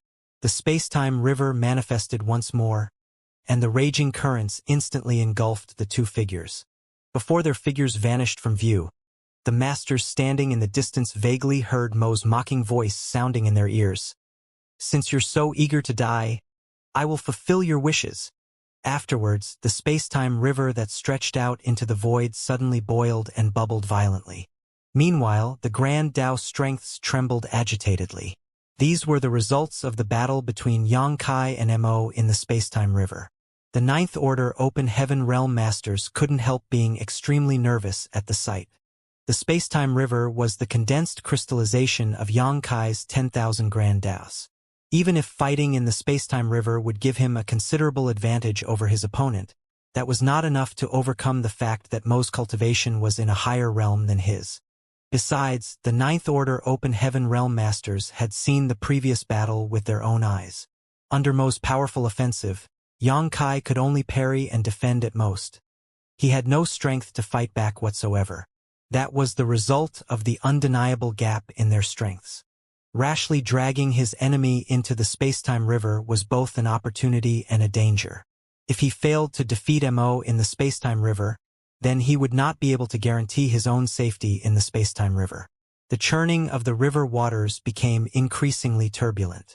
Waves rose and fell, splashing around fiercely. At the same time, countless Tao strengths appeared and disappeared mysteriously. Although the Ninth Order Masters could not see the ongoing battle, they could deduce that Xianxia was at a disadvantage just by looking at the changes in the space-time river. The situation lasted for several days. The Ninth Order Masters were about to rush forward to help when the churning river suddenly turned calm. With their hearts in their throats, they watched the space-time river intently. They knew that the outcome of the battle had been decided. Mi Jingluan immediately sent a transmission to his companions, ordering them to be ready for action at any time. A figure suddenly stepped out of the river. To their horror, the figure that stepped out turned out to be not one but two figures. Mo held Xianxia by the head, dragging him with one hand. Xianxia hung limply from Mo's grasp as though every bone in his body had been broken. Standing above the space-time river, Mo held Xianxia's head as though holding a chicken in his grasp and snorted, "Useless waste! You don't have the right to continue living." Then, he abruptly exerted great strength in his hand. How could Xianxia, who had lost his ability to fight, withstand such an attack? His head instantly exploded from the impact. However, Mo did not stop there. He punched out and smashed the crippled body to pieces. The scene was imprinted in the eyes of the Ninth Order Masters who were watching the battle from afar. They stood frozen in shock and stared in disbelief. Xianxia died? The man who was the best at creating miracles and turning the tides of war countless times? The man who had saved the human race from various catastrophes? Did he die just like that? They instinctively refused to believe the scene before them and subconsciously wondered whether they were looking at an illusion. However, the dissipation of his aura that followed the destruction of his body could not be faked. Everything indicated that he was really dead. Xianxia had died at the hands of Mo. Only a short moment had passed from the time Xianxia was dragged out of the space-time river by Mo. Moreover, Mo had not hesitated in the slightest when he killed Xianxia. Everything happened so quickly that the Ninth Order Masters had no time to even think about rescuing Xianxia. A shrill but mournful phoenix cry rang out, accompanied by a furious dragon roar. Su Yan and Xianxia transformed into their divine spirit forms and charged towards Mo. The rest of the Ninth Order Masters also followed suit and sprang into action. Despite knowing that they were no match for Mo, nobody hesitated in the slightest. Now that Xianxia was dead, there was nobody in this world who could compete with Mo. Black Ink strength would soon gain complete control over the universe. When that happened, the human race would no longer have a place to live. This was the final struggle. Su Yan was the fastest. After all, the Tao of Space was the bloodline talent of the Phoenix clan. She had lost her mind after being consumed by her feelings of rage and sorrow. At this moment, there was only one thought left in her heart. She wanted revenge, and if she could not have it, she would accompany Xianxia to the afterlife. A gorgeous trail of light lingered behind the enormous blue figure. With a few flickers, she arrived on the battlefield. However, a bizarre phenomenon occurred before she could unleash her strength. Ripples suddenly emerged in the originally calm space-time river. Following the splashing waves, a figure leapt out. Upon seeing the appearance of the figure, Su Yan froze in shock. Even the Ninth Order Masters behind her were dumbfounded by the sight. The figure who stepped out from the space-time river was none other than Xianxia, who should have been killed by Mo earlier. He's alive? Everybody stared at the scene in front of them in disbelief. Their reactions were similar to when they watched Xianxia being killed just now. He had clearly died right before their very eyes, and his death had not been an illusion. Nevertheless, he just walked out of the space-time river alive. The bizarre phenomenon was beyond their comprehension. This kind of resurrection after death was simply impossible.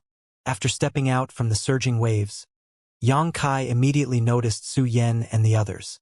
He seemed to have anticipated the current situation and breathed out deeply. "I'm glad I made it back in time. Step back." Su Yan, who had transformed into an ice phoenix, only hesitated for a brief moment before she turned around and retreated backwards. She also manipulated space principles and quickly transported the people behind her away from the battlefield.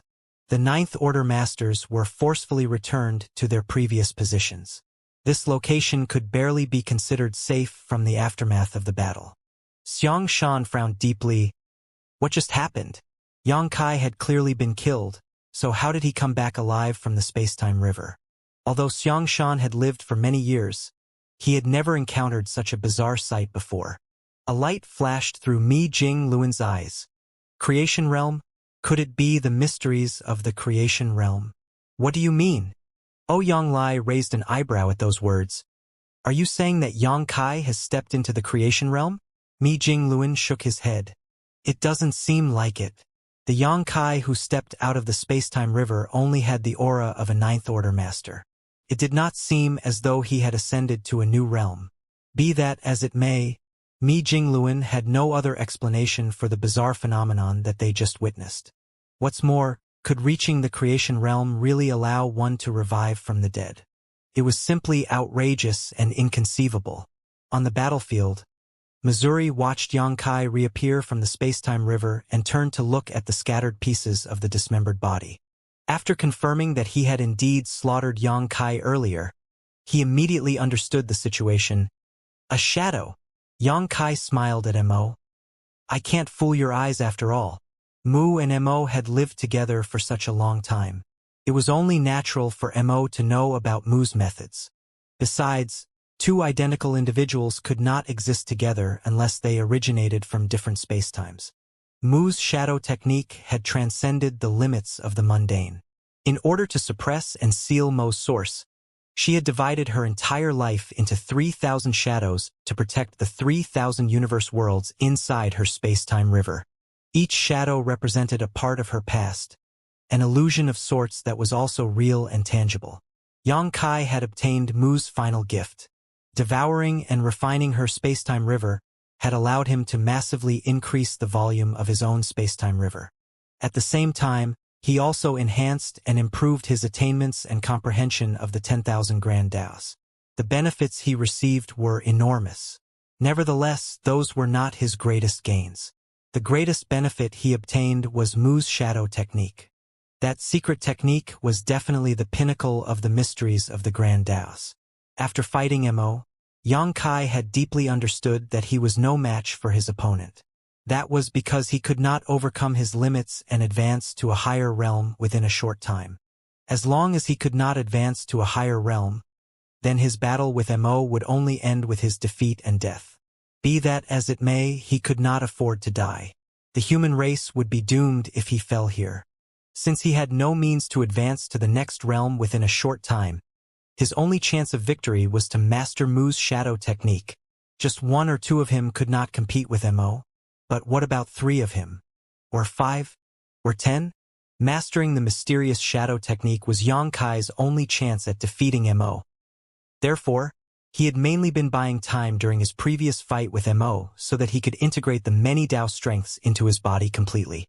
Mu had not been able to teach Yang Kai about the mystery behind the shadow technique. It was not that she had no intention to teach him the secret technique. On the contrary, it was a secret technique that resulted from reaching the pinnacle of the Grand Daos, so it was not something he could learn even if she tried to teach him. The secret technique was something he had to comprehend with his own abilities. Fortunately, Yang Kai had embarked on the same path as Mu. It was for that reason she believed that he would eventually comprehend the mysterious secret technique and understand her intentions for giving him her space-time river. Having come into contact with more than 2,000 of Mu's shadows, Yang Kai already had some vague ideas about the shadow technique before he devoured and refined Mu's space-time river. Furthermore, Mu's final gift had laid down a solid foundation for him. It was thanks to the foundation that he finally understood the secrets of the shadow technique and was able to perform it through his space-time river. There was no denying that Mo had killed him, but the one who died was a copy of himself who had existed at a certain time in the past. Nonetheless, the demise of a shadow was not without cost. Although it was Yang Kai's first time performing the shadow technique, he quickly noticed that something was wrong. He raised a hand to his head in confusion. It feels like I've forgotten something. He had completely lost his memories of the time during which the deceased shadow of him had existed. Never mind. It probably wasn't anything important. He gave a carefree laugh and looked up at Mo. Shall we go for round 2? Mo's lips curled upwards. His expression had been sullen throughout the battle with Yang Kai, as though he owed him a massive debt. He also repeatedly made rude and disparaging remarks, but he broke into a smile at this moment. Interesting. The interesting part has yet to come. As soon as the words left Yang Kai's mouth, the Tao strengths lingering around his body began to fluctuate. He arrived in front of Mo in the blink of an eye. The space-time river surged behind him. Raising his arm, Yang Kai summoned the Azure Dragon Spear and thrust it at Mo. The Azure Dragon Spear should have been destroyed, but the Azure Dragon Spear in the space-time that Yang Kai's shadow originated in remained intact. That was why the shattered spear could display its great strength once more. As before, the violent fallout produced by their exchange of blows continuously spread to the surroundings. The spectating Ninth Order Masters couldn't help widening their eyes at the sight. They secretly rejoiced that Yang Kai had resurrected in time. With their strength, Mo would have effortlessly killed them if they had rushed forward at the time. It was initially assumed that Yang Kai would be able to persist for a long time even though the battle was not evenly matched in strength. After all, he had displayed his immense strength previously. Unexpectedly, the battle only lasted for 4 hours before Mo found an opening and slammed his fist into Yang Kai's chest. A gaping hole appeared in Yang Kai's chest. Then his body exploded into pieces. His aura also swiftly dwindled away into nothing. Despite knowing that he would not experience a true death, the Ninth Order Masters could not help being overwhelmed by sorrow at the sight. After eradicating Yang Kai's second shadow, Mo raised his eyes to look in the direction of the space-time river. He had lived with Mu for such a long time, so he was well aware of the shadow technique's strength. The true strength of the secret technique was not power, but the prominent ability to survive that was granted to the users of the secret technique. The shadow technique was created based on the space-time river, so the foundation of the secret technique was the space-time river itself. In order to completely eradicate a user of the shadow technique, the space-time river must first be destroyed. Otherwise, the user of the shadow technique would never perish. For that reason, Mo immediately aimed for the space-time river as soon as he slaughtered Yang Kai's second shadow. Black ink strength around his body surged to cover the entire river. He planned to corrupt the entire space-time river with black ink strength in order to destroy Yang Kai's shadow technique. But before Mo could make a move, another of Yang Kai's shadow jumped out of the space-time river. Yang Kai instantly summoned the Azure Dragon Spear and launched himself at Mo. He even made a mocking remark, "Why are you in such a hurry?" The two figures resumed their vicious battle once more. During that time, Yang Kai fought Mo while gathering various information on the shadow technique. It was his first time performing the secret technique, so his understanding of it was quite lacking. He had to perfectly master the secret technique as soon as possible because that was the only way he could turn the situation around and obtain victory. If he only relied on a never-ending series of battles via his shadows, he would never be able to defeat Mo. However, Yang Kai would need to make countless attempts and gain experience from actual practice to perfectly master the secret technique as soon as possible. I've forgotten more things, but the memories I deliberately preserved have not been forgotten. That's good news. Yang Kai quietly muttered to himself and resumed battle against Mo. Although he was no match for Mo still, he no longer needed to worry about death. That was why he could afford to act more recklessly than before. Shortly afterwards, Yang Kai gained another important piece of information. The shorter the span of space-time allocated, the weaker the shadow's fighting ability. That is certainly worth noting. When that thought passed through his mind, the strength of his shadow faltered. Yang Kai showed weaknesses in his defenses, so Mo instantly found an opening and slaughtered him. Blood rained all over the void. Despite witnessing similar scenes on several occasions already, the Ninth Order Masters watching the battle from afar still widened their eyes at the sight. What reassured them was that the next Yang Kai had already leapt out of the space-time river almost as soon as the previous Yang Kai died. One after another, Yang Kai's shadows stepped out from the space-time river only to perish at Mo's hands. There were no exceptions. The first one had survived the battle for over 4 hours. The second one lasted for less than 4 hours. As for the third, the battle had ended even faster. This is bad. Among those who were watching the battle from a distance, Mi Jingluan's expression turned solemn. He had noticed the issue at hand. It was an extremely serious issue. Although Yang Kai's shadows were endless in supply, his strength seemed to be weakening over time. It was as though time was flowing backwards for him, causing his condition to return to an earlier period with each shadow. At this moment, Yang Kai's aura was only comparable to a newly advanced Ninth Order Master. Hence, he was effortlessly slaughtered by Mo as soon as he stepped out from the space-time river. If the situation continued in this manner, he would not even be able to maintain his cultivation in the Ninth Order. If that were to happen, Mo would be able to exterminate him without even breaking a sweat, no matter how many shadows were to appear. Another one of Yang Kai's shadows in the newly advanced Ninth Order stepped out from the space-time river. Raising a hand, Mo captured the shadow in its grasp and stared at Yang Kai faintly. "You're a disgrace to Mu's legacy." Yang Kai did not panic even though he was captured by Mo. After the repeated deaths of his shadows, he was now very familiar with the feeling of death. Raising an eyebrow at those words, he denied the statement. "That might not be true." Mo looked surprised. "Do you have another trick up your sleeve?" Yang Kai grinned. "Indeed, a trick you've never seen before." "Very good." Mo made a faint smile. While saying so, he exerted some strength into his grip and crushed the shadow in his grasp. In the next moment, another Yang Kai leapt out from the space-time river. However, the aura lingering around him was different this time. Something had obviously changed as his aura was once again at the peak of his strength. If the foundation of the shadow technique was said to be the space-time river, then the core of the secret technique was the user of the selected space-time. In Yang Kai's case, he was manipulating the 10,000 Dao strengths with his self from the space-time as the core and his space-time river as the foundation. That was how he gained the ability to summon shadows from previous space-time periods. All those who were slaughtered by Mo previously were his shadows. However, the one who walked out of the space-time river now was his main body. It was the him of the current space-time. The foundation and core were extremely important to the shadow technique. Therefore, it was necessary to destroy both aspects to overcome it. Mo had initially wanted to refine the space-time river but was hindered by Yang Kai's numerous shadows, which prevented it from taking action.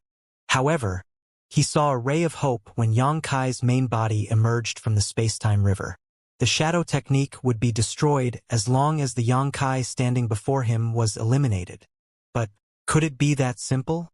For Yang Kai's main body to emerge from the space-time river at this point, his actions certainly seemed like a desperate move. After all, the shadows that he summoned earlier had been cleanly eradicated. If he summoned any more shadows from earlier space-time periods, he would only have the cultivation of an Eighth Order Master, which would not be able to cause any trouble for Mo at all. Combining the situation with what Yang Kai mentioned just now, Mo had the vague feeling that Yang Kai was about to reveal his trump card. Oddly enough, he found himself looking forward to what was to come for some reason. Yang Kai did not disappoint. When his main body stepped out of the space-time river, he lightly chanted, "I offer 1,000 years of my past in exchange for a contribution from the future. Come." As soon as those words left his mouth, the space-time river behind him began to rumble turbulently. The enormous river abruptly shrunk by a large margin. Then another of Yang Kai's shadow emerged from within the waters. Seeing this, Mo's eyes narrowed slightly. That was because the aura lingering around the shadow was slightly stronger than Yang Kai himself. That should have been impossible. It had to be said that the shadow technique was performed with oneself in the current spacetime as the core. For that reason, the summoned shadow could only be formed from oneself that existed in previous spacetimes. In other words, the summoned shadow should never be stronger than the main body, because the main body was ultimately the strongest. Be that as it may, an exception had appeared in Yang Kai's case. Mo instantly figured out the truth behind the situation and exclaimed in astonishment, "You summoned a shadow from the future?" Only Yang Kai from the future could be stronger than the main body of Yang Kai, who existed in the current spacetime. Mo did not remain idle when he raised this question. After realizing that Yang Kai's attainments in the shadow technique had surpassed Mu's, he knew that Yang Kai could not be allowed to continue. So he charged forward even while asking this question. In response, Yang Kai just stood calmly in place. On the other hand, the summoned shadow stepped forward and immediately engaged in an intense battle with Mo. Although he came from 1,000 years in the future, his strength was still limited even though he was slightly stronger than the main body. He was no match for Mo either, but he would have no trouble buying some time for Yang Kai. Furthermore, Yang Kai did not need much time. He then shouted again, "Come!" A second shadow stepped out from the spacetime river. It was another Yang Kai who came from another 1,000 years into the future. When the second shadow appeared, the size of the spacetime river shrunk again. On the other hand, the aura of Yang Kai and the two shadows instantly became closely interconnected. A three fortunes formation was established. The aura of the second shadow was again stronger than the first. The first shadow had been steadily pushed back by Mo's intense assault, but his situation improved as soon as the three fortunes formation was established, even though he remained at a disadvantage. Again, Yang Kai shouted. The dragon blood in his body boiled and churned, while at the same time, his face began to flush red.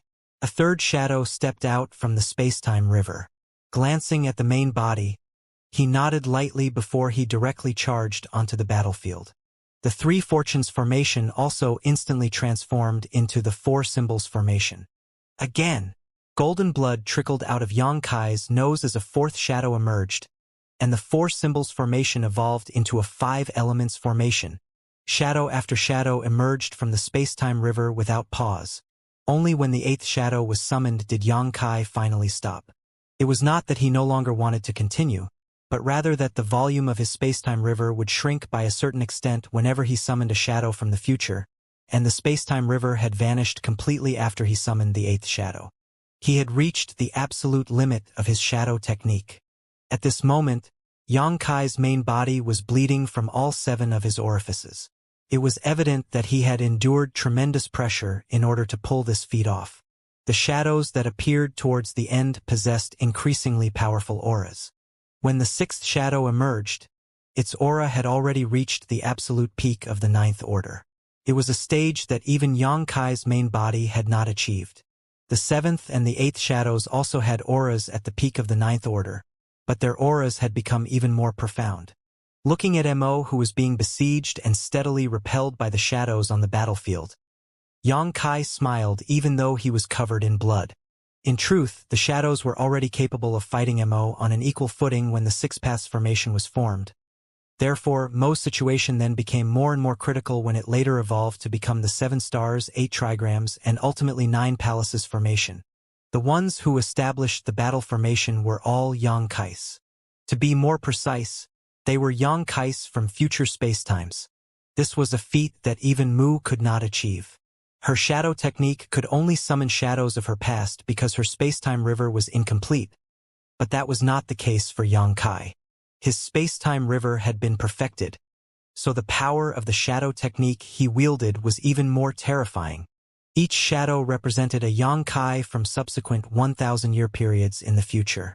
In other words, the 8 shadows represented 8,000 years worth of future spacetime. These 8 shadows combined with Yang Kai's main body to establish the 9 palaces formation. For that reason, the power of the battle formation was even greater than the 9 palaces formation formed between Zhang Ruoxi and her 8 personal guard. Zhang Ruoxi, who had harmonized the power of Yin and Yang with her Heaven's Order bloodline, was certainly stronger than any of Yang Kai's individual shadows. Be that as it may, the strength of the 8 personal guards had held her back. Taking the overall situation into account, Yang Kai's 9 palaces formation was undoubtedly the strongest 9 palaces formations that had appeared on the battlefield. Moreover, the difference in strength was significant. After establishing the 9 palaces formation, Yang Kai's main body took a step forward and charged towards Mo with the combined strength of the other 8 shadows. The 6 paths formation was already sufficient for Yang Kai to fight Mo on even terms, so the 7 stars formation and 8 trigrams formations had left Mo at a complete disadvantage. At this moment, Xianxia was practically invincible thanks to the 9 palaces formation. With the combined forces of the main body and 8 shadows, Mo was powerless against their intense assault. Black blood and black ink strength splattered everywhere. The 9 Xianxias moved around swiftly, each one of them having mastered the 10,000 grand daos. As they were shadows of Xianxia himself, there was no need for them to worry about their cooperation. The connection between the shadows was so close and firm that there were no flaws in their movements at all. Mo naturally wanted to break free, but it was not easy to escape the besiegement of the battle formation. The Ninth Order masters watching the battle from afar were stunned. Nobody could have imagined that such a strange scene would appear during the final battle. The mysteries of the shadow technique had exceeded their comprehension and imagination. Looking at the current situation, they couldn't help feeling hopeful and excited. That was because they finally saw a glimpse of hope in defeating Mo. In the past, the issue of defeating Mo had always been a plague to the human race. Although they never deliberately avoided the topic, the reality was that they simply did not have sufficient means or strength to oppose Mo. Zhang Ruoxi's support had certainly been a pleasant surprise. Unfortunately, even she was not strong enough to compete with Mo in battle. The battle on the main battlefield was over, and the entire Black Ink clan had been obliterated. If Xianxia could defeat Mo, then the Black Ink crisis that had been plaguing the human race since the late ancient era would be resolved in one fell swoop. A bright future was awaiting the human race. The light would eventually expunge all darkness. However, the veteran Ninth Order masters soon began to look worried. The current situation might be favorable for them, but nobody knew what price Xianxia had paid to wield the shadow technique like this. Seeing as the secret technique far exceeded his own abilities, the price he paid would correspond to the strength he obtained. In other words, the greater the strength Xianxia obtained, the greater the price he had to pay. Furthermore, they did not know how long he could persevere in such an intense battle. The truth was just as they feared. Xianxia had indeed paid an unimaginable price to wield the shadow technique in such a fashion. His body was also forced to bear the incredible pressure that came from obtaining strength that exceeded his own abilities. In other words, he could not maintain this state for long. He had to finish this battle as soon as possible. And for that reason, he did not hesitate to join the battle himself just to defeat Mo a little faster. Mo was steadily being pushed back under the suppression of the 9 palaces formation. At this point, he was backed into a corner with no ability to fight back. The vexing situation infuriated Mo. As the ancient supreme being, he was a master who not only originated from the same era as Mu, but also once held the opportunity to reign over the entire universe. Even if more than 30% of his source had been suppressed and sealed, he could still not tolerate a junior acting so presumptuously in front of him, especially when this particular junior had stolen Mu's final legacy from him. Amid the intense battle, Mo abruptly turned to look in a certain direction and fixed his gaze on one of Xianxia's figures. Naturally, it was Xianxia's main body. The main body was easy to identify. Not only was the aura of the main body the weakest among the other shadows, but the appearance of the main body was also the most disheveled and worse for wear due to the effects of performing the shadow technique. To break the shadow technique, it was necessary to either destroy the space-time river that acted as the foundation or the main body that acted as the core. At this moment, the space-time river was nowhere to be seen because it had been evenly divided between Xianxia's 8 shadows. In that case, Mo only had one option left. Mo turned to face the storm of attacks coming from so many shadows and disregarded the injuries he sustained, even when the strongest shadow chopped off his arm. In the end, the heavy price he paid was worthwhile indeed. He successfully broke out of the encirclement created by the shadows and arrived in front of Xianxia's main body. Black Ink's strength surged.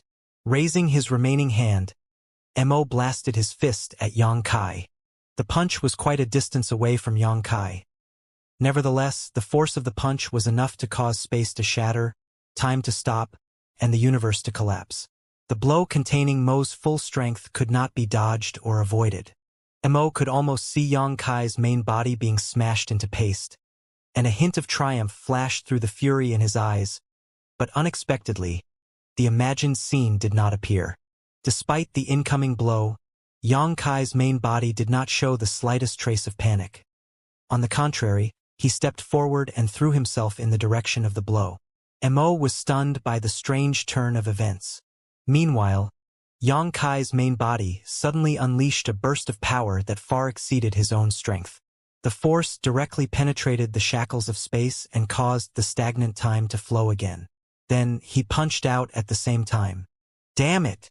Mo abruptly realized that he had fallen into a trap. For a long time now, the core of the Nine Palaces formation had always been sustained by the strongest shadow. Nevertheless, the fact that Yang Kai's main body could exert such a powerful burst of strength indicated that the core of the Nine Palaces formation could be transferred to the main body. The method to break the shadow technique was to defeat the body which existed in the current spacetime. That was something both Mo and Yang Kai knew. Seeing as the former was bound to target the main body, how could the latter not take precautions? Could even be said that Yang Kai had been waiting for this very moment. A violent force swept out, pushing Mo's figure backwards. In the meantime, the 8 shadows attacked from all directions. Dao's strengths fluctuated wildly, and the barrage of attacks left Mo staggering from the impact. If that were all, Mo's situation would have been bad enough. However, each of the 8 shadows actually exerted strength that far exceeded their limits with every blow that they unleashed. The position as core of the formation was constantly being transferred around. To be precise, the position as core was instantly transferred to whichever shadow was attacking Mo at the time. Such a feat would have been impossible to achieve if it was any other configuration for the makeup of the battle formation. But Yang Kai could freely transfer the position as core between his main body and his shadows without any obstruction. This was the same strategy that Zhang Ruoxi had carried out previously. She and her 8 personal guard had both been the cores and not the cores at the same time. Such a perfect 9 palaces formation could be said to have no flaws whatsoever. More importantly, there was no need to fear the weak links being targeted. In fact, there was only one method to destroy this battle formation, which was to totally annihilate it by brute force. The biggest reason why Zhang Ruoxi had been defeated by Mo was that her personal guard could not withstand the intensity and ferocity of the battle. Transferring the core position to her personal guard was a huge burden on their bodies. Each time they became the core, they would also suffer heavy damage from the pressure. Hence, there was a risk of their bodies collapsing after numerous transfers. The same was also true for Yang Kai. In fact, the burden was greatest on his main body. The main body had already been greatly weakened after performing the shadow technique. With the addition of the pressure from being the core of the formation, he couldn't help vigorously coughing up blood, his complexion turning as pale as a sheet. Be that as it may, he did not hesitate in the slightest. Taking full advantage of the opening created by the 8 shadows who were besieging Mo, Yang Kai stepped forward and approached Mo's arm that had been severed earlier. Although the arm was bleeding profusely, it was not a fully physical body part. Open! Yang Kai raised his arm and pointed at the arm. His divine sense surged turbulently. A moment later, a huge set of doors suddenly appeared in front of him. The door opened slightly to reveal a small gap, and then an indescribable pulling force seeped out from within and devoured the entire severed arm. This arm contained part of Mo's source. Previously, some 30% of Mo's source had been suppressed and sealed by Yang Kai with the help of the profound source gate. If Yang Kai could not suppress and seal this piece of Mo's source quickly, the opportunity to retrieve his severed arm and reabsorb the piece of his source he had lost would remain. Once Mo did so, he would return to full strength again. Now that this piece of his source had been sealed, Mo's aura dropped significantly. Although black ink strength surged at the spot where his arm had been severed and formed a new limb in the blink of an eye, the power that had been suppressed and sealed could no longer return. With the success of this attack, Yang Kai's confidence increased tremendously. This was the first crucial step towards victory. It was also the hardest and most dangerous step in the entire process. This step had paved the way for the rest of the path, making what came next easier. Retrieving the profound source gate, Yang Kai turned around and charged towards Mo. The furious battle resumed once more. The secret that the position as core of the 9 palaces formation could be freely transferred between the shadows had already been exposed. Therefore, Yang Kai had no reason to hide his movements anymore. Dao's strengths fluctuated violently around him, and his offensive grew increasingly vicious. Mo was already no match for Xianxia when the Nine Palaces formation was formed, so now that he had lost a part of his source, his situation worsened even more. After a brief but intense battle, one of Xianxia's shadows found an opening and chopped off one of Mo's arms again. Mo immediately attempted to retrieve his severed arm, but Xianxia was already prepared for such an opportunity in advance. In the end, Mo was incapable of extricating himself from the battle due to the constant assault by the various shadows. Xianxia's main body swiftly approached the severed arm, and for the second time, he summoned the profound source gate and devoured the source piece. After completing his task, Xianxia coughed up another mouthful of blood. He raised his head and glanced at the battlefield. Perceiving the condition of his shadows, he knew that he could not persist for much longer. His main body was not the only one who was severely wounded by now. The rest of the shadows were also in a similar condition. However, only a small portion of these wounds were caused by Mo. Most of them had come from carrying the burden of being the Nine Palaces formation core. Xianxia's immense strength and heritage had allowed him to bear an unimaginable amount of pressure from being the core. That was only possible because it was him. If it were any other Ninth Order master instead, they would not have been able to withstand the pressure after being a core 3 times in such a situation, regardless of their strength. I have to end this as quickly as possible, Xianxia muttered under his breath. Then, he stepped forward and joined the battlefield. In the next moment, his strongest shadow took on the boundless pressure from being the core and unleashed a continuous storm of attacks without care whether his body could withstand the burden or not. Mo clearly faltered under the violent bombardment of the strongest shadow. While Mo was busy stewing in rage, the strongest shadow threw himself forward and disregarded Mo's counterattack to restrain Mo firmly. At such a close distance, he grinned at Mo and revealed a sinister row of fangs. Mo immediately understood Xianxia's intentions. Roaring furiously, he desperately struggled to escape. However, the attacks that came blasting from all directions rained down on Mo and the shadow the next moment. Even the strongest shadow could not withstand this barrage of attacks. Thus, he exploded and disintegrated completely. Likewise, Mo's body was battered from the attack. The left part of his body was gone, revealing the internal organs within his abdomen cavity. Mo staggered backwards weakly, a strange light flashing through his eyes for a moment. Before he could do anything though, another shadow charged towards him.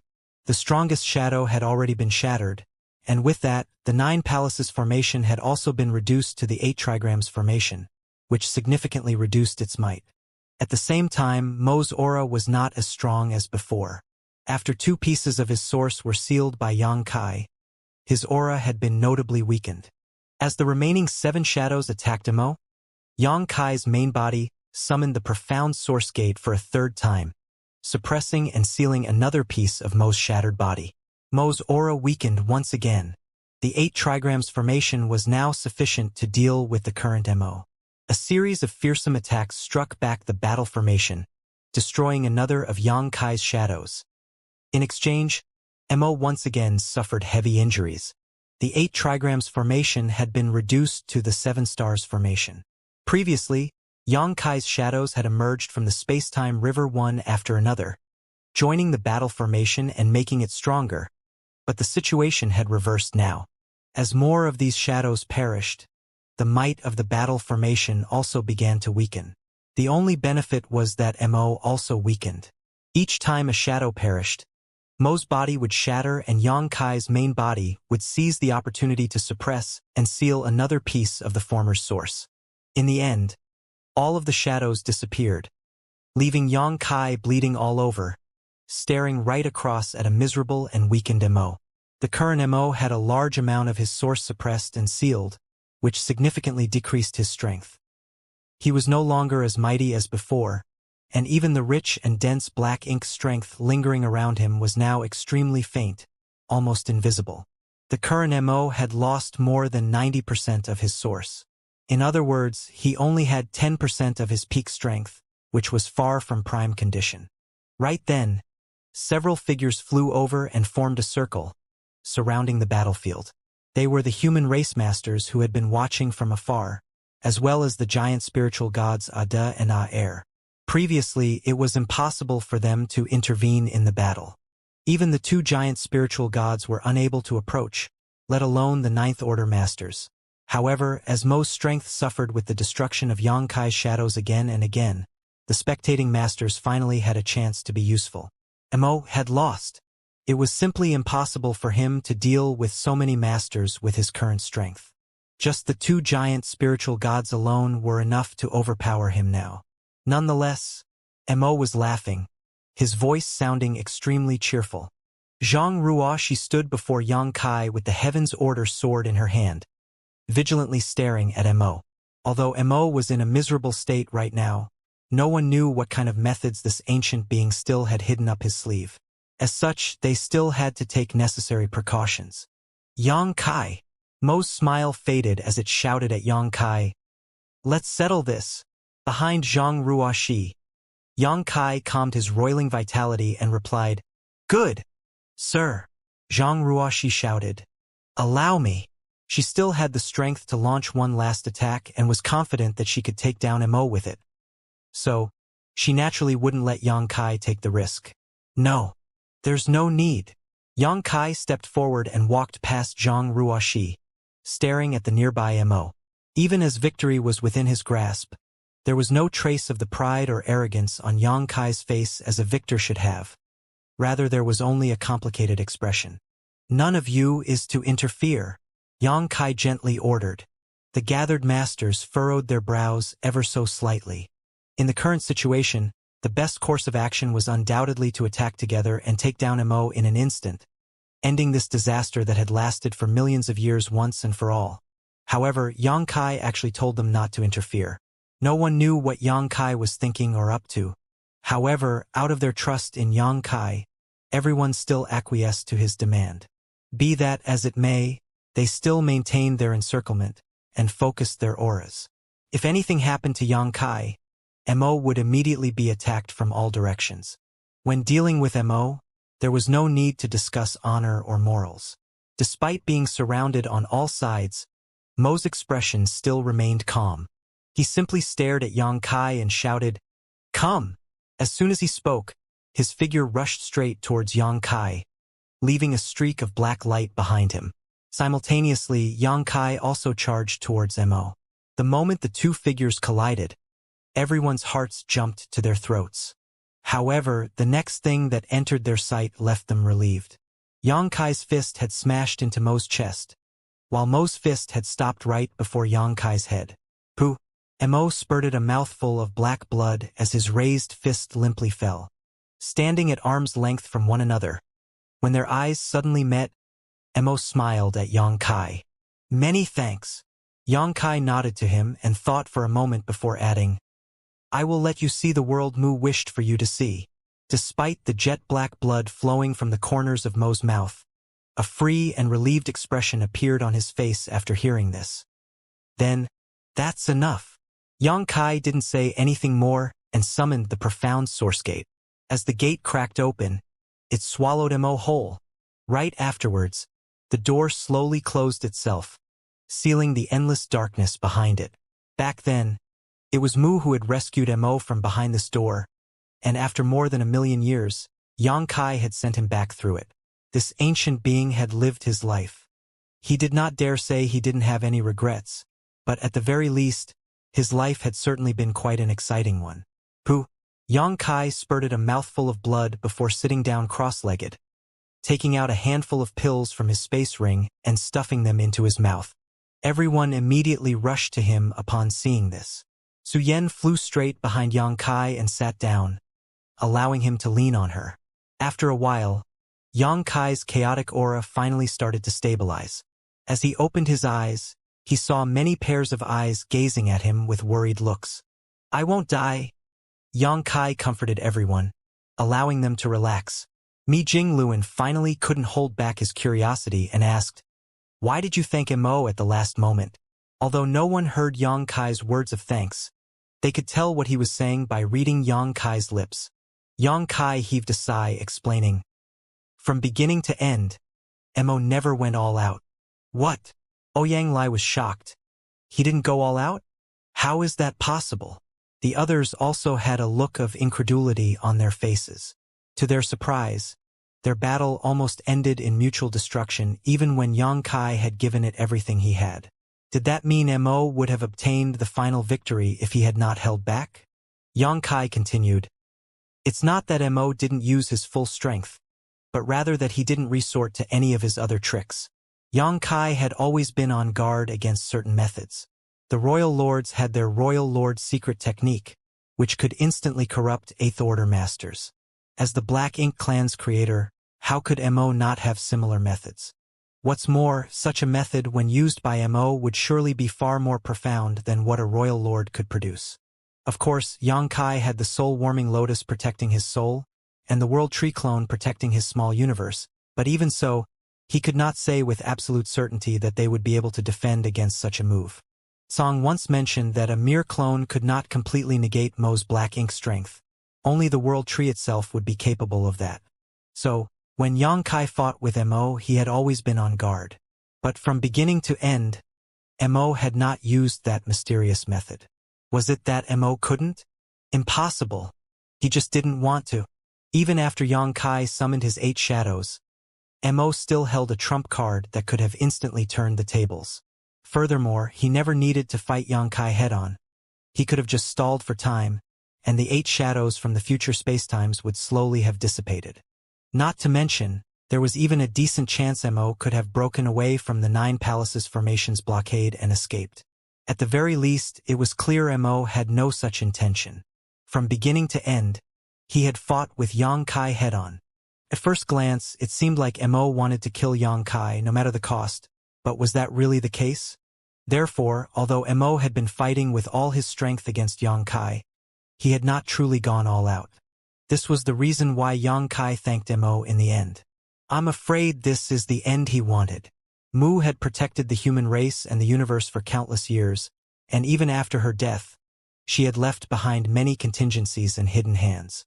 Although the world was in ruins and the human race were like ants to Mo, it was still what Mu wanted to protect. Under the premise that the world had someone else strong enough to protect it, Mo was willing to go along with Mu's will. Of course, if Yang Kai didn't have the necessary strength, Mo wouldn't mind killing him.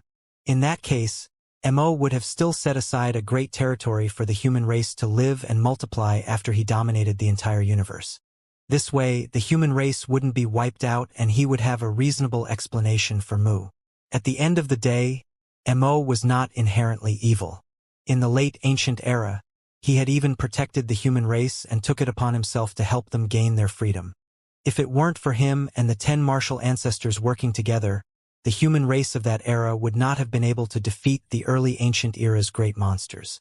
It was just that he was unable to control his gradually growing power and eventually lost his way, especially after Mu's demise. When she died, no one was able to restrain him anymore.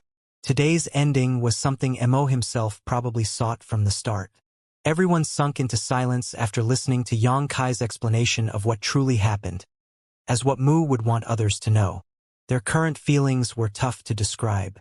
Mo's life might have been filled with misery, but he was still the one who had brought about the pain and suffering of the human race for millions of years.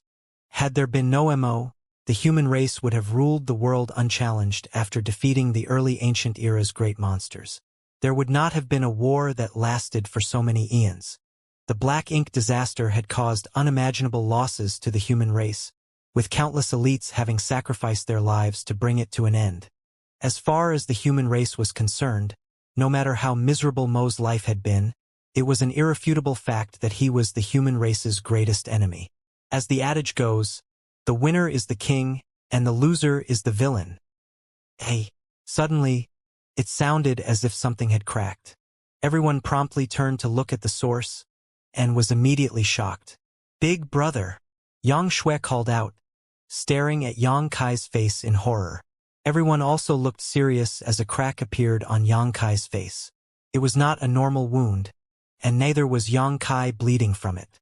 After the first crack, another one appeared soon after, and then another and another. They were not just on Yang Kai's face, but on his hands as well. The current Yang Kai looked like a piece of porcelain that was on the verge of shattering, and everyone could feel fearsome Dao strength seeping from these cracks. Yang Kai looked down at his hands and muttered to himself, "It came faster than I expected." He seemed to have anticipated his current situation. "What's happening?" Su Yan asked from behind him, her tender body uncontrollably trembling. After so many years of struggle, Mo was finally defeated and the black ink disaster was resolved. The future belonged to the human race, and it was foreseeable that the world would become a far better place. Yang Kai was the biggest contributor in the final battle, but at this moment, his entire body was shrouded in an inexplicable crisis. Everyone could not help but be nervous. What was even more disturbing was that no one had ever seen such injuries before. Yang Kai gently patted the back of Su Yan's hand, comforting her. "I won't die, but I don't have much time left." "What does that mean?" Xiao asked. "How should I put it?" Everyone around him was worried to death, but Yang Kai, the main person involved, remained completely calm and composed. The shadow technique was created by Mu with the space-time river as its foundation. I inherited her legacy and walked the same path as her, so naturally I can also use this secret technique. However, Mu's space-time river was incomplete, so her shadow technique was actually incomplete. She could only summon shadows from the past, and once those shadows dispersed, the memories of that period would also disappear. On the other hand, I have perfected this secret technique and can summon shadows from the future. Each shadow I summoned in the battle just now was from 1,000 years in my future. Now that the shadows have already been destroyed, I must pay the price. The more powerful a secret technique was, the harder it was to use it.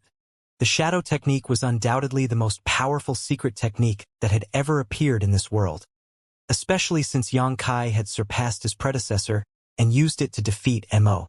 The price he had to pay would definitely not be small either. Once the shadows of the past are destroyed, the memories of the corresponding past will also disappear. So, what kind of price do you have to pay when your future shadow is destroyed? Mi Jing Luin asked solemnly. I won't exist in those periods in the future. You won't exist? What do you mean? Although I can't explain it clearly, you can think of it as a literal statement. Mi Jing Luin was silent for a moment, digesting this unbelievable news. You summoned 8 shadows, so does that mean 8,000 years of your future just disappeared? Indeed. What happens after 8,000 years? Yang Kai shook his head. I have no idea. After all, this was the first time he had used the shadow technique, so although he knew that he would cease to exist for the next 8,000 years, all traces of his existence would be erased by the space-time Dao strength of the universe. He couldn't say for certain what would happen after that. How could this be? Yang Shui's eyes turned red. It's not a big problem. I should be able to return after 8,000 years. Yang Kai comforted. Despite his assurance, everyone could hear the uncertainty in his voice. His back suddenly became lighter as Su Yan suddenly left. She returned soon after, but this time she brought Yu Rumeng and the others with her. The eyes of all the women turned red as they tried to hold back their grief, preventing their tears from rolling down. Su Yan had already briefed everyone of the situation, so they knew the crisis Yang Kai was about to encounter. In the short time Su Yan was not there though, further cracks had appeared on Yang Kai and the leakage of Dao strengths had become more and more obvious. Yang Kai really didn't have much time left, and the backlash from the shadow technique was even stronger than he had imagined. Mi Jing Luin shot a glance at the crowd, whereupon everyone apart from Yang Kai's close relatives retreated to the side. The women who had been brought here by Su Yan finally couldn't hold it in any further and burst into tears. In the end, it was Yu Rumeng who acted like the big sister of the family and managed to compose herself first. Before she could say anything more though, the skin on Yang Kai's face began to peel off and disappear. Even though they were all 8th and 9th order masters now, there was nothing they could do. Everyone held back their grief as they helplessly watched Yang Kai's figure gradually vanish. At the very last moment, Yu Rumeng shouted at Yang Kai, "You heartless bastard! Mark my words, if you don't come back after 8,000 years, I'll take my sisters and marry someone else. Yang Kai gave her a smile. This sounds so familiar. Ru Meng's will finally shattered, and she broke into tears. She tightly grabbed Yang Kai's hand and begged, "You must come back. You must." Yang Kai swept his gaze over all of them one by one, as if he wanted to imprint their faces into the depths of his soul, before gently nodding and assuring, "Of course." Right then, scattered specks of light emerged before an enormous river spanning across the void appeared, enveloping Yang Kai.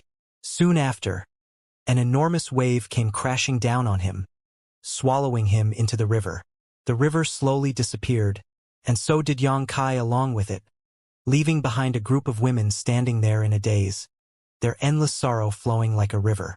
"Something's not right," Mi Jingluan, who was watching from afar, suddenly whispered before turning to Xianxia. "Do you feel it?" Xianxia nodded his agreement. "There's something wrong." The other Ninth Order masters more or less felt the same way. Although they couldn't figure out what exactly was wrong, Ninth Order masters were extremely perceptive. Their senses were so sharp that even just a slight disparity around them would arouse their suspicion. Everyone made their respective probes, but none of them were able to find anything amiss. Unable to find anything wrong, they had no choice but to put this matter aside, but they still maintained a certain degree of vigilance. The curtain of the final battle had already fallen. The Allied army had finished off the Black Ink Clan army, while Mo had been completely sealed by Yang Kai.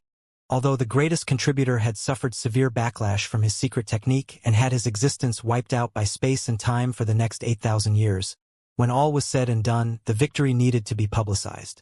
When Mi Jingluan and the others returned and spread the news that Mo had been ended, the human race army of millions that had been waiting here all cheered and danced in joy.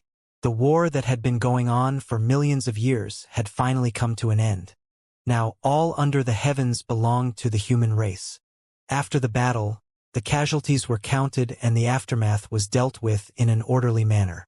The small stone race army had already withdrawn and returned to the chaotic dead territory through the void corridor.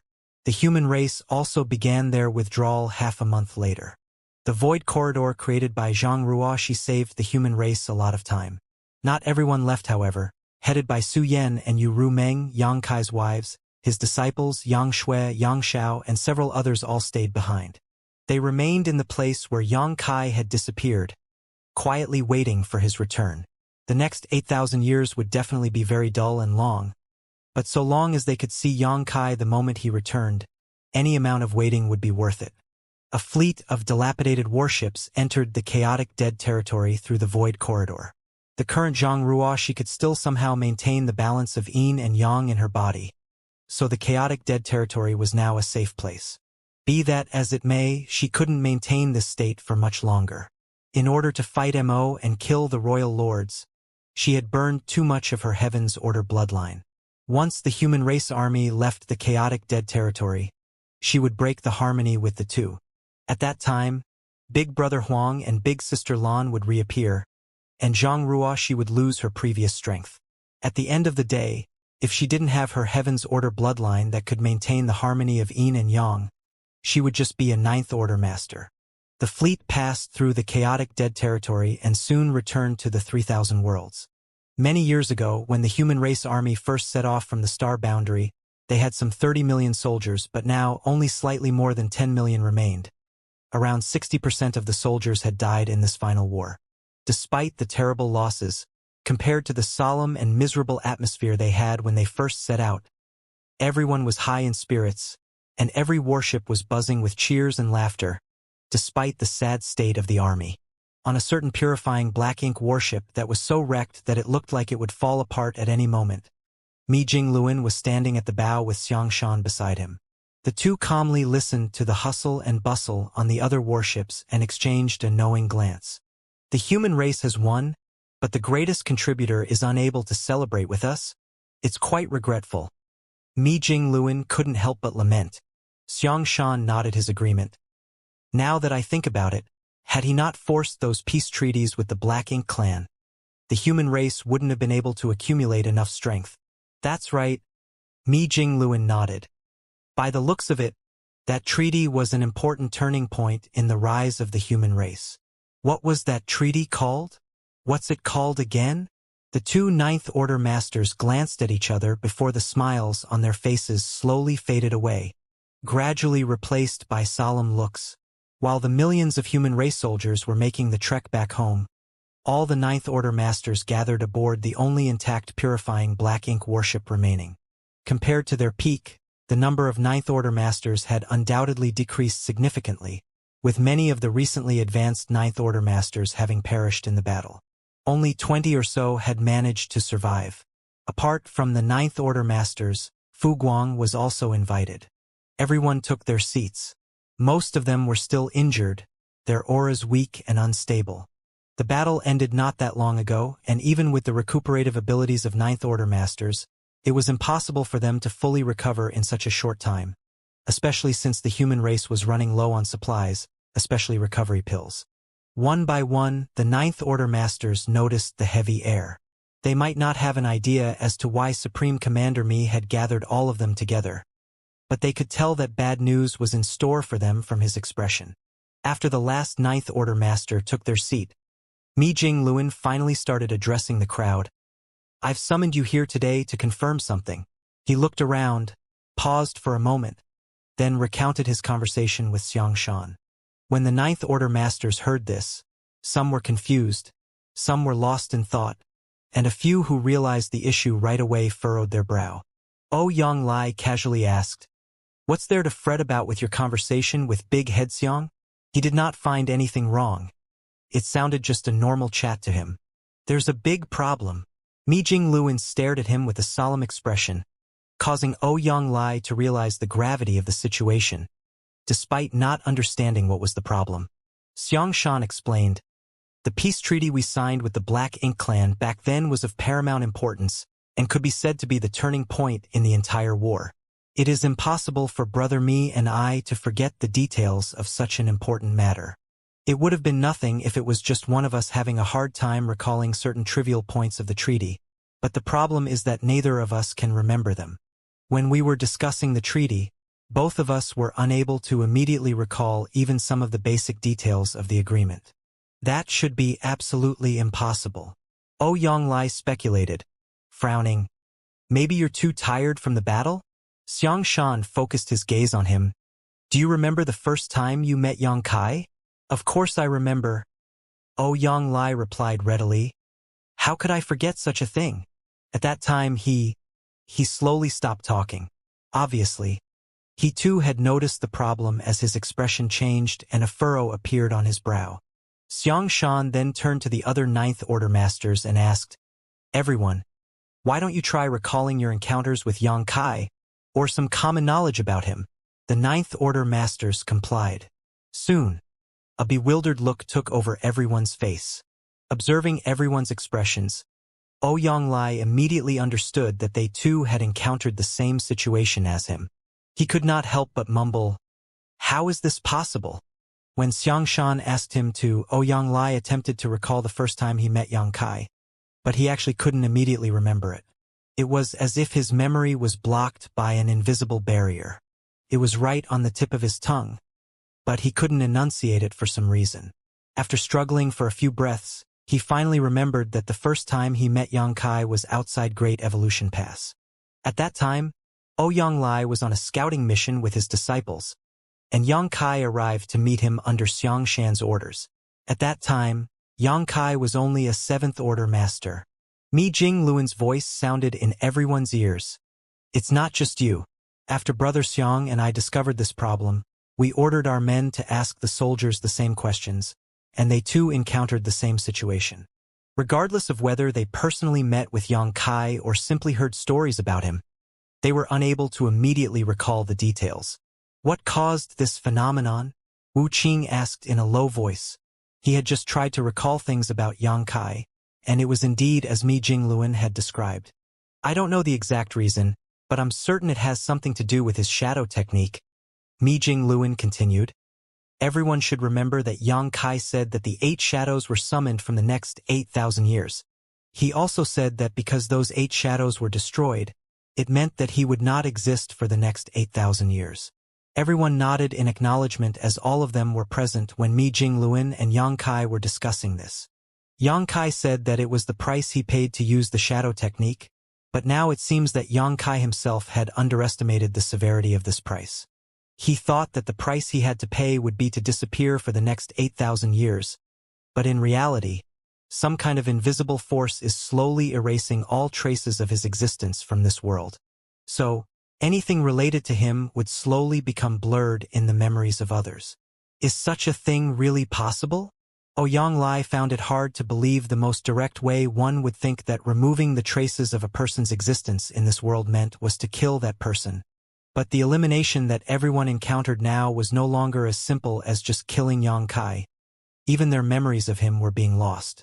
Mi Jingluan added, "Before Yang Kai used the shadow technique, even I hadn't expected for such a bizarre secret technique to exist." Ouyang Lai immediately fell silent. The mysteries of the shadow technique were beyond their comprehension, so the price for using it was also unfathomable. As such, no matter how unbelievable Mi Jingluan's speculations were, there was indeed a possibility they were true. This is just the beginning. What I'm worried about is we might even forget everything about Yang Kai with time. All of the Ninth Order Masters were shocked. As the greatest hero who led the human race to victory and defeated Mo, Yang Kai should be remembered for all generations, but if the human race were to completely forget about him, that would truly be a tragic misfortune. What will happen if we completely forget about Yang Kai? Mi Jingluan asked. No one could answer. He didn't ask any more and instead postulated. Before disappearing, Yang Kai said that he would return after 8,000 years, but even he did not sound certain of that. So, he might be able to return or he might completely disappear. Right now, the traces of his existence are slowly being erased, which is akin to him disappearing. If one day everyone completely forgets about him, perhaps he might never appear again. Fu Guang, who had been silent all this time, finally spoke. Supreme Commander Mi, do you mean to say that if many people in this world remember him and his fame remains widespread, perhaps it can help him return? Mi Jingluan shook his head. I'm not sure, but it is possible. Then, it's worth a shot. Fu Guang nodded. However, the most important thing right now is to investigate the speed at which his traces are being erased. Only by confirming this matter can we make appropriate arrangements. Agreed. Agreed. We'll do as Supreme Commander Mi says. After many days of investigation by Ninth Order Masters and questioning thousands of randomly selected soldiers, everyone reached an unfortunate conclusion. The speed at which Yang Kai's traces were being erased was increasing. More and more things related to Yang Kai were being forgotten. At this rate, everything related to Yang Kai would be completely gone in short order. By then, no one in this world would remember that there was once a hero who had saved the entire human race. Mi Jingluan couldn't help but feel a sense of urgency. He immediately sent people back to the original location of the primordial heaven source grand restriction to inform Su Yan and the others who were staying there. Although Su Yan and the others would most likely notice this on their own, it was always better to be prepared. An advanced team had already been sent back to relay the news of their victory to the human race forces in the rear, so a joyful mood was already spreading. When the army returned, they were naturally received with warmth and celebration. The human race army had suffered heavy casualties in this battle, losing more than 60% of its soldiers. Be that as it may, it was all worth it as in the future, the world would no longer face the threat of Black Ink's strength. But contrary to the expectations of everyone who had remained behind, the Crusade force showed no signs of celebrating after their return. Instead, they quickly dispersed as if there was a new mission waiting for them. Soon, great statues were erected in the Star Boundary Myriad Monsters world, and everywhere else the human race lived. Whether it was a village, a town, or a city, the statue depicted a brave and heroic man wielding a long spear that seemed to have a dragon coiling around it. This man seemed to be staring down an invisible enemy, confronting them in battle. At the base of the statue was Yang Kai's name. Meanwhile, Mi Jingluan entered High Heaven Palace, and with the cooperation of Hua Qingxi and Xianing Chong, gathered all the people who had close relationships with Yang Kai. Afterwards, under Mi Jingluan's supervision, they jointly wrote a biography. Naturally, it was Xianxia's biography, and it included all the big and small matters that had happened in his life. There were no excessively embellished accounts in it, just the simple and factual descriptions. Nonetheless, anyone who read this biography would understand how magnificent Xianxia's life was. Everyone would come to know that in the darkest era of the human race, it was he who tore through the darkness and brought a bright ray of hope to them. They would also come to know that Xianxia had ultimately paid a huge price to finally defeat the ancient being named Mo, and end the war between the two races that had lasted for millions of years. Most importantly, they would know that the world could not forget him. Otherwise, he would never be able to return. After this biography was written, countless copies of it were made by High Heaven Palace disciples and distributed to all the places where the human race lived, especially the places where Xianxia's statue was erected. The Ninth Order Masters even personally placed these jade slips containing Xianxia's biography into the statues. This way, as long as someone examined the statue, they would be able to immediately perceive the contents of the jade slip and understand Xianxia's life experiences. Many of the human race's upper echelons were trying their best to prevent the human race from forgetting their greatest hero, Xianxia. On top of that, the Ninth Order Master once again convened a meeting after the army had returned. Everyone felt that the world was vast and time was difficult to measure, so they decided that the year the Crusade force returned to the star boundary would be designated as the first year of the Void Era. Void was the title of one of the greatest heroes that was slowly being forgotten. As time passed away, new generations of humans were born, matured, and aged. Everyone had already forgotten about Xianxia, even the Ninth Order Masters who had fought alongside him, but the statues that had been erected remained standing tall. Void Era, Year 7, 999, the star boundary where High Heaven Cave Heaven, which was ranked first among the 36 cave heavens, was located, had its ban on entry lifted. Immediately, countless cultivators who were waiting outside the star boundary swarmed in and spread out. The cultivators were entering the star boundary from every possible direction, and were in huge numbers.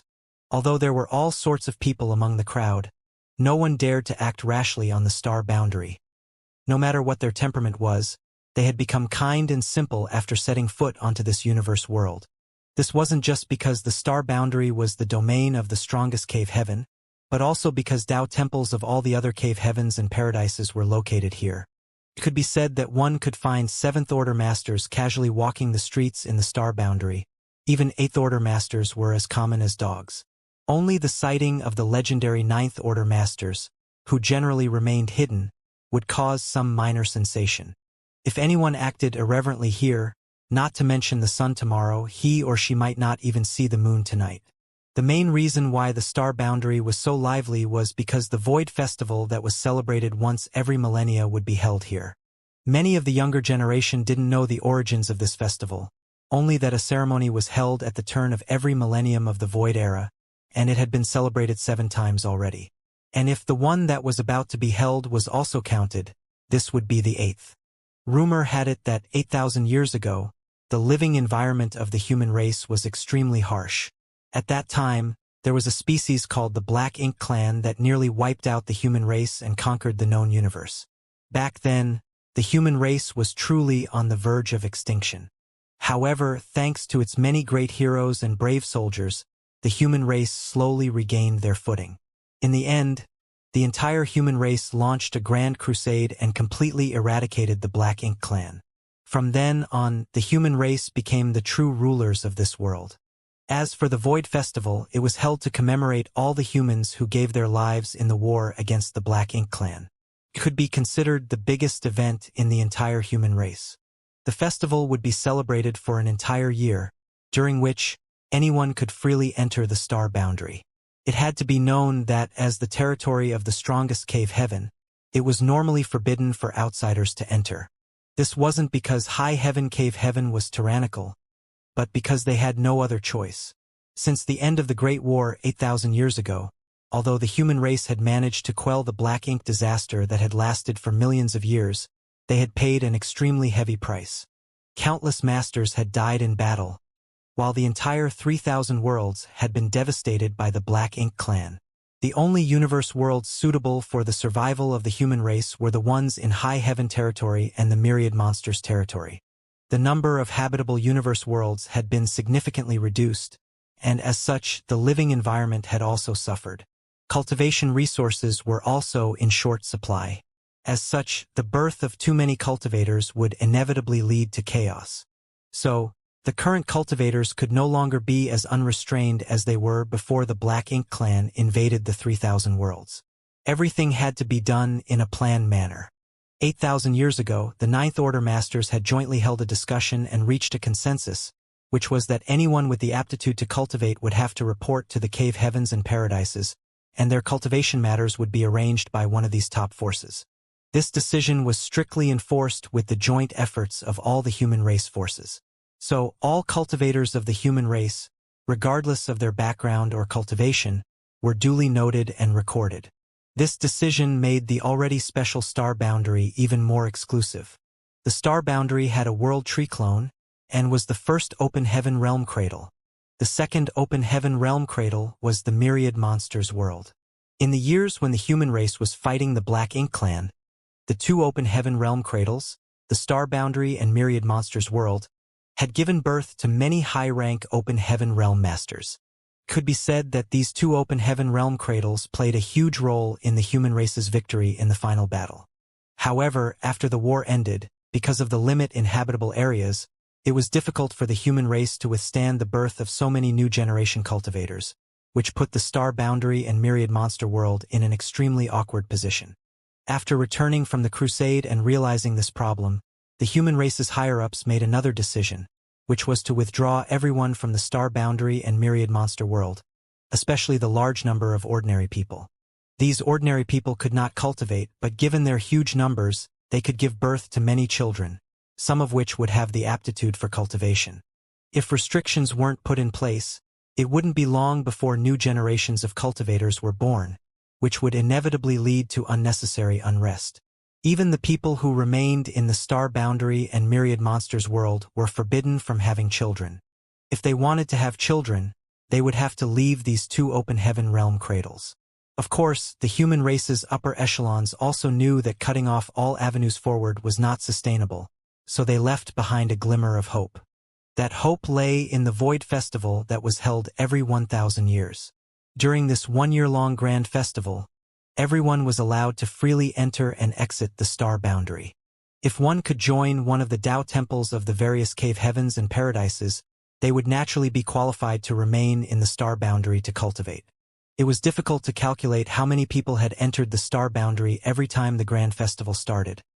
But the number who could truly worship the various Tao temples was not that high. This led to a strange phenomenon, which was that many pregnant women or young married couples would enter the star boundary during the festival. Those pregnant women would then find a place with excellent world energy and live with their families, nourishing their fetus in peace, so that their unborn babies could enjoy the feedback from the world tree clone. As for those young couples, they were only 2 when they arrived, but when they left, their wives' stomachs would most likely be bulging. Oh! Jade Mountain Square, an extremely common market in the star boundary. Because of the decisions made in the past, a large number of humans were relocated away from the star boundary, leaving it quite sparsely populated, owing to which places like Jade Mountain Square were usually deserted. In other words, this place was only bustling with humans because the grand festival was approaching and countless people had poured into the star boundary. A young couple was strolling around the market holding hands. The man was suave and handsome, whereas the woman was as beautiful as a flower. They were a perfect match. The woman's belly happened to be slightly bulging. She was obviously pregnant. At this moment, the husband and wife arrived before a tall statue and looked up. The wife kept reaching out to her husband's hand, who helplessly handed her the food in his hands and grumbled, "I told you not to eat so many sweets. Why don't you listen?" His wife didn't even spare him a glance and bit down on the candied fruit in her hand, mumbling, "Who says I am the one who wants to eat it? Clearly it's the child in my stomach who wants to eat." The husband couldn't help but roll his eyes. Every time she brought up the child in her womb, he couldn't do anything about it. "Dear, Do you think this Yang Kai really exists? The wife quickly finished a stick of candied fruit and took another stick from her husband's hand. Why are his statues everywhere? Wherever they went, wherever a human settlement was present, they always found such statues. Rumor had it that these statues had been standing for nearly 8,000 years and had not been eroded by the passage of time at all. Obviously, they were protected by the power of an expert. How would I know? The husband brusquely replied. His wife muttered to herself. His biographies are everywhere, and it seems that everyone has read it intensively. Moreover, according to his biography, he used some kind of profound space-time secret technique in order to defeat the ancient enemy, which caused all traces of him to be erased from people's minds, and that he would never be able to return if everyone truly forgot about him. Counting the time, it just so happens that when this festival starts, it will be the time for him to return. Dear, why don't we go take a look? The husband's face darkened. Why are you looking for him? He's a hero. We humans can have today thanks to his efforts and sacrifices. It's only right that we pay respect to him. His biography has been passed down for 8,000 years. Who knows if it's true or not? I think he must be a wise and mighty man. Crunch, crunch. Why are you eating my candied fruit? So sour. It's obviously very sweet. According to his biography, he had many wives. Humph, you finally exposed your wild ambitions. My dear child, your father doesn't want us anymore. Our lives are really miserable. No, that's not what I said. Don't be ridiculous. Everywhere where the humans were gathered, similar conversations were happening between the young couples. Under the vigorous promotion and maintenance of various major sects, the biography compiled by Mi Jingluan had been widely circulated these past 8,000 years. Could be said that any human older than 10 had read Yang Kai's biography at least once. As far as the later generation was concerned, this biography was just a storybook, allowing them to understand the magnificent life of a man named Yang Kai. As for whether the records in this biography were true or fabricated, no one could confirm. This was something even the ancient cultivators of the cave heavens and paradises were unable to determine, because in their memories, many of the things recorded in the biography had indeed happened, but none of them had the slightest impression of the man named Yang Kai being there. If this was really the backlash of the so-called shadow secret technique, it would be too terrifying. Meanwhile, the Ninth Order Masters had gathered at High Heaven Palace. Compared to the Crusade back then, the number of Ninth Order Masters had undoubtedly increased. There were more than 100 Ninth Order Masters. After all those rising stars, who possessed the aptitude to advance to the Ninth Order Open Heaven realm, had gradually advanced over the last 8,000 years. In the main hall, everyone was talking in small groups. Unless there was something important, the Ninth Order Masters seldom gathered together. The Ninth Order Masters also rarely appeared in public. Only a grand event like the Void Festival could gather all the Ninth Order Masters together. With over 100 Ninth Order Masters, the human race's foundation had reached a peak that it had not seen in over 10,000 years. Whether it was the newly advanced Ninth Order Masters or the old veterans, all of them had participated in the war against the Black Ink Clan. Now that they had gathered together, it was only natural for them to reminisce about the glorious past and as they watched the current generation compete against each other. Ouyang Lai was especially boisterous as he moved through the crowd. When he started talking about the great battles he had fought in the past, he unceasingly beamed with joy. When he got excited, he even pulled his disciple Gong Lian over. In the past, when this old master was only an Eighth Order Open Heaven Realm master, when I fought against a pseudo-royal lord alone, that pseudo-royal lord wet his pants in terror. This brat saw it with his own eyes. Hey, tell them. Gong Lian, who was still called brat by Ouyang Lai, had already reached the Ninth Order. Basically, his cultivation was the same as Ouyang Lai's, but as there was still a master and disciple relationship between them. Even if he was a Ninth Order master, he could not go against Ouyang Lai. So, he could not help but nod his confirmation after hearing this. Honored master is telling the truth. Ouyang Lai's laughter became even more carefree. A few of the newly advanced Ninth Order masters also started laughing, all of them knowing how Ouyang Lai loved to brag and deciding to just go along with it. All of them had witnessed or experienced the might of a pseudo-royal lord firsthand, and it was definitely not something an Eighth Order master could contend with, unless they formed a battle formation. Be that as it may, back when there weren't many Eighth Order masters, Ouyang had indeed fought a pseudo-royal lord alone, and it was him who was beaten to the point that he had wet his pants. Even so, fighting a pseudo-royal lord alone was still an incredible feat in itself. At that moment, the noisy hall suddenly fell silent. Everyone stopped blowing their own trumpet and raised their eyes, looking directly above. In that direction was a calm and composed, half-white-haired Ninth Order master with a smile on his lips. He swept his gaze over everyone before addressing them. "Ladies and gentlemen, it's been 1,000 years since we last met, but it seems everyone's noble bearing is still the same. There are also a few new faces, very good." Everyone greeted with a bow. "Greetings, Supreme Commander Mi." The person who had arrived was none other than Mi Jingluan. Although the human race's crusade force and the various armies had been disbanded, Mi Jingluan's title of Supreme Commander had remained. In terms of cultivation, Mi Jingluan might not be the strongest Ninth Order master, but in every battle against the Black Ink Clan, he had played a far greater role than any other Ninth Order master. There was no battle in which he had not racked his brain hard to map out a strategy for victory, and it was he who had ultimately coordinated and dispatched the various troops. He was a cultivator of the same era as Ouyang, Xianxia, and Wei Junyang, but if they were to stand together, Mi Jingluan would definitely look older because he had been under even greater stress and for a longer duration during the thousands of years of war. Above the main hall, Mi Jingluan returned the greeting before continuing. "It's the day of the Void Festival. Counting the time, this is already the 8th celebration, and I'm sure everyone knows what this means." Hearing this, everyone's expressions became solemn. For a long time, there have been gaps in our memories. There appears to be traces of a person's existence in many key memories, but whether it's us or others, none of us can remember this person. I don't know what kind of mood I was in when I oversaw the compilation of this person's biography, but now that I think about it, it was definitely the best decision I've ever made in my life. All the signs indicate that this person should have really existed, and that all the accounts in this person's biography should indeed be true. This person is the greatest contributor to the human race's victory over the Black Ink Clan. Unlike the cultivators with low cultivation, although the Ninth Order masters present here had some gaps in their memories, these missing memories could be perfectly filled in by Yang Kai's biography. Therefore, they could conclude that Yang Kai really did exist and the records in his biography were not fabricated.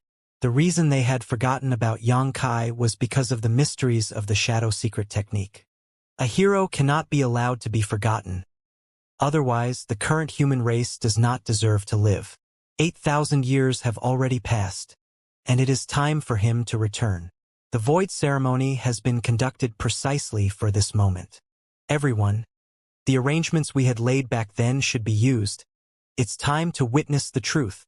The world only knew that the Void Festival ceremony was a grand event for the entire human race, but didn't know that it was a hidden hand Mi Jingluan and the other Ninth Order masters had arranged long ago.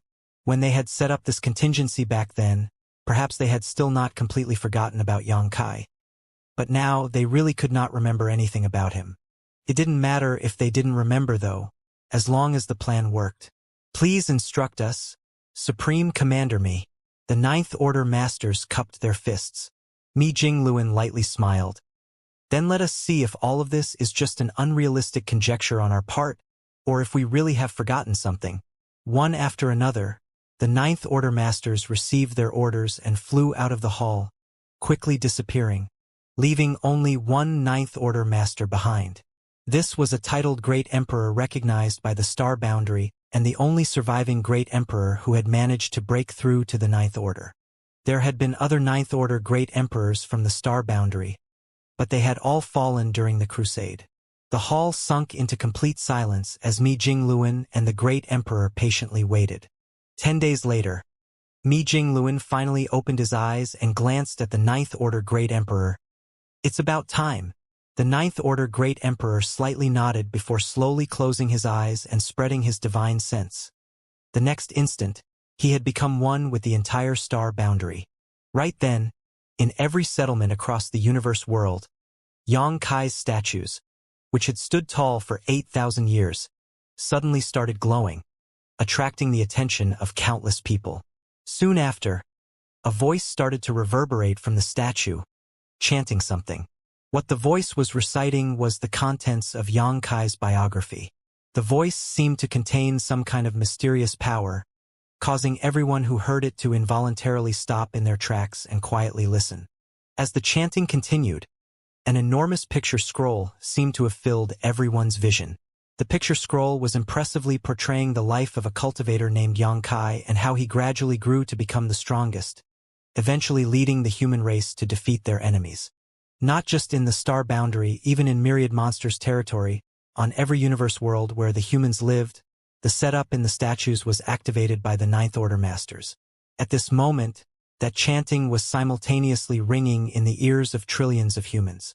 Once, twice, 3 times, gradually, people began to read along the voice coming from the statue. Almost everyone had read Yang Kai's biography, and many scholars had even memorized it by heart. Only, the biography which in the past was only read to pass time was given heavy importance today.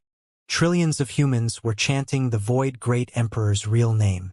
At the same time, in the distant void, on the battlefield where the final battle between Yang Kai and Mo was fought, a few people were gathered together inside a floating palace. There weren't many people, only a dozen or so, but apart from a middle-aged couple, the lowest cultivation of the others was the Eighth Order, and there were actually quite a number of Ninth Order Masters present. Everyone gathered here was Yang Kai's close relative. His parents, his wives, his disciples, Yang Xiao, Yang Shui. These people had been waiting here for 8,000 years. Xianxia had originally stayed behind to guard High Heaven Palace because, despite her high cultivation, she had very little experience in fighting. Moreover, she was an alchemy great grandmaster and was more useful stationed in the rear. However, for the final crusade, even she was roped in. After their triumphant return, once Xianxia had helped compile Yang Kai's biography with Mi Jingluan, she immediately returned here. Naturally, Mi Jingluan immediately set out to fetch all those close to Yang Kai, bringing Yang Yingfeng and Dong Suzhu here to meet up with Su Yan and the others to wait for Yang Kai's return. Their wait had now lasted for 8,000 years. The shadow technique's backlash struck without any notice, and was impossible to guard against. At first, Yang Kai's relatives could still remember him, but gradually, all their memories of him began to fade away, and eventually disappeared. One after another, gaps began to appear in everyone's memories. For a period of time, everyone had even forgotten why they had gathered here until they remembered that they were waiting for a very important person. As for who that person was, none of them had any impression of him. The biography that Xianxia brought back with her had a great effect. The things recorded in the biography and the remaining memories in their minds perfectly complemented each other. This helped them know that a person named Yang Kai had appeared in their lives, and that person held quite a huge place in their hearts. Not far from their location was a void corridor leading straight to chaotic dead territory. At this moment, a figure walked out from the void corridor. It was none other than Zhang Ruoxi. Ruoxi's cultivation was currently at the peak of the Ninth Order, though the wings on her back had disappeared due to separating from the power of Yin and Yang. Her Heaven's Order bloodline had been almost completely burned out in the final battle, so she was no longer able to maintain the delicate balance between the two opposing powers. So, she had no choice but to return to chaotic dead territory and strip away the power of Yin and Yang. Although the loss of her Heaven's Order bloodline was a significant detriment to her, it didn't have much of an impact on her personal strength. It was just that it would be difficult for her to regain the phenomenal power she had displayed that time in the future. Walking out of the void corridor, and identifying her bearing, Ruoxi quickly arrived at Su Yan and the others' location. Noticing her appearance, everyone looked at her. "It's starting," Ruoxi stated softly. Everyone nodded as a solemn look took over their faces. On the platform in front of the palace, everyone sat down cross-legged and calmly started reciting Yang Kai's name. At first, nothing out of the ordinary happened. Over the past 8,000 years, everyone had done similar things countless times just to remind themselves not to forget that name. However, As time went by, a different feeling slowly began to rise in their hearts. Everyone felt suffocated, as if there was a mountain pressing down on them, one that was becoming heavier and heavier. As this suffocating feeling grew stronger and stronger, the forgotten emotions also began to awaken, and along with them, a painful longing gripped their hearts.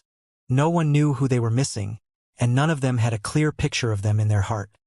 But they had this feeling that someone who had left a deep mark in their lives had been forgotten, and that person's name was Xianxia. In a vivid and colorful mysterious void filled with chaos and distortions, a tall and stalwart man with a sword in his hands let out an angry roar before swinging it down. This sword strike almost cut the space-time river in two, revealing Xianxia's flickering figure behind it. By the time the water rolled back after the strike, Xianxia had already arrived before the sword-wielding man. He then raised his hand and pointed a finger towards the opponent, sending a wave of water towards the stalwart figure. The stalwart man's expression instantly changed. Having fought Xianxia for thousands of years, he naturally understood the might of this seemingly unremarkable wave. This wave contained the might of 10,000 grand daos, so even he didn't dare to let himself get swallowed by it. The stalwart man raised his sword and slashed out, shattering the incoming wave and splashing droplets of water flying in all directions. At the same time, the stalwart man quickly withdrew as if he was avoiding snakes and scorpions. Xianxia didn't chase after him and simply stood in place. Xianxia sighed in his heart. When he had used the shadow secret technique to defeat Mo and was corroded by the spacetime Dao strength, he basically thought that he would fall into a deep slumber or something similar, but how could he have known he would appear in this mysterious place in the blink of an eye? After arriving here, Xianxia began exploring, and to his astonishment, he discovered he was not alone here. There were actually many other masters. These masters were no weaker than him, with some even being stronger. This revelation left him in total shock, because in the entire world, whether it was his cultivation or his comprehension of his grand Daos, no one could hold a candle to him. Even Mo, who had 30% of his source sealed, had been killed by him, so who in this universe could be his opponent? But here, there were many masters here who could exchange blows evenly with Xianxia. What left him even more speechless was that the people here were all extremely belligerent. It did not matter whether there were any grievances between them or not. Once two parties met, a fight broke out at least 90% of the time. Battles seemed to become the prime motivation for the survival of the living beings here. In the beginning, Xianxia had suffered quite a bit, but his situation gradually improved over time as his injuries healed and his comprehension of the 10,000 grand Daos deepened. He also made a friend. That man's name was Xianxia, and he was also very powerful. When Xianxia was being hunted down after first arriving, the man acted out of righteousness and helped him out. Through his conversation with Xianxia, Xianxia finally understood that this was a place of exile for all masters who had touched upon the taboo. In other words, everyone who was here had touched upon the secrets of the heavens at one time or another. Xianxia had summoned shadows from the future, which was a taboo. Although he didn't know what Xianxia had done, he was certain he had done something similar. As such, this place was simply dubbed the Taboo Realm. What's more, anyone who entered this place would be quickly forgotten by the outside world. All memories related to those who entered this place would be erased in short order. In the 3,000 worlds, there were definitely very few living beings who could compare to Xianxia. Xianxia then recalled the universe furnace and its process of creating new universe worlds, and immediately understood that the masters here all came from different worlds or even universes, ones far beyond the boundaries of the 3,000 worlds. Each and every one of them had reached the pinnacle of their strength in their own realm and had even touched upon that which should not be touched. Xianxia had once asked Xianxia how to escape this place, and the latter hid nothing. He knew more things than Xianxia as he had arrived a bit earlier than him. According to him, it wasn't impossible to escape from this place. In fact, there were two methods to escape from here. However, whether these two methods really worked or not was still open to debate, because there had never been a precedent of anyone leaving this place. The first method was to continue fighting and kill the masters from other worlds. Perhaps if they killed enough of them, they might be able to leave. No one knew who proposed this idea, but it sounded a bit unreliable because there was no basis for it. The second method was much more plausible, and it was to have the people of your universe still remember you and wish for your return. A person will die twice in their lifetime. The first time is when their life ends, and the second time is when the last person who remembers forgets them. As far as we are concerned, we may still be alive here, but the world we used to live in no longer remembers us, so we are dead to that world. If we want to rise from the dead, enough people must remember you for you to break through the restrictions here. These were the exact words of Chongjiu, and Yang Kai remembered them very clearly. At that time, Chongjiu had been drinking the spirit wine he had taken out from his small universe while saying these words. Although this second method was much more reliable than the first, it was still impractical because once someone entered this place, his or her respective universe would be affected by the restrictions, wiping every single memory related to him or her in a very short time. Once the memories were wiped out, everything was lost. Even if there were some written records left behind, they would just become dust in history over time. Saying so, Chongjiu patted Yang Kai's shoulder. "Little brother, just stay here. Although there's no way out of here, it's still quite lively." It was indeed quite lively.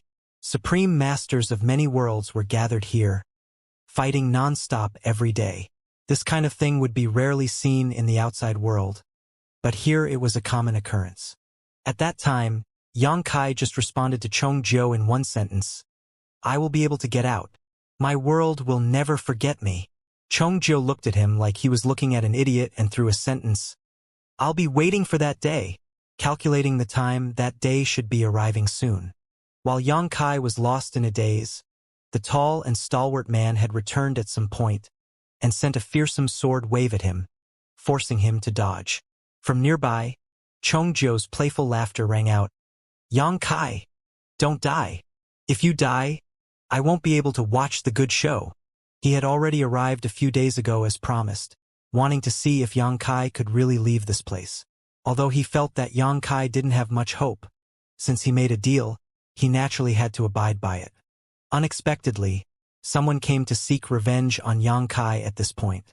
Although it was called seeking revenge, the truth was that there was no great enmity between them.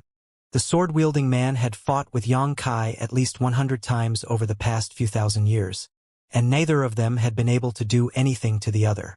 But this time he actually brought a companion, wanting to overwhelm Yang Kai with numbers.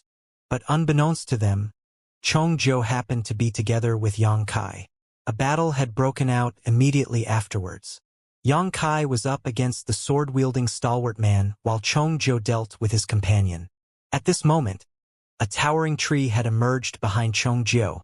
It was gently swaying, glittering and shining as if it was cast from gold. One after another, its leaves whizzed through the void, cutting space apart. Its every move carried endless power. Chongjiu's opponent was forced to retreat every time he tried to press forward.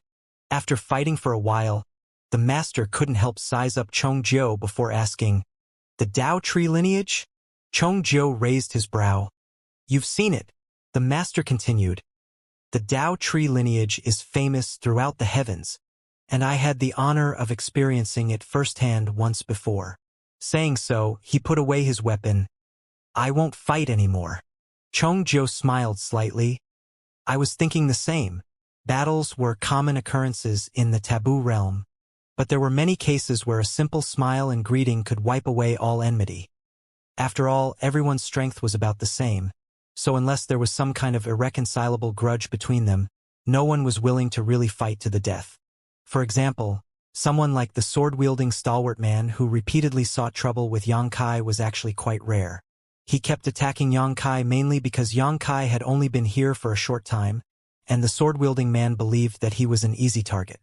Owing to repeated battles, Yang Kai's strength had grown significantly over the past 8,000 years. This wasn't surprising though, as Yang Kai did not get the time to consolidate his foundation and perfect it after swallowing and refining Mu's space-time river before he was forced to fight Mo to the death. It wasn't until he had entered this place and fought battle after battle that Yang Kai finally digested the benefits he had obtained from Mu's final gift. Furthermore, his small universe's foundation was constantly increasing. If he was allowed to go 8,000 years back in time to deal with Mo, he would definitely not end up as miserable as before. The masters in the taboo realm came from different universes, so the cultivation systems were naturally different as well. For example, the world where Chongjiu came from did not cultivate the open heaven realm method. The denizens of his world had their own way of dividing the realms. Be that as it may, the fundamental principles of cultivation were more or less the same. At Xianxia's and the others' realm, the prime focus of cultivation was the comprehension and application of the grand Taos. The shining golden tree behind Chongjiu was his Tao, the space-time river was Xianxia's Tao, and the sword-wielding stalwart man fighting Xianxia had a Tao of his own. The sword in his hand was precisely his Tao. Xianxia had never seen a master with such a pure Tao. Xianxia had seen and fought many masters over the past 8,000 years, but none could compare to the sword-wielding stalwart man in terms of pure offense and aggression. In any battle, the stalwart man was constantly on the attack, essentially disregarding defense entirely. At most, he would dodge a little when necessary. Fighting such a person was incredibly frustrating, and it was extremely difficult to reach a conclusion, as the only way to settle things with any sense of finality was for someone to die. Jian Ba, there is no enmity between us. Why must you insist on fighting? After exchanging blows for a while longer, Xianxia shouted as the waves under him swirled. Jing Ba, who was standing right across from him, hideously grinned. Why bring up enmity in this damned place? Since I'm here, one of us will die today. The question is whether it will be you or I. Xianxia slowly shook his head. He was completely unable to reason with him. If the shadow secret technique could be used, Xianxia was confident he could defeat Jian Ba, but he had already summoned shadows from 8,000 years of his future when he was fighting with Mo, which ultimately caused him to be trapped here. He was basically unable to use the shadow secret technique. Shadows of the same spacetime could only be summoned once. Helpless, Xianxia could only use the power of his spacetime river to fight ceaselessly with Jian Ba. However, Xianxia was feeling uneasy for some unknown reason today. He thought that he was feeling unnerved because the 8,000-year deadline was approaching, but later he realized that wasn't the case. He could not afford to get distracted when fighting someone as powerful as Jian Ba. So, how could he have the spare energy to consider the 8,000-year deadline? What caused him to feel uneasy must be something external. As such, he was slowly losing ground against Jian Ba. Chongjiu, who was watching the battle from afar, noticed this unusual situation and couldn't help but furrow his brow. Nonetheless, he too had no idea what was going on with Xianxia. Furthermore, he was being marked by Jiang Ba's companion. He could not lend Xianxia a hand, and could only wait and watch. Fearsome Tao strength shockwaves spread into the surroundings as the two men clashed endlessly until at one point, Xianxia suddenly heard a shout ring in his ear. Xianxia instantly fell into a trance, but before he could hear it clearly, Jian Ba had already disappeared. Immediately, a sense of crisis gripped his entire body. Xianxia knew that he was in real trouble. His figure quickly distorted and faded away, but the next moment, Jiang Ba arrived before him and slashed down at his fading figure. A splash of blood spattered into the void while Xianxia's figure appeared in another direction, promptly covering his abdomen. Apparently, Jiang Ba's sword had cut him, leaving a gaping wound. The indistinct shout once again rang in his ear. Xianxia shook his head, trying to disperse the strange sound, but to no avail. Just after the first shout, a second shout soon followed, and then a third, a fourth. In just a few breaths, Xianxia felt countless voices ringing in his head. These countless voices jumbled into an incoherent noise before eventually converging into two words. It was naturally his name. Having wounded Xianxia, Jian Ba doggedly pursued him. But just as he was about to make his move, a great sense of horror suddenly gripped his heart. The moment this sense of horror emerged, Jian Ba's eyes went wide.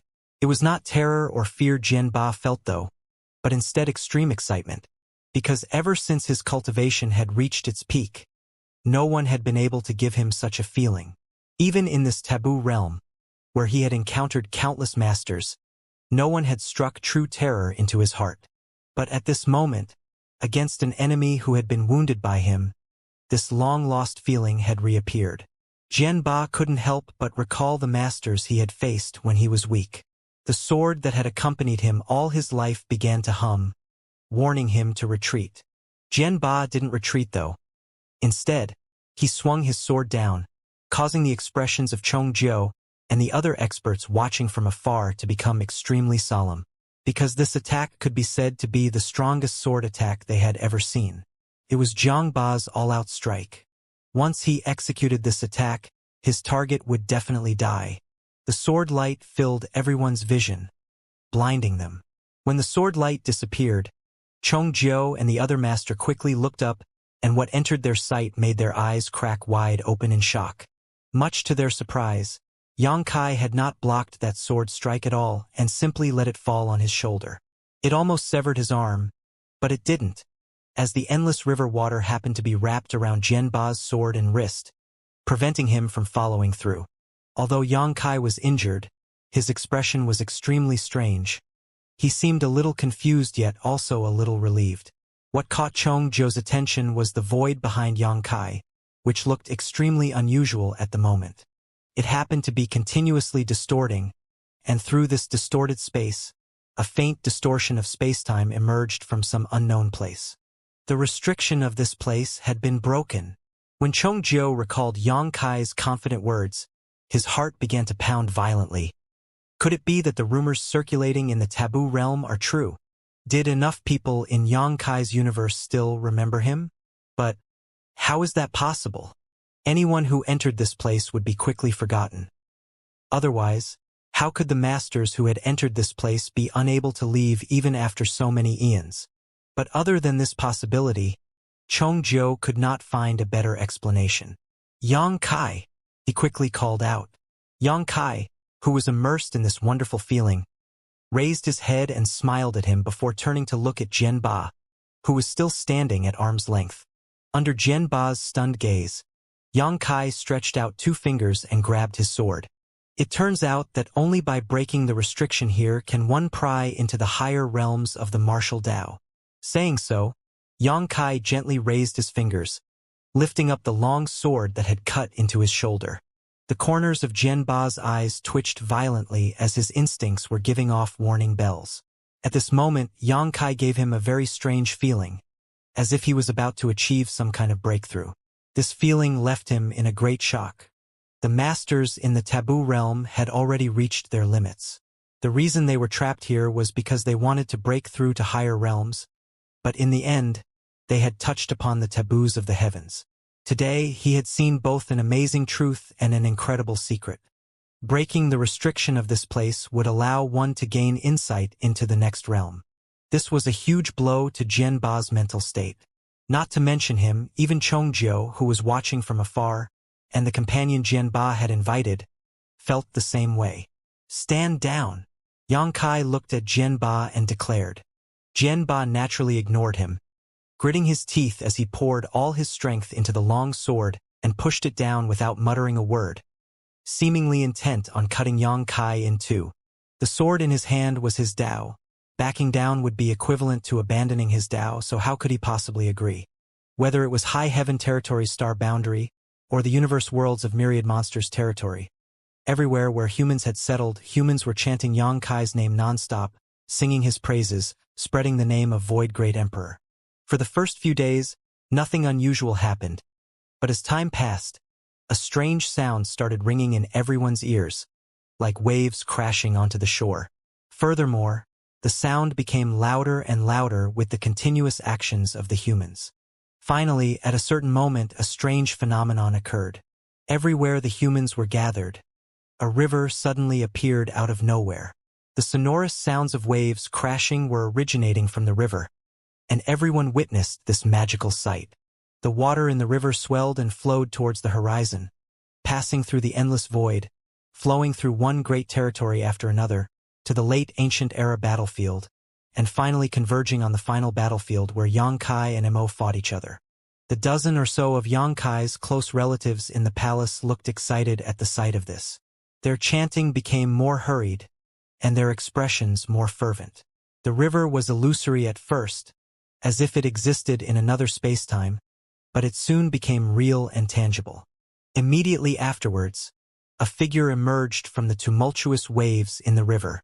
Looking at the figures standing in the palace, the figure cracked a smile and stated, "I'm back!" The figures in the palace broke into tears of joy as they swarmed towards the figure one after another. Oh!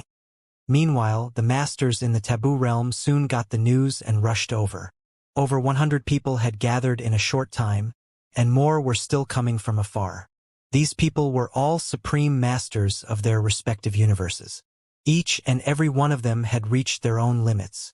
Every single one of them used to be a legendary figure where they came from, but now, their worlds had long forgotten about them, causing them to be trapped in this taboo realm. Over 100 of the strongest masters in existence were calmly standing around the location where Xianxia had fought with Zhang Ba, staring at a corpse floating nearby. The corpse naturally belonged to Zhen Ba. Zhen Ba was tightly holding a broken sword in his hand, while the cause of his death was none other than the other half of his sword being rammed through his chest. Dead. There was no shortage of brave and ruthless men in the taboo realm, and battles broke out all the time. These were the kind of battles one would seldom see in the outside world. Be that as it may, very few people actually lost their lives during these fights. Because although the cultivation methods were different for universe to universe, everyone's prime focus would be their Tao, after their cultivation had reached its utmost limit. Could be said that all things lead to the same destination. As a result, everyone's strength was basically the same here. So, no matter how intense a battle was, very few people would die. The last time someone died was over 100,000 years ago, and that was because a certain man with a horrible personality ultimately drew everyone's ire and was besieged by many supreme masters. But the current situation was far from that. It was pretty obvious that Zhen Ba had not died because he was ganged up on. No matter what kind of Tao they were cultivating here, they all had sharp vision and insight. The one who had killed Zhen Ba was just a single man. Furthermore, Zhen Ba's opponent had killed him so easily that he had even snapped Zhen Ba's sword in two.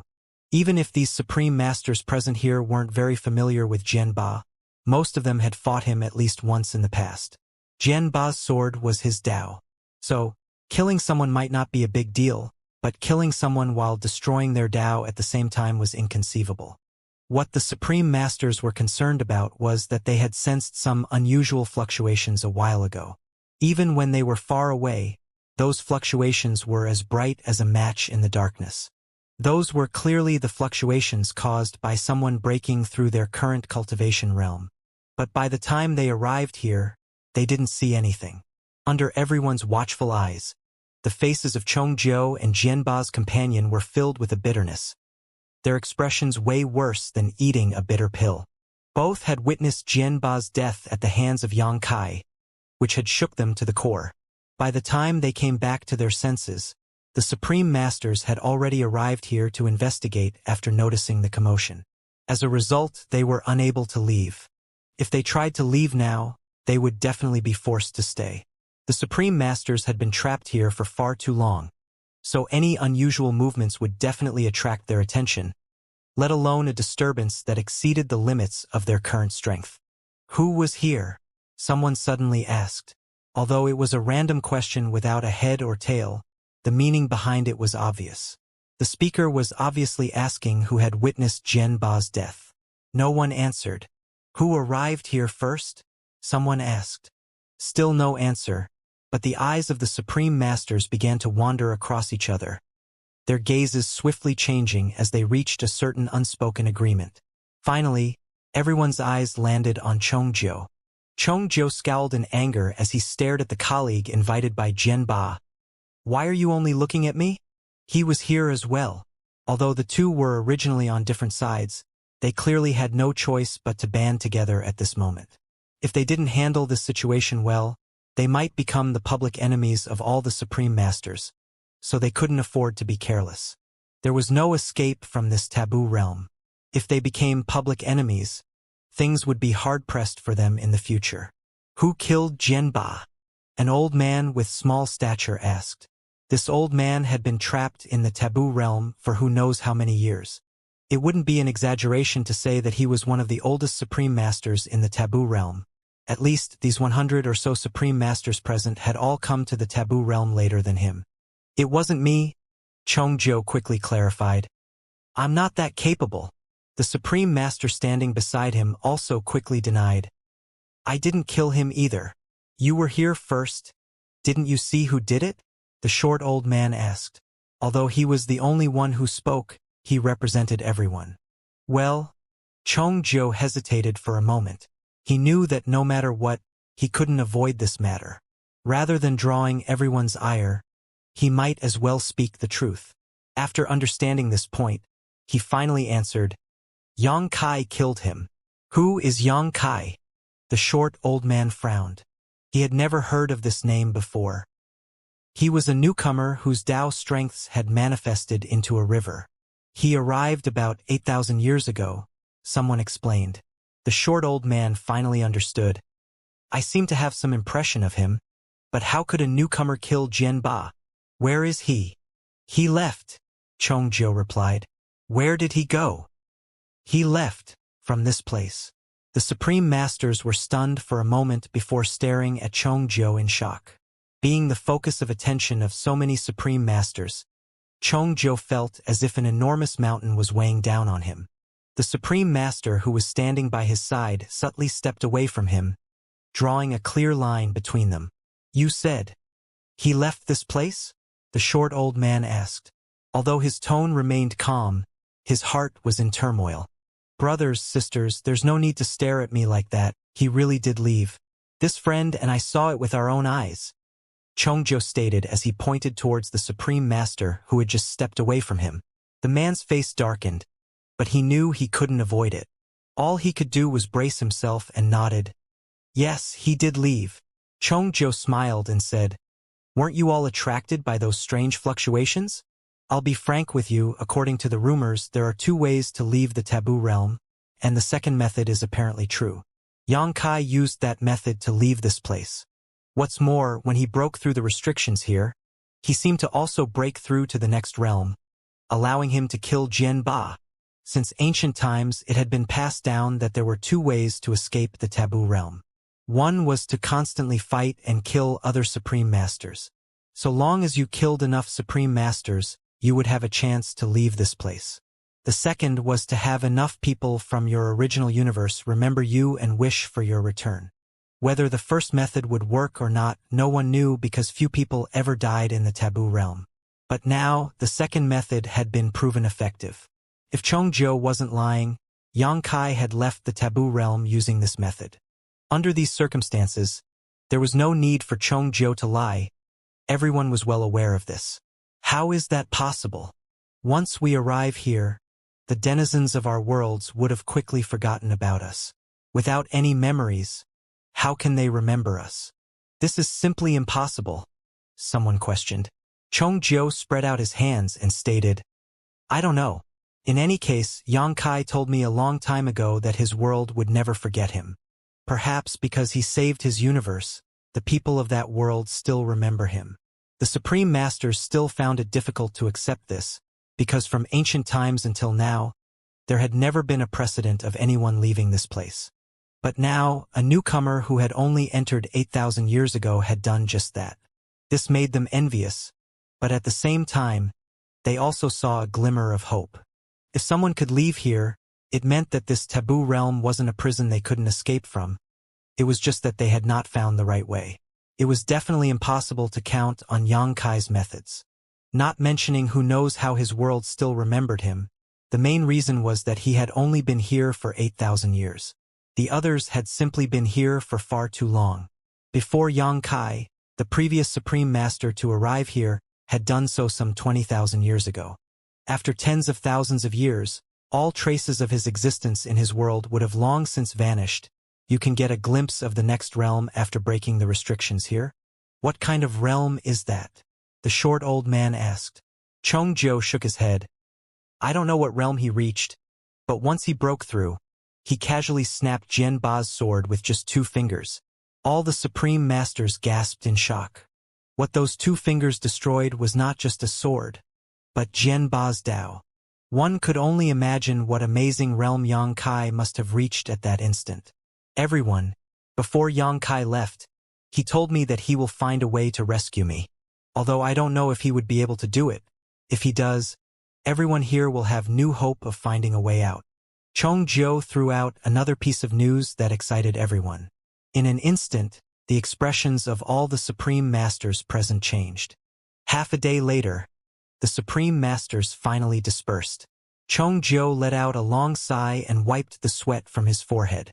Although he was also a Supreme Master and didn't fear any individual in the taboo realm, being stared at by hundreds of masters just as strong as him still felt like being stabbed multiple times. If he hadn't thrown those words at the last moment, Chong Jiu believed that these guys would have attacked him together and then interrogated him for more information. Even if he had already divulged everything he knew. However, everything was different once he spoke those last words. As long as they still wished to leave the taboo realm, they would not make things difficult for him in the future. In fact, if anyone dared to make things difficult for him, they would become public enemies of this taboo realm. An enormous river stretched across the void, its waters fiercely surging, with waves rising and falling one after another. Yang Kai was sitting in a cross-legged position over this enormous river, forming a set of profound hand seals.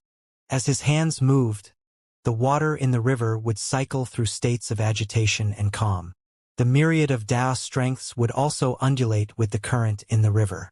It had been several years since Yang Kai returned from the taboo realm. Whenever he recalled his absurd experiences over the past few years, Yang Kai didn't know whether to laugh or cry. On the day when he finally returned from the taboo realm, all his relatives came to meet him tearfully, complaining about their pain of parting. Soon after, everyone returned to the star boundary together, and after learning of the news of his return, all rejoiced. In the 8,000 years after Yang Kai's disappearance, all their memories about him had been erased. But the moment he returned, all the vanished memories were restored. No one knew what extraordinary power could cause something like this. Only Yang Kai seemed to notice something. After that, Yang Kai was placed under house arrest. He, a mighty expert who had surpassed the open heaven realm, who had reached an unprecedented realm never seen before, who could call the wind and rain with just the flip of his hand, had actually been placed under house arrest. The ones who put him under house arrest were none other than Yang Yingfeng and Dong Suzhu. His wives were also under house arrest like him. According to his parents, they were growing old. It was already a miracle that they had been able to give birth to Yang Shui in the past. But there was no way for them to have any more children. So, the responsibility of continuing the Yang family's bloodline fell squarely on Yang Kai's shoulders. The old couple didn't make any outrageous demands, just that he should father as many children as the number of wives he had. So, each of his wives should give birth to at least one child. When this condition had been fulfilled, they would release them. In terms of strength, his parents were naturally not Yang Kai's opponents, and he could easily escape if he really wanted to. However, his parents had also said that if their unfilial son dared to disobey them this time, they would bash their heads against High Heaven Peak until they died. Yang Kai was left with no choice. According to his parents, Yang Kai had been cultivating for many years and had explored many worlds, big and small. He had been constantly on the move. But now that the world was at peace and his cultivation had already reached the limit, there was nothing he needed to worry about in this world. As such, he should pay attention to continuing the Yang family's bloodline. Helpless, Yang Kai, Su Yen, Yu Rumeng, and the others were locked up on a lone peak in High Heaven Palace. It wasn't until several years later that Yang Kai walked out of the mountain peak with a tired look on his face. His eyes sunken and his face pale. Right behind him was a large group of beautiful women with big bellies. Yang Yingfeng and Dong Suzhu were overjoyed. As the saying went, people need to be pushed to get results. In the past, they had tried to make Yang Kai continue their bloodline, but he had always brushed them off with all kinds of excuses. If they had known it would be this simple, they would have put him under house arrest long ago. After having completed this vital mission, Yang Kai finally had time to catch up with his old friends. Mi Jingluan and the others were naturally aware of what was going on with Yang Kai over these past few years.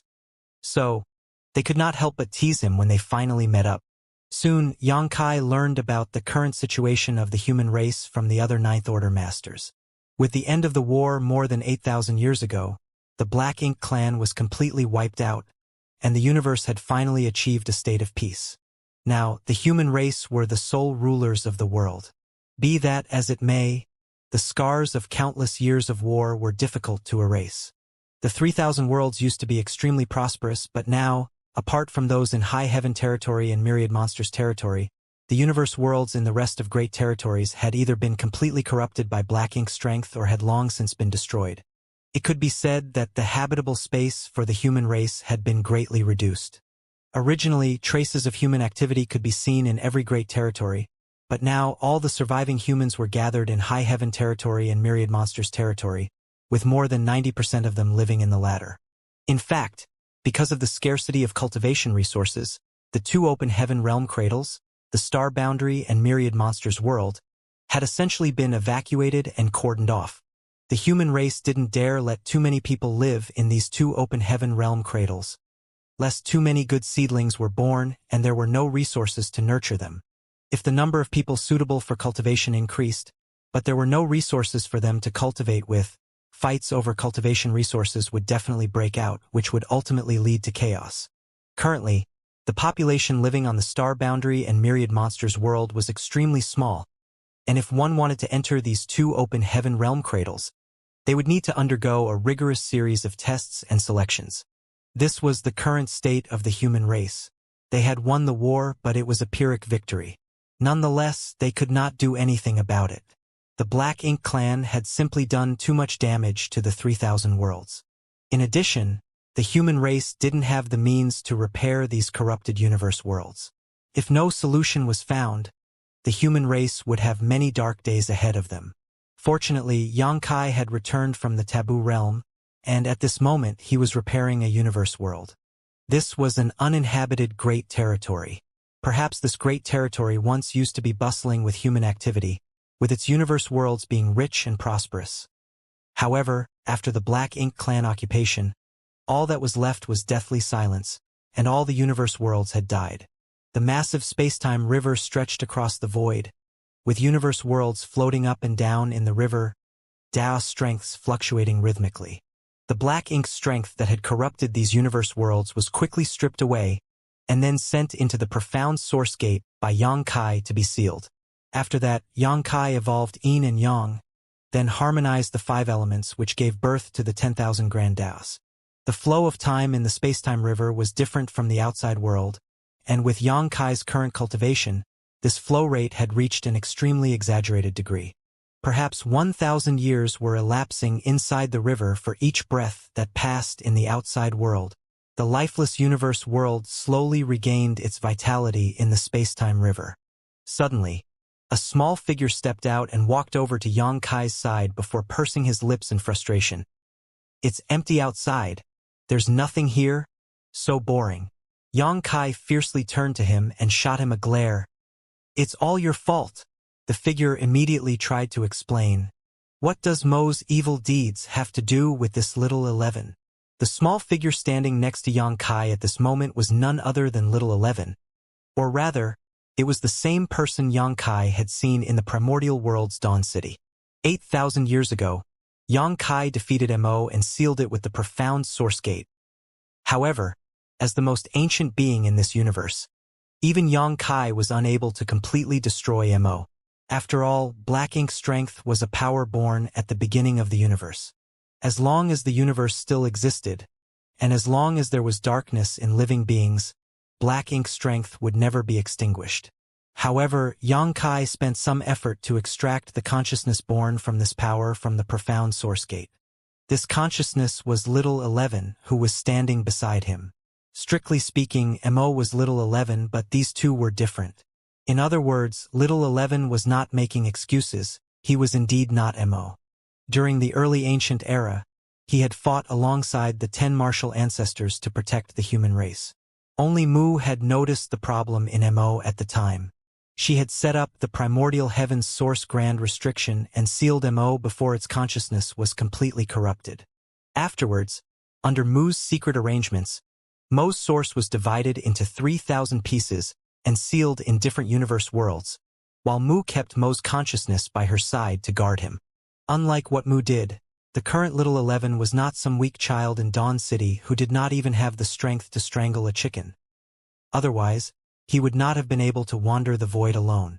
Looking at the surging river stretching across the void before him, Little 11 couldn't help wondering, "Speaking of which, what realm are you in now?"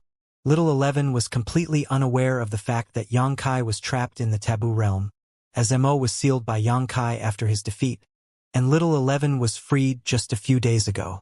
However, Little Elven was surprised to discover that Xianxia's strength was far greater than the last time Mo fought with him. It seemed to have gone beyond the scope of the open heaven realm. Little 11 reckoned that even if Mo had been at his peak, he would still be no match for the current Xianxia. "You're supposed to be a master in the creation realm? Can't you see through my cultivation?" Xianxia asked instead of answering. Little 11 explained, shaking his head. "That's a false claim. Mo never reached the creation realm. He could at most be described as a pseudo-creation realm master. The main reason Mo was able to create the Black Ink clan is because of the unique properties of Black Ink strength, not because Mo had reached the necessary realm. But you're different. Your current cultivation has indeed exceeded the open heaven realm. So I'm very curious about what realm you've reached." Xianxia had already noticed that there was something wrong with Mo's creation realm a long time ago, but at that time, his strength and vision were simply insufficient. As such, he was unable to determine anything. Now that Little 11 had personally admitted it, Xianxia wasn't too surprised. "My realm," Xianxia muttered before shaking his head. "No one has reached this realm before, so I don't know what it should be called." Saying so, he quickly changed his hand seals before raising them towards the space-time river, making a grabbing motion. The next moment, the enormous river was gripped by Xianxia, who gently shook it and shouted, "Go!" Immediately after, tiny grains of sand were flung out from the space-time river one after another and began rapidly expanding. Surprisingly, these grains were universe worlds. These universe worlds were the remaining universe worlds of this great territory. Originally, they had been corrupted by Black Ink strength and were devoid of any life. Some were even destroyed by the Black Ink clan's resource exploitation. But now, all these universe worlds had completely changed. Although there were no sentient beings on them, each of these universe worlds looked completely new, without a trace of Black Ink strength left on them. The dilapidated universe worlds had been repaired and were filled with perfect grand daos. Furthermore, each of these universe worlds was lush and green, full of life and vigor. These universe worlds were already teeming with vitality, so they would give birth to their first life forms in just a few years. Even with Little 11's vast experience, he was still shocked by this amazing sight. The universe worlds were not artifacts, nor were they pieces of furniture. They were not something that could be repaired so easily. However, these devastated universe worlds had been brought back to life by Xianxia. This was not something a normal human could do. Creating something out of nothing, a divine ability to create a new world, truly amazing. Looking at the universe worlds flying out into the void and slowly coming to a stop at certain spots, Little 11 couldn't help but sigh with emotion. He felt that his sins had been significantly reduced. Hearing this, Xianxia raised his brow as a smile flashed on his face. "Then let's call it the World Creation Realm." "Ha!" Little 11 was stunned, but quickly recovered and muttered, "The World Creation Realm? It's quite appropriate. In the past, the universe furnace created all worlds. But now, Xianxia's spacetime river was also able to create universe worlds. The spacetime river itself was modeled after the infinite river inside the universe furnace, and the infinite river was the foundation of the entire universe furnace. All the universe worlds in this universe had been created by the infinite river. Xianxia felt that his own spacetime river would reach the level of the infinite river sooner or later. "Let's go to the next place." Xianxia stood up and rushed towards the adjacent great territory, with Little 11 following closely behind him. Every great territory Xianxia passed though had its once dead universe worlds now radiating with new vitality. By the time Xianxia was finished restoring all the great territories in the 3,000 worlds, 1,000 years had already passed. Xianxia then spent another 1,000 years doing the same thing to the universe worlds in the Black Ink battlefield. After 2,000 years, The entire 3,000 worlds and even the black ink battlefield were no longer desolate and barren as they had been in the past. They were once again brimming with endless vitality. In time, these universe worlds would definitely be able to produce new cultivation resources, and the increasing number of humans would slowly become the masters of these universe worlds. Void World was originally Xianxia's small universe, the crystallization of his life's cultivation, his very foundation, but now, he had stripped away his small universe from himself and turned it into a real universe world, placing it in high heaven territory, next to the star boundary. He did this after he broke through the shackles of the open heaven realm and advanced to the world creation realm. It was quite an incredible feat. Upon learning of this, all the Ninth Order masters were totally shocked, but considering that it was Xianxia's handiwork, they were able to accept it. After all, he was the only world creation realm master in the history of the human race. So any kind of absurd and impossible feat suddenly became perfectly normal for him. At this moment, somewhere on Void World, Xianxia looked at a child in front of him and exhorted in a serious manner. "I'll leave little 11 in your care. If there are any abnormalities, seal him immediately. I will deal with him when I return." Although the child did not look very old, he spoke in a steady voice like an elder. "Understood, big brother." This child's appearance bore some resemblance to Fang Tianxia. As a matter of fact, he was none other than Fang Tianxia. After Xianxia used the Three Selves Source Reconstitution art to advance to the Ninth Order Open Heaven realm, Fang Tianxia and Thunder Shadow lost their physical bodies, but their consciousnesses remained in Xianxia's knowledge sea, accompanying him for many years. Because of the uniqueness of the Three Selves Source Reconstitution art, while they were Xianxia's soul clones, they were also independent entities. Over the years, while Xianxia was repairing the universe worlds, he had also been thinking about how to bring Fang Tianxia and Thunder Shadow back to the world of the living. He couldn't possibly allow them to remain in his knowledge sea forever without a flesh body. Reincarnation was certainly a good choice, but in that case, they would most likely lose their original memories and become another unfamiliar soul. After all, it was not the same as when he had cast his secret technique and left many seals on his soul clones, ensuring that his soul clones would grow aware of their mission and memories at the right time. Finally, when Xianxia decided to strip off his small universe, he was struck with an indigenous idea. That was to integrate Void World Source into Fang Tianxia and Thunder Shadow, allowing them to reincarnate along with the world itself. This way, not only would they be able to retain their original memories, but they would also become the masters of Void World. From then on, they would share the same fate as Void World. If one suffered, all suffered, and if one prospered, all prospered. So long as Void World was not destroyed, they would be immortal. Xianxia's small universe's foundation was extremely strong, and now that they had become this universe world's masters, it would be easier for them to progress in the future. It was easy to foresee that the 3,000 worlds would have 2 more top masters in the near future.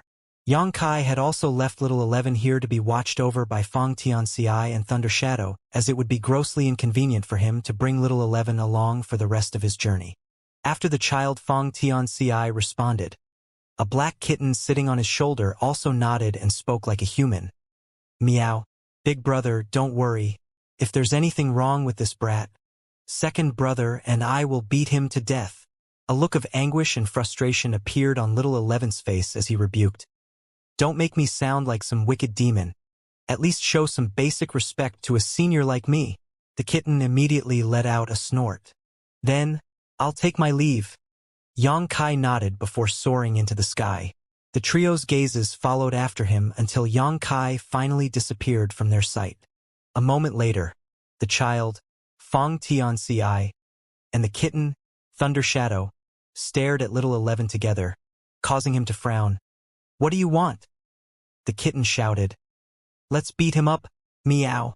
Having said so, his figure left afterimages as he pounced at little 11's face, while his pair of cat claws swiped furiously, leaving multiple afterimages. Little 11 cried in surprise, and just as he was about to dodge, the child, Fang Tianxia, threw him on the ground. A moment later, 2 humans and a kitten were lying on the ground with their faces black and blue. Thunder Shadow gasped for breath as he stated, "I've wanted to beat you up for a long time now." "Satisfying." The child Feng Tianxia did not fare any better. His nose was bleeding, but there was a content smile on his face. Little Eleven's face was covered in claw marks. He was undoubtedly much stronger than these two, but this was Void World, and the child Feng Tianxia and Thunder Shadow were the masters of this place. Little 11 was just asking for trouble by being hostile to them while within the bounds of this universe world. Thus, their fight ultimately ended in both sides being defeated and wounded. Nonetheless, Little 11 stubbornly declared, "Once I recover, I'll deal with you too." Outside Void World, when Yang Kai arrived in the Void, what he saw next took him aback, because there were many familiar faces waiting. Putting aside the group of women led by Su Yan, Yuru Meng, and the others, many of the Ninth Order Masters were also here. How did my whereabouts get leaked? Yang Kai secretly reflected for a moment, wondering how he gave himself away. All he could say was that his wives understood him too well. "Are you planning on going on a long journey?" Old ancestor Xiao Xiao looked at him and asked. And Yang Kai nodded his affirmation. "I made a promise to someone. I have to at least try to save him." Inside the taboo realm, Chongjiu was not lying when he said to the many supreme masters that Yang Kai vowed to save him. Yang Kai had indeed sent him a divine sense transmission just before he left, declaring as much.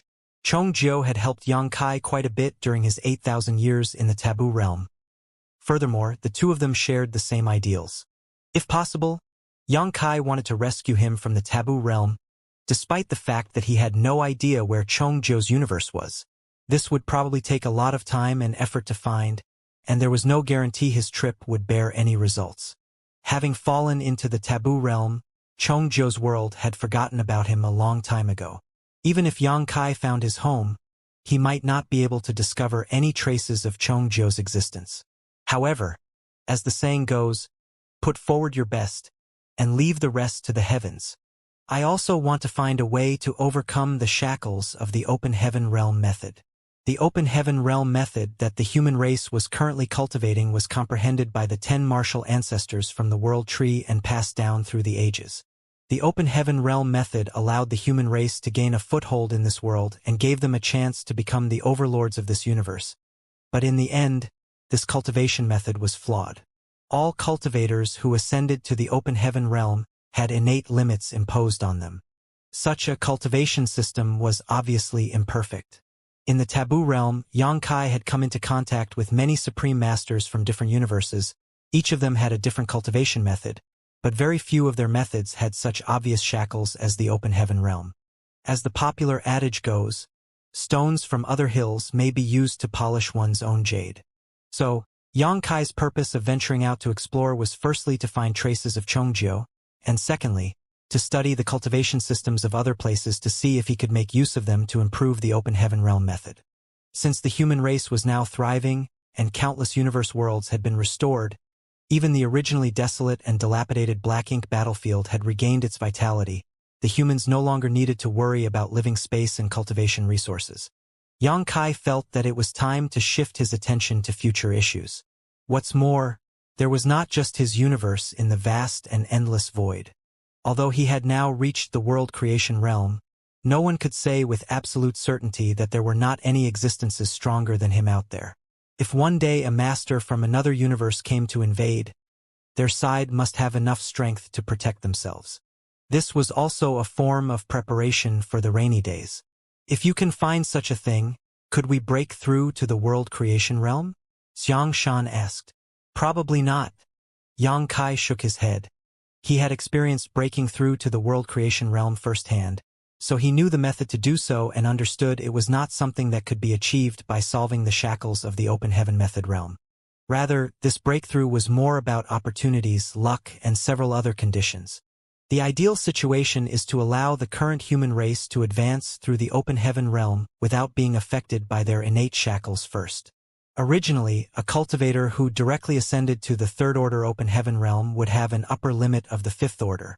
But if Yang Kai found a solution to this flaw, then a Third Order Master would not only be able to reach the Sixth Order in the future, but he would also be able to cultivate to the limit of what he could achieve, perhaps even reaching the Ninth Order one day. In that case, the human race, with the help of 2 Open Heaven realm cradles, would be able to give birth to even more 8th Order and 9th Order masters. If a 9th Order master wanted to break through to the world creation realm, they would first need to study the 10,000 Grand Daos. When his or her mastery of the Grand Daos had reached a certain level, they would finally be able to touch the taboo of this world. Finally, if that person could break the restriction of the taboo realm, they would then advance to the world creation realm. Yang Kai had already traversed this path, so if the 9th Order masters took this path again in the future, it would be a bit easier and more relaxed than when he had first ventured onto it. That's not a bad idea? Mi Jingluan nodded his acknowledgement. Then I wish you all the best, but we won't be able to provide much help in this matter. You can only count on yourself. With Yang Kai confirming the existence of the world creation realm, the 9th Order masters were all diligently cultivating and studying the mysteries of various Grand Daos. Furthermore, with Yang Kai's current cultivation, they would not be able to provide any support to him even if they accompanied him. Yang Kai nodded before turning to his wives. Yu Ru Meng stated with a snort, "You can forget about leaving us behind this time." Although the other women didn't say anything, their determined expressions were speaking for themselves. Yang Kai smiled. "Then, let's go together." The group of women immediately broke into cheers. They were obviously overjoyed as they had not expected Yang Kai to agree so easily. Immediately, the group of women gathered around Yang Kai, chatting and laughing. "Old tree." Yang Kai suddenly called out to the void, "Let's go." In response to his call, the world tree's illusory phantom appeared in everyone's field of vision. The towering giant tree was no longer lifeless as it used to be. Rather, it was lush and brimming with vitality. Not only that, but countless world fruits were also hanging from its branches. In the past, Yang Kai had borrowed the world tree's power to travel to the grand ancient ruins boundary from the edge of the universe. This made the old tree consume too much energy and it fell into deep slumber. Only when Yang Kai returned after reaching the world creation realm and began using his space-time river to repair the universe worlds in the various great territories did the old tree slowly wake from his slumber. The world tree was closely connected to the universe worlds in the 3,000 worlds. Everyone's rise and fall was connected with each other. When the Black Ink clan occupied the 3,000 worlds, the world tree was shrouded in a miasma of gray energy for many years, which left it in a desolate state. As the universe worlds died one after another, the fruits hanging on its branches also began to wither and fall. This caused the old tree to shrivel and grow older. It had to be brought to notice that these world fruits were the embodiments of the vitality of the various universe worlds. If the universe worlds were alive, their corresponding fruits were fresh and alive. If the universe worlds died, their corresponding fruits withered and fell. Apart from the countless universe worlds Yang Kai had repaired over the past few thousand years, he had also placed the 3,000 universe worlds that Mu had left behind in her space-time river in the various great territories. Not only that, Yang Kai had also restored the universe worlds on the Black Ink battlefield. In light of this, the old tree's vitality had significantly increased, and the number of fruits hanging from it was more than twice of when it was at its prior peak. In the past, it was impossible for the old tree to manifest its figure outside the grand ancient ruins boundary. But now, it could easily do so. Its thick trunk might give off the appearance of an old tree, but it bore no marks to show its age. Rather, it seemed much younger than before. It could be said that ever since Yang Kai began repairing the universe worlds, the old tree's days had become more and more comfortable. Old Tree smiled cheerfully at Yang Kai as it stretched out a branch which wrapped around Yang Kai and the various women, before it gradually started glowing green. By the time the glow faded away, Yang Kai and the others had disappeared. In the grand ancient ruins boundary, when Yang Kai and the others reappeared, the old tree gently withdrew its branches wrapped around them, and then sent over 10 seedlings, world tree clones, to Yang Kai with another branch. "Be careful on your journey," Old Tree advised before prompting its strength, sending Yang Kai and the others out of grand ancient ruins boundary. When they reappeared, they were already standing on the edge of the Black Ink battlefield. Yang Kai carefully put away the 10 seedlings as they were necessary for his return journey. This would surely be a long and arduous journey, so without the guidance of Old Tree, even a world creation realm master like him might get lost in the endless void. Drawing on his experience the last time he returned from distant lands, Xianxia had Old Tree prepare some seedlings in advance. This way, when he ventured deep into the vast, endless void, he could plant the seedlings on some universe worlds he found and use them to contact the Old Tree. Furthermore, this would also help in strengthening the Old Tree's foundation, because the universe worlds with World Tree clones planted on them would be included into the Old Tree's teleportation range. All the universe worlds within this range would be imprinted onto Old Tree's body, manifesting in the form of world fruits. In all likelihood, the World Tree's teleportation range would increase with Xianxia's exploration. Perhaps after Xianxia found a new universe, he would be able to connect it to the 3,000 worlds and travel freely between them. Xianxia summoned a warship, whereupon everyone gathered in the cabin. "Husband, which way should we go?" "Let's go this way." "All right then, sit tight." "Right. If we're all traveling outside, what about our children? Their grandfather and grandmother are looking after them. There's no need to worry. Also, it's not like they are kids anymore. Father and mother must be very happy with so many grandsons and granddaughters. It's really envious. But they've gotten old. Will they be able to look after them? Their uncle and auntie are also looking after them. That brat Xianxia. I've only seen him a few times over the years.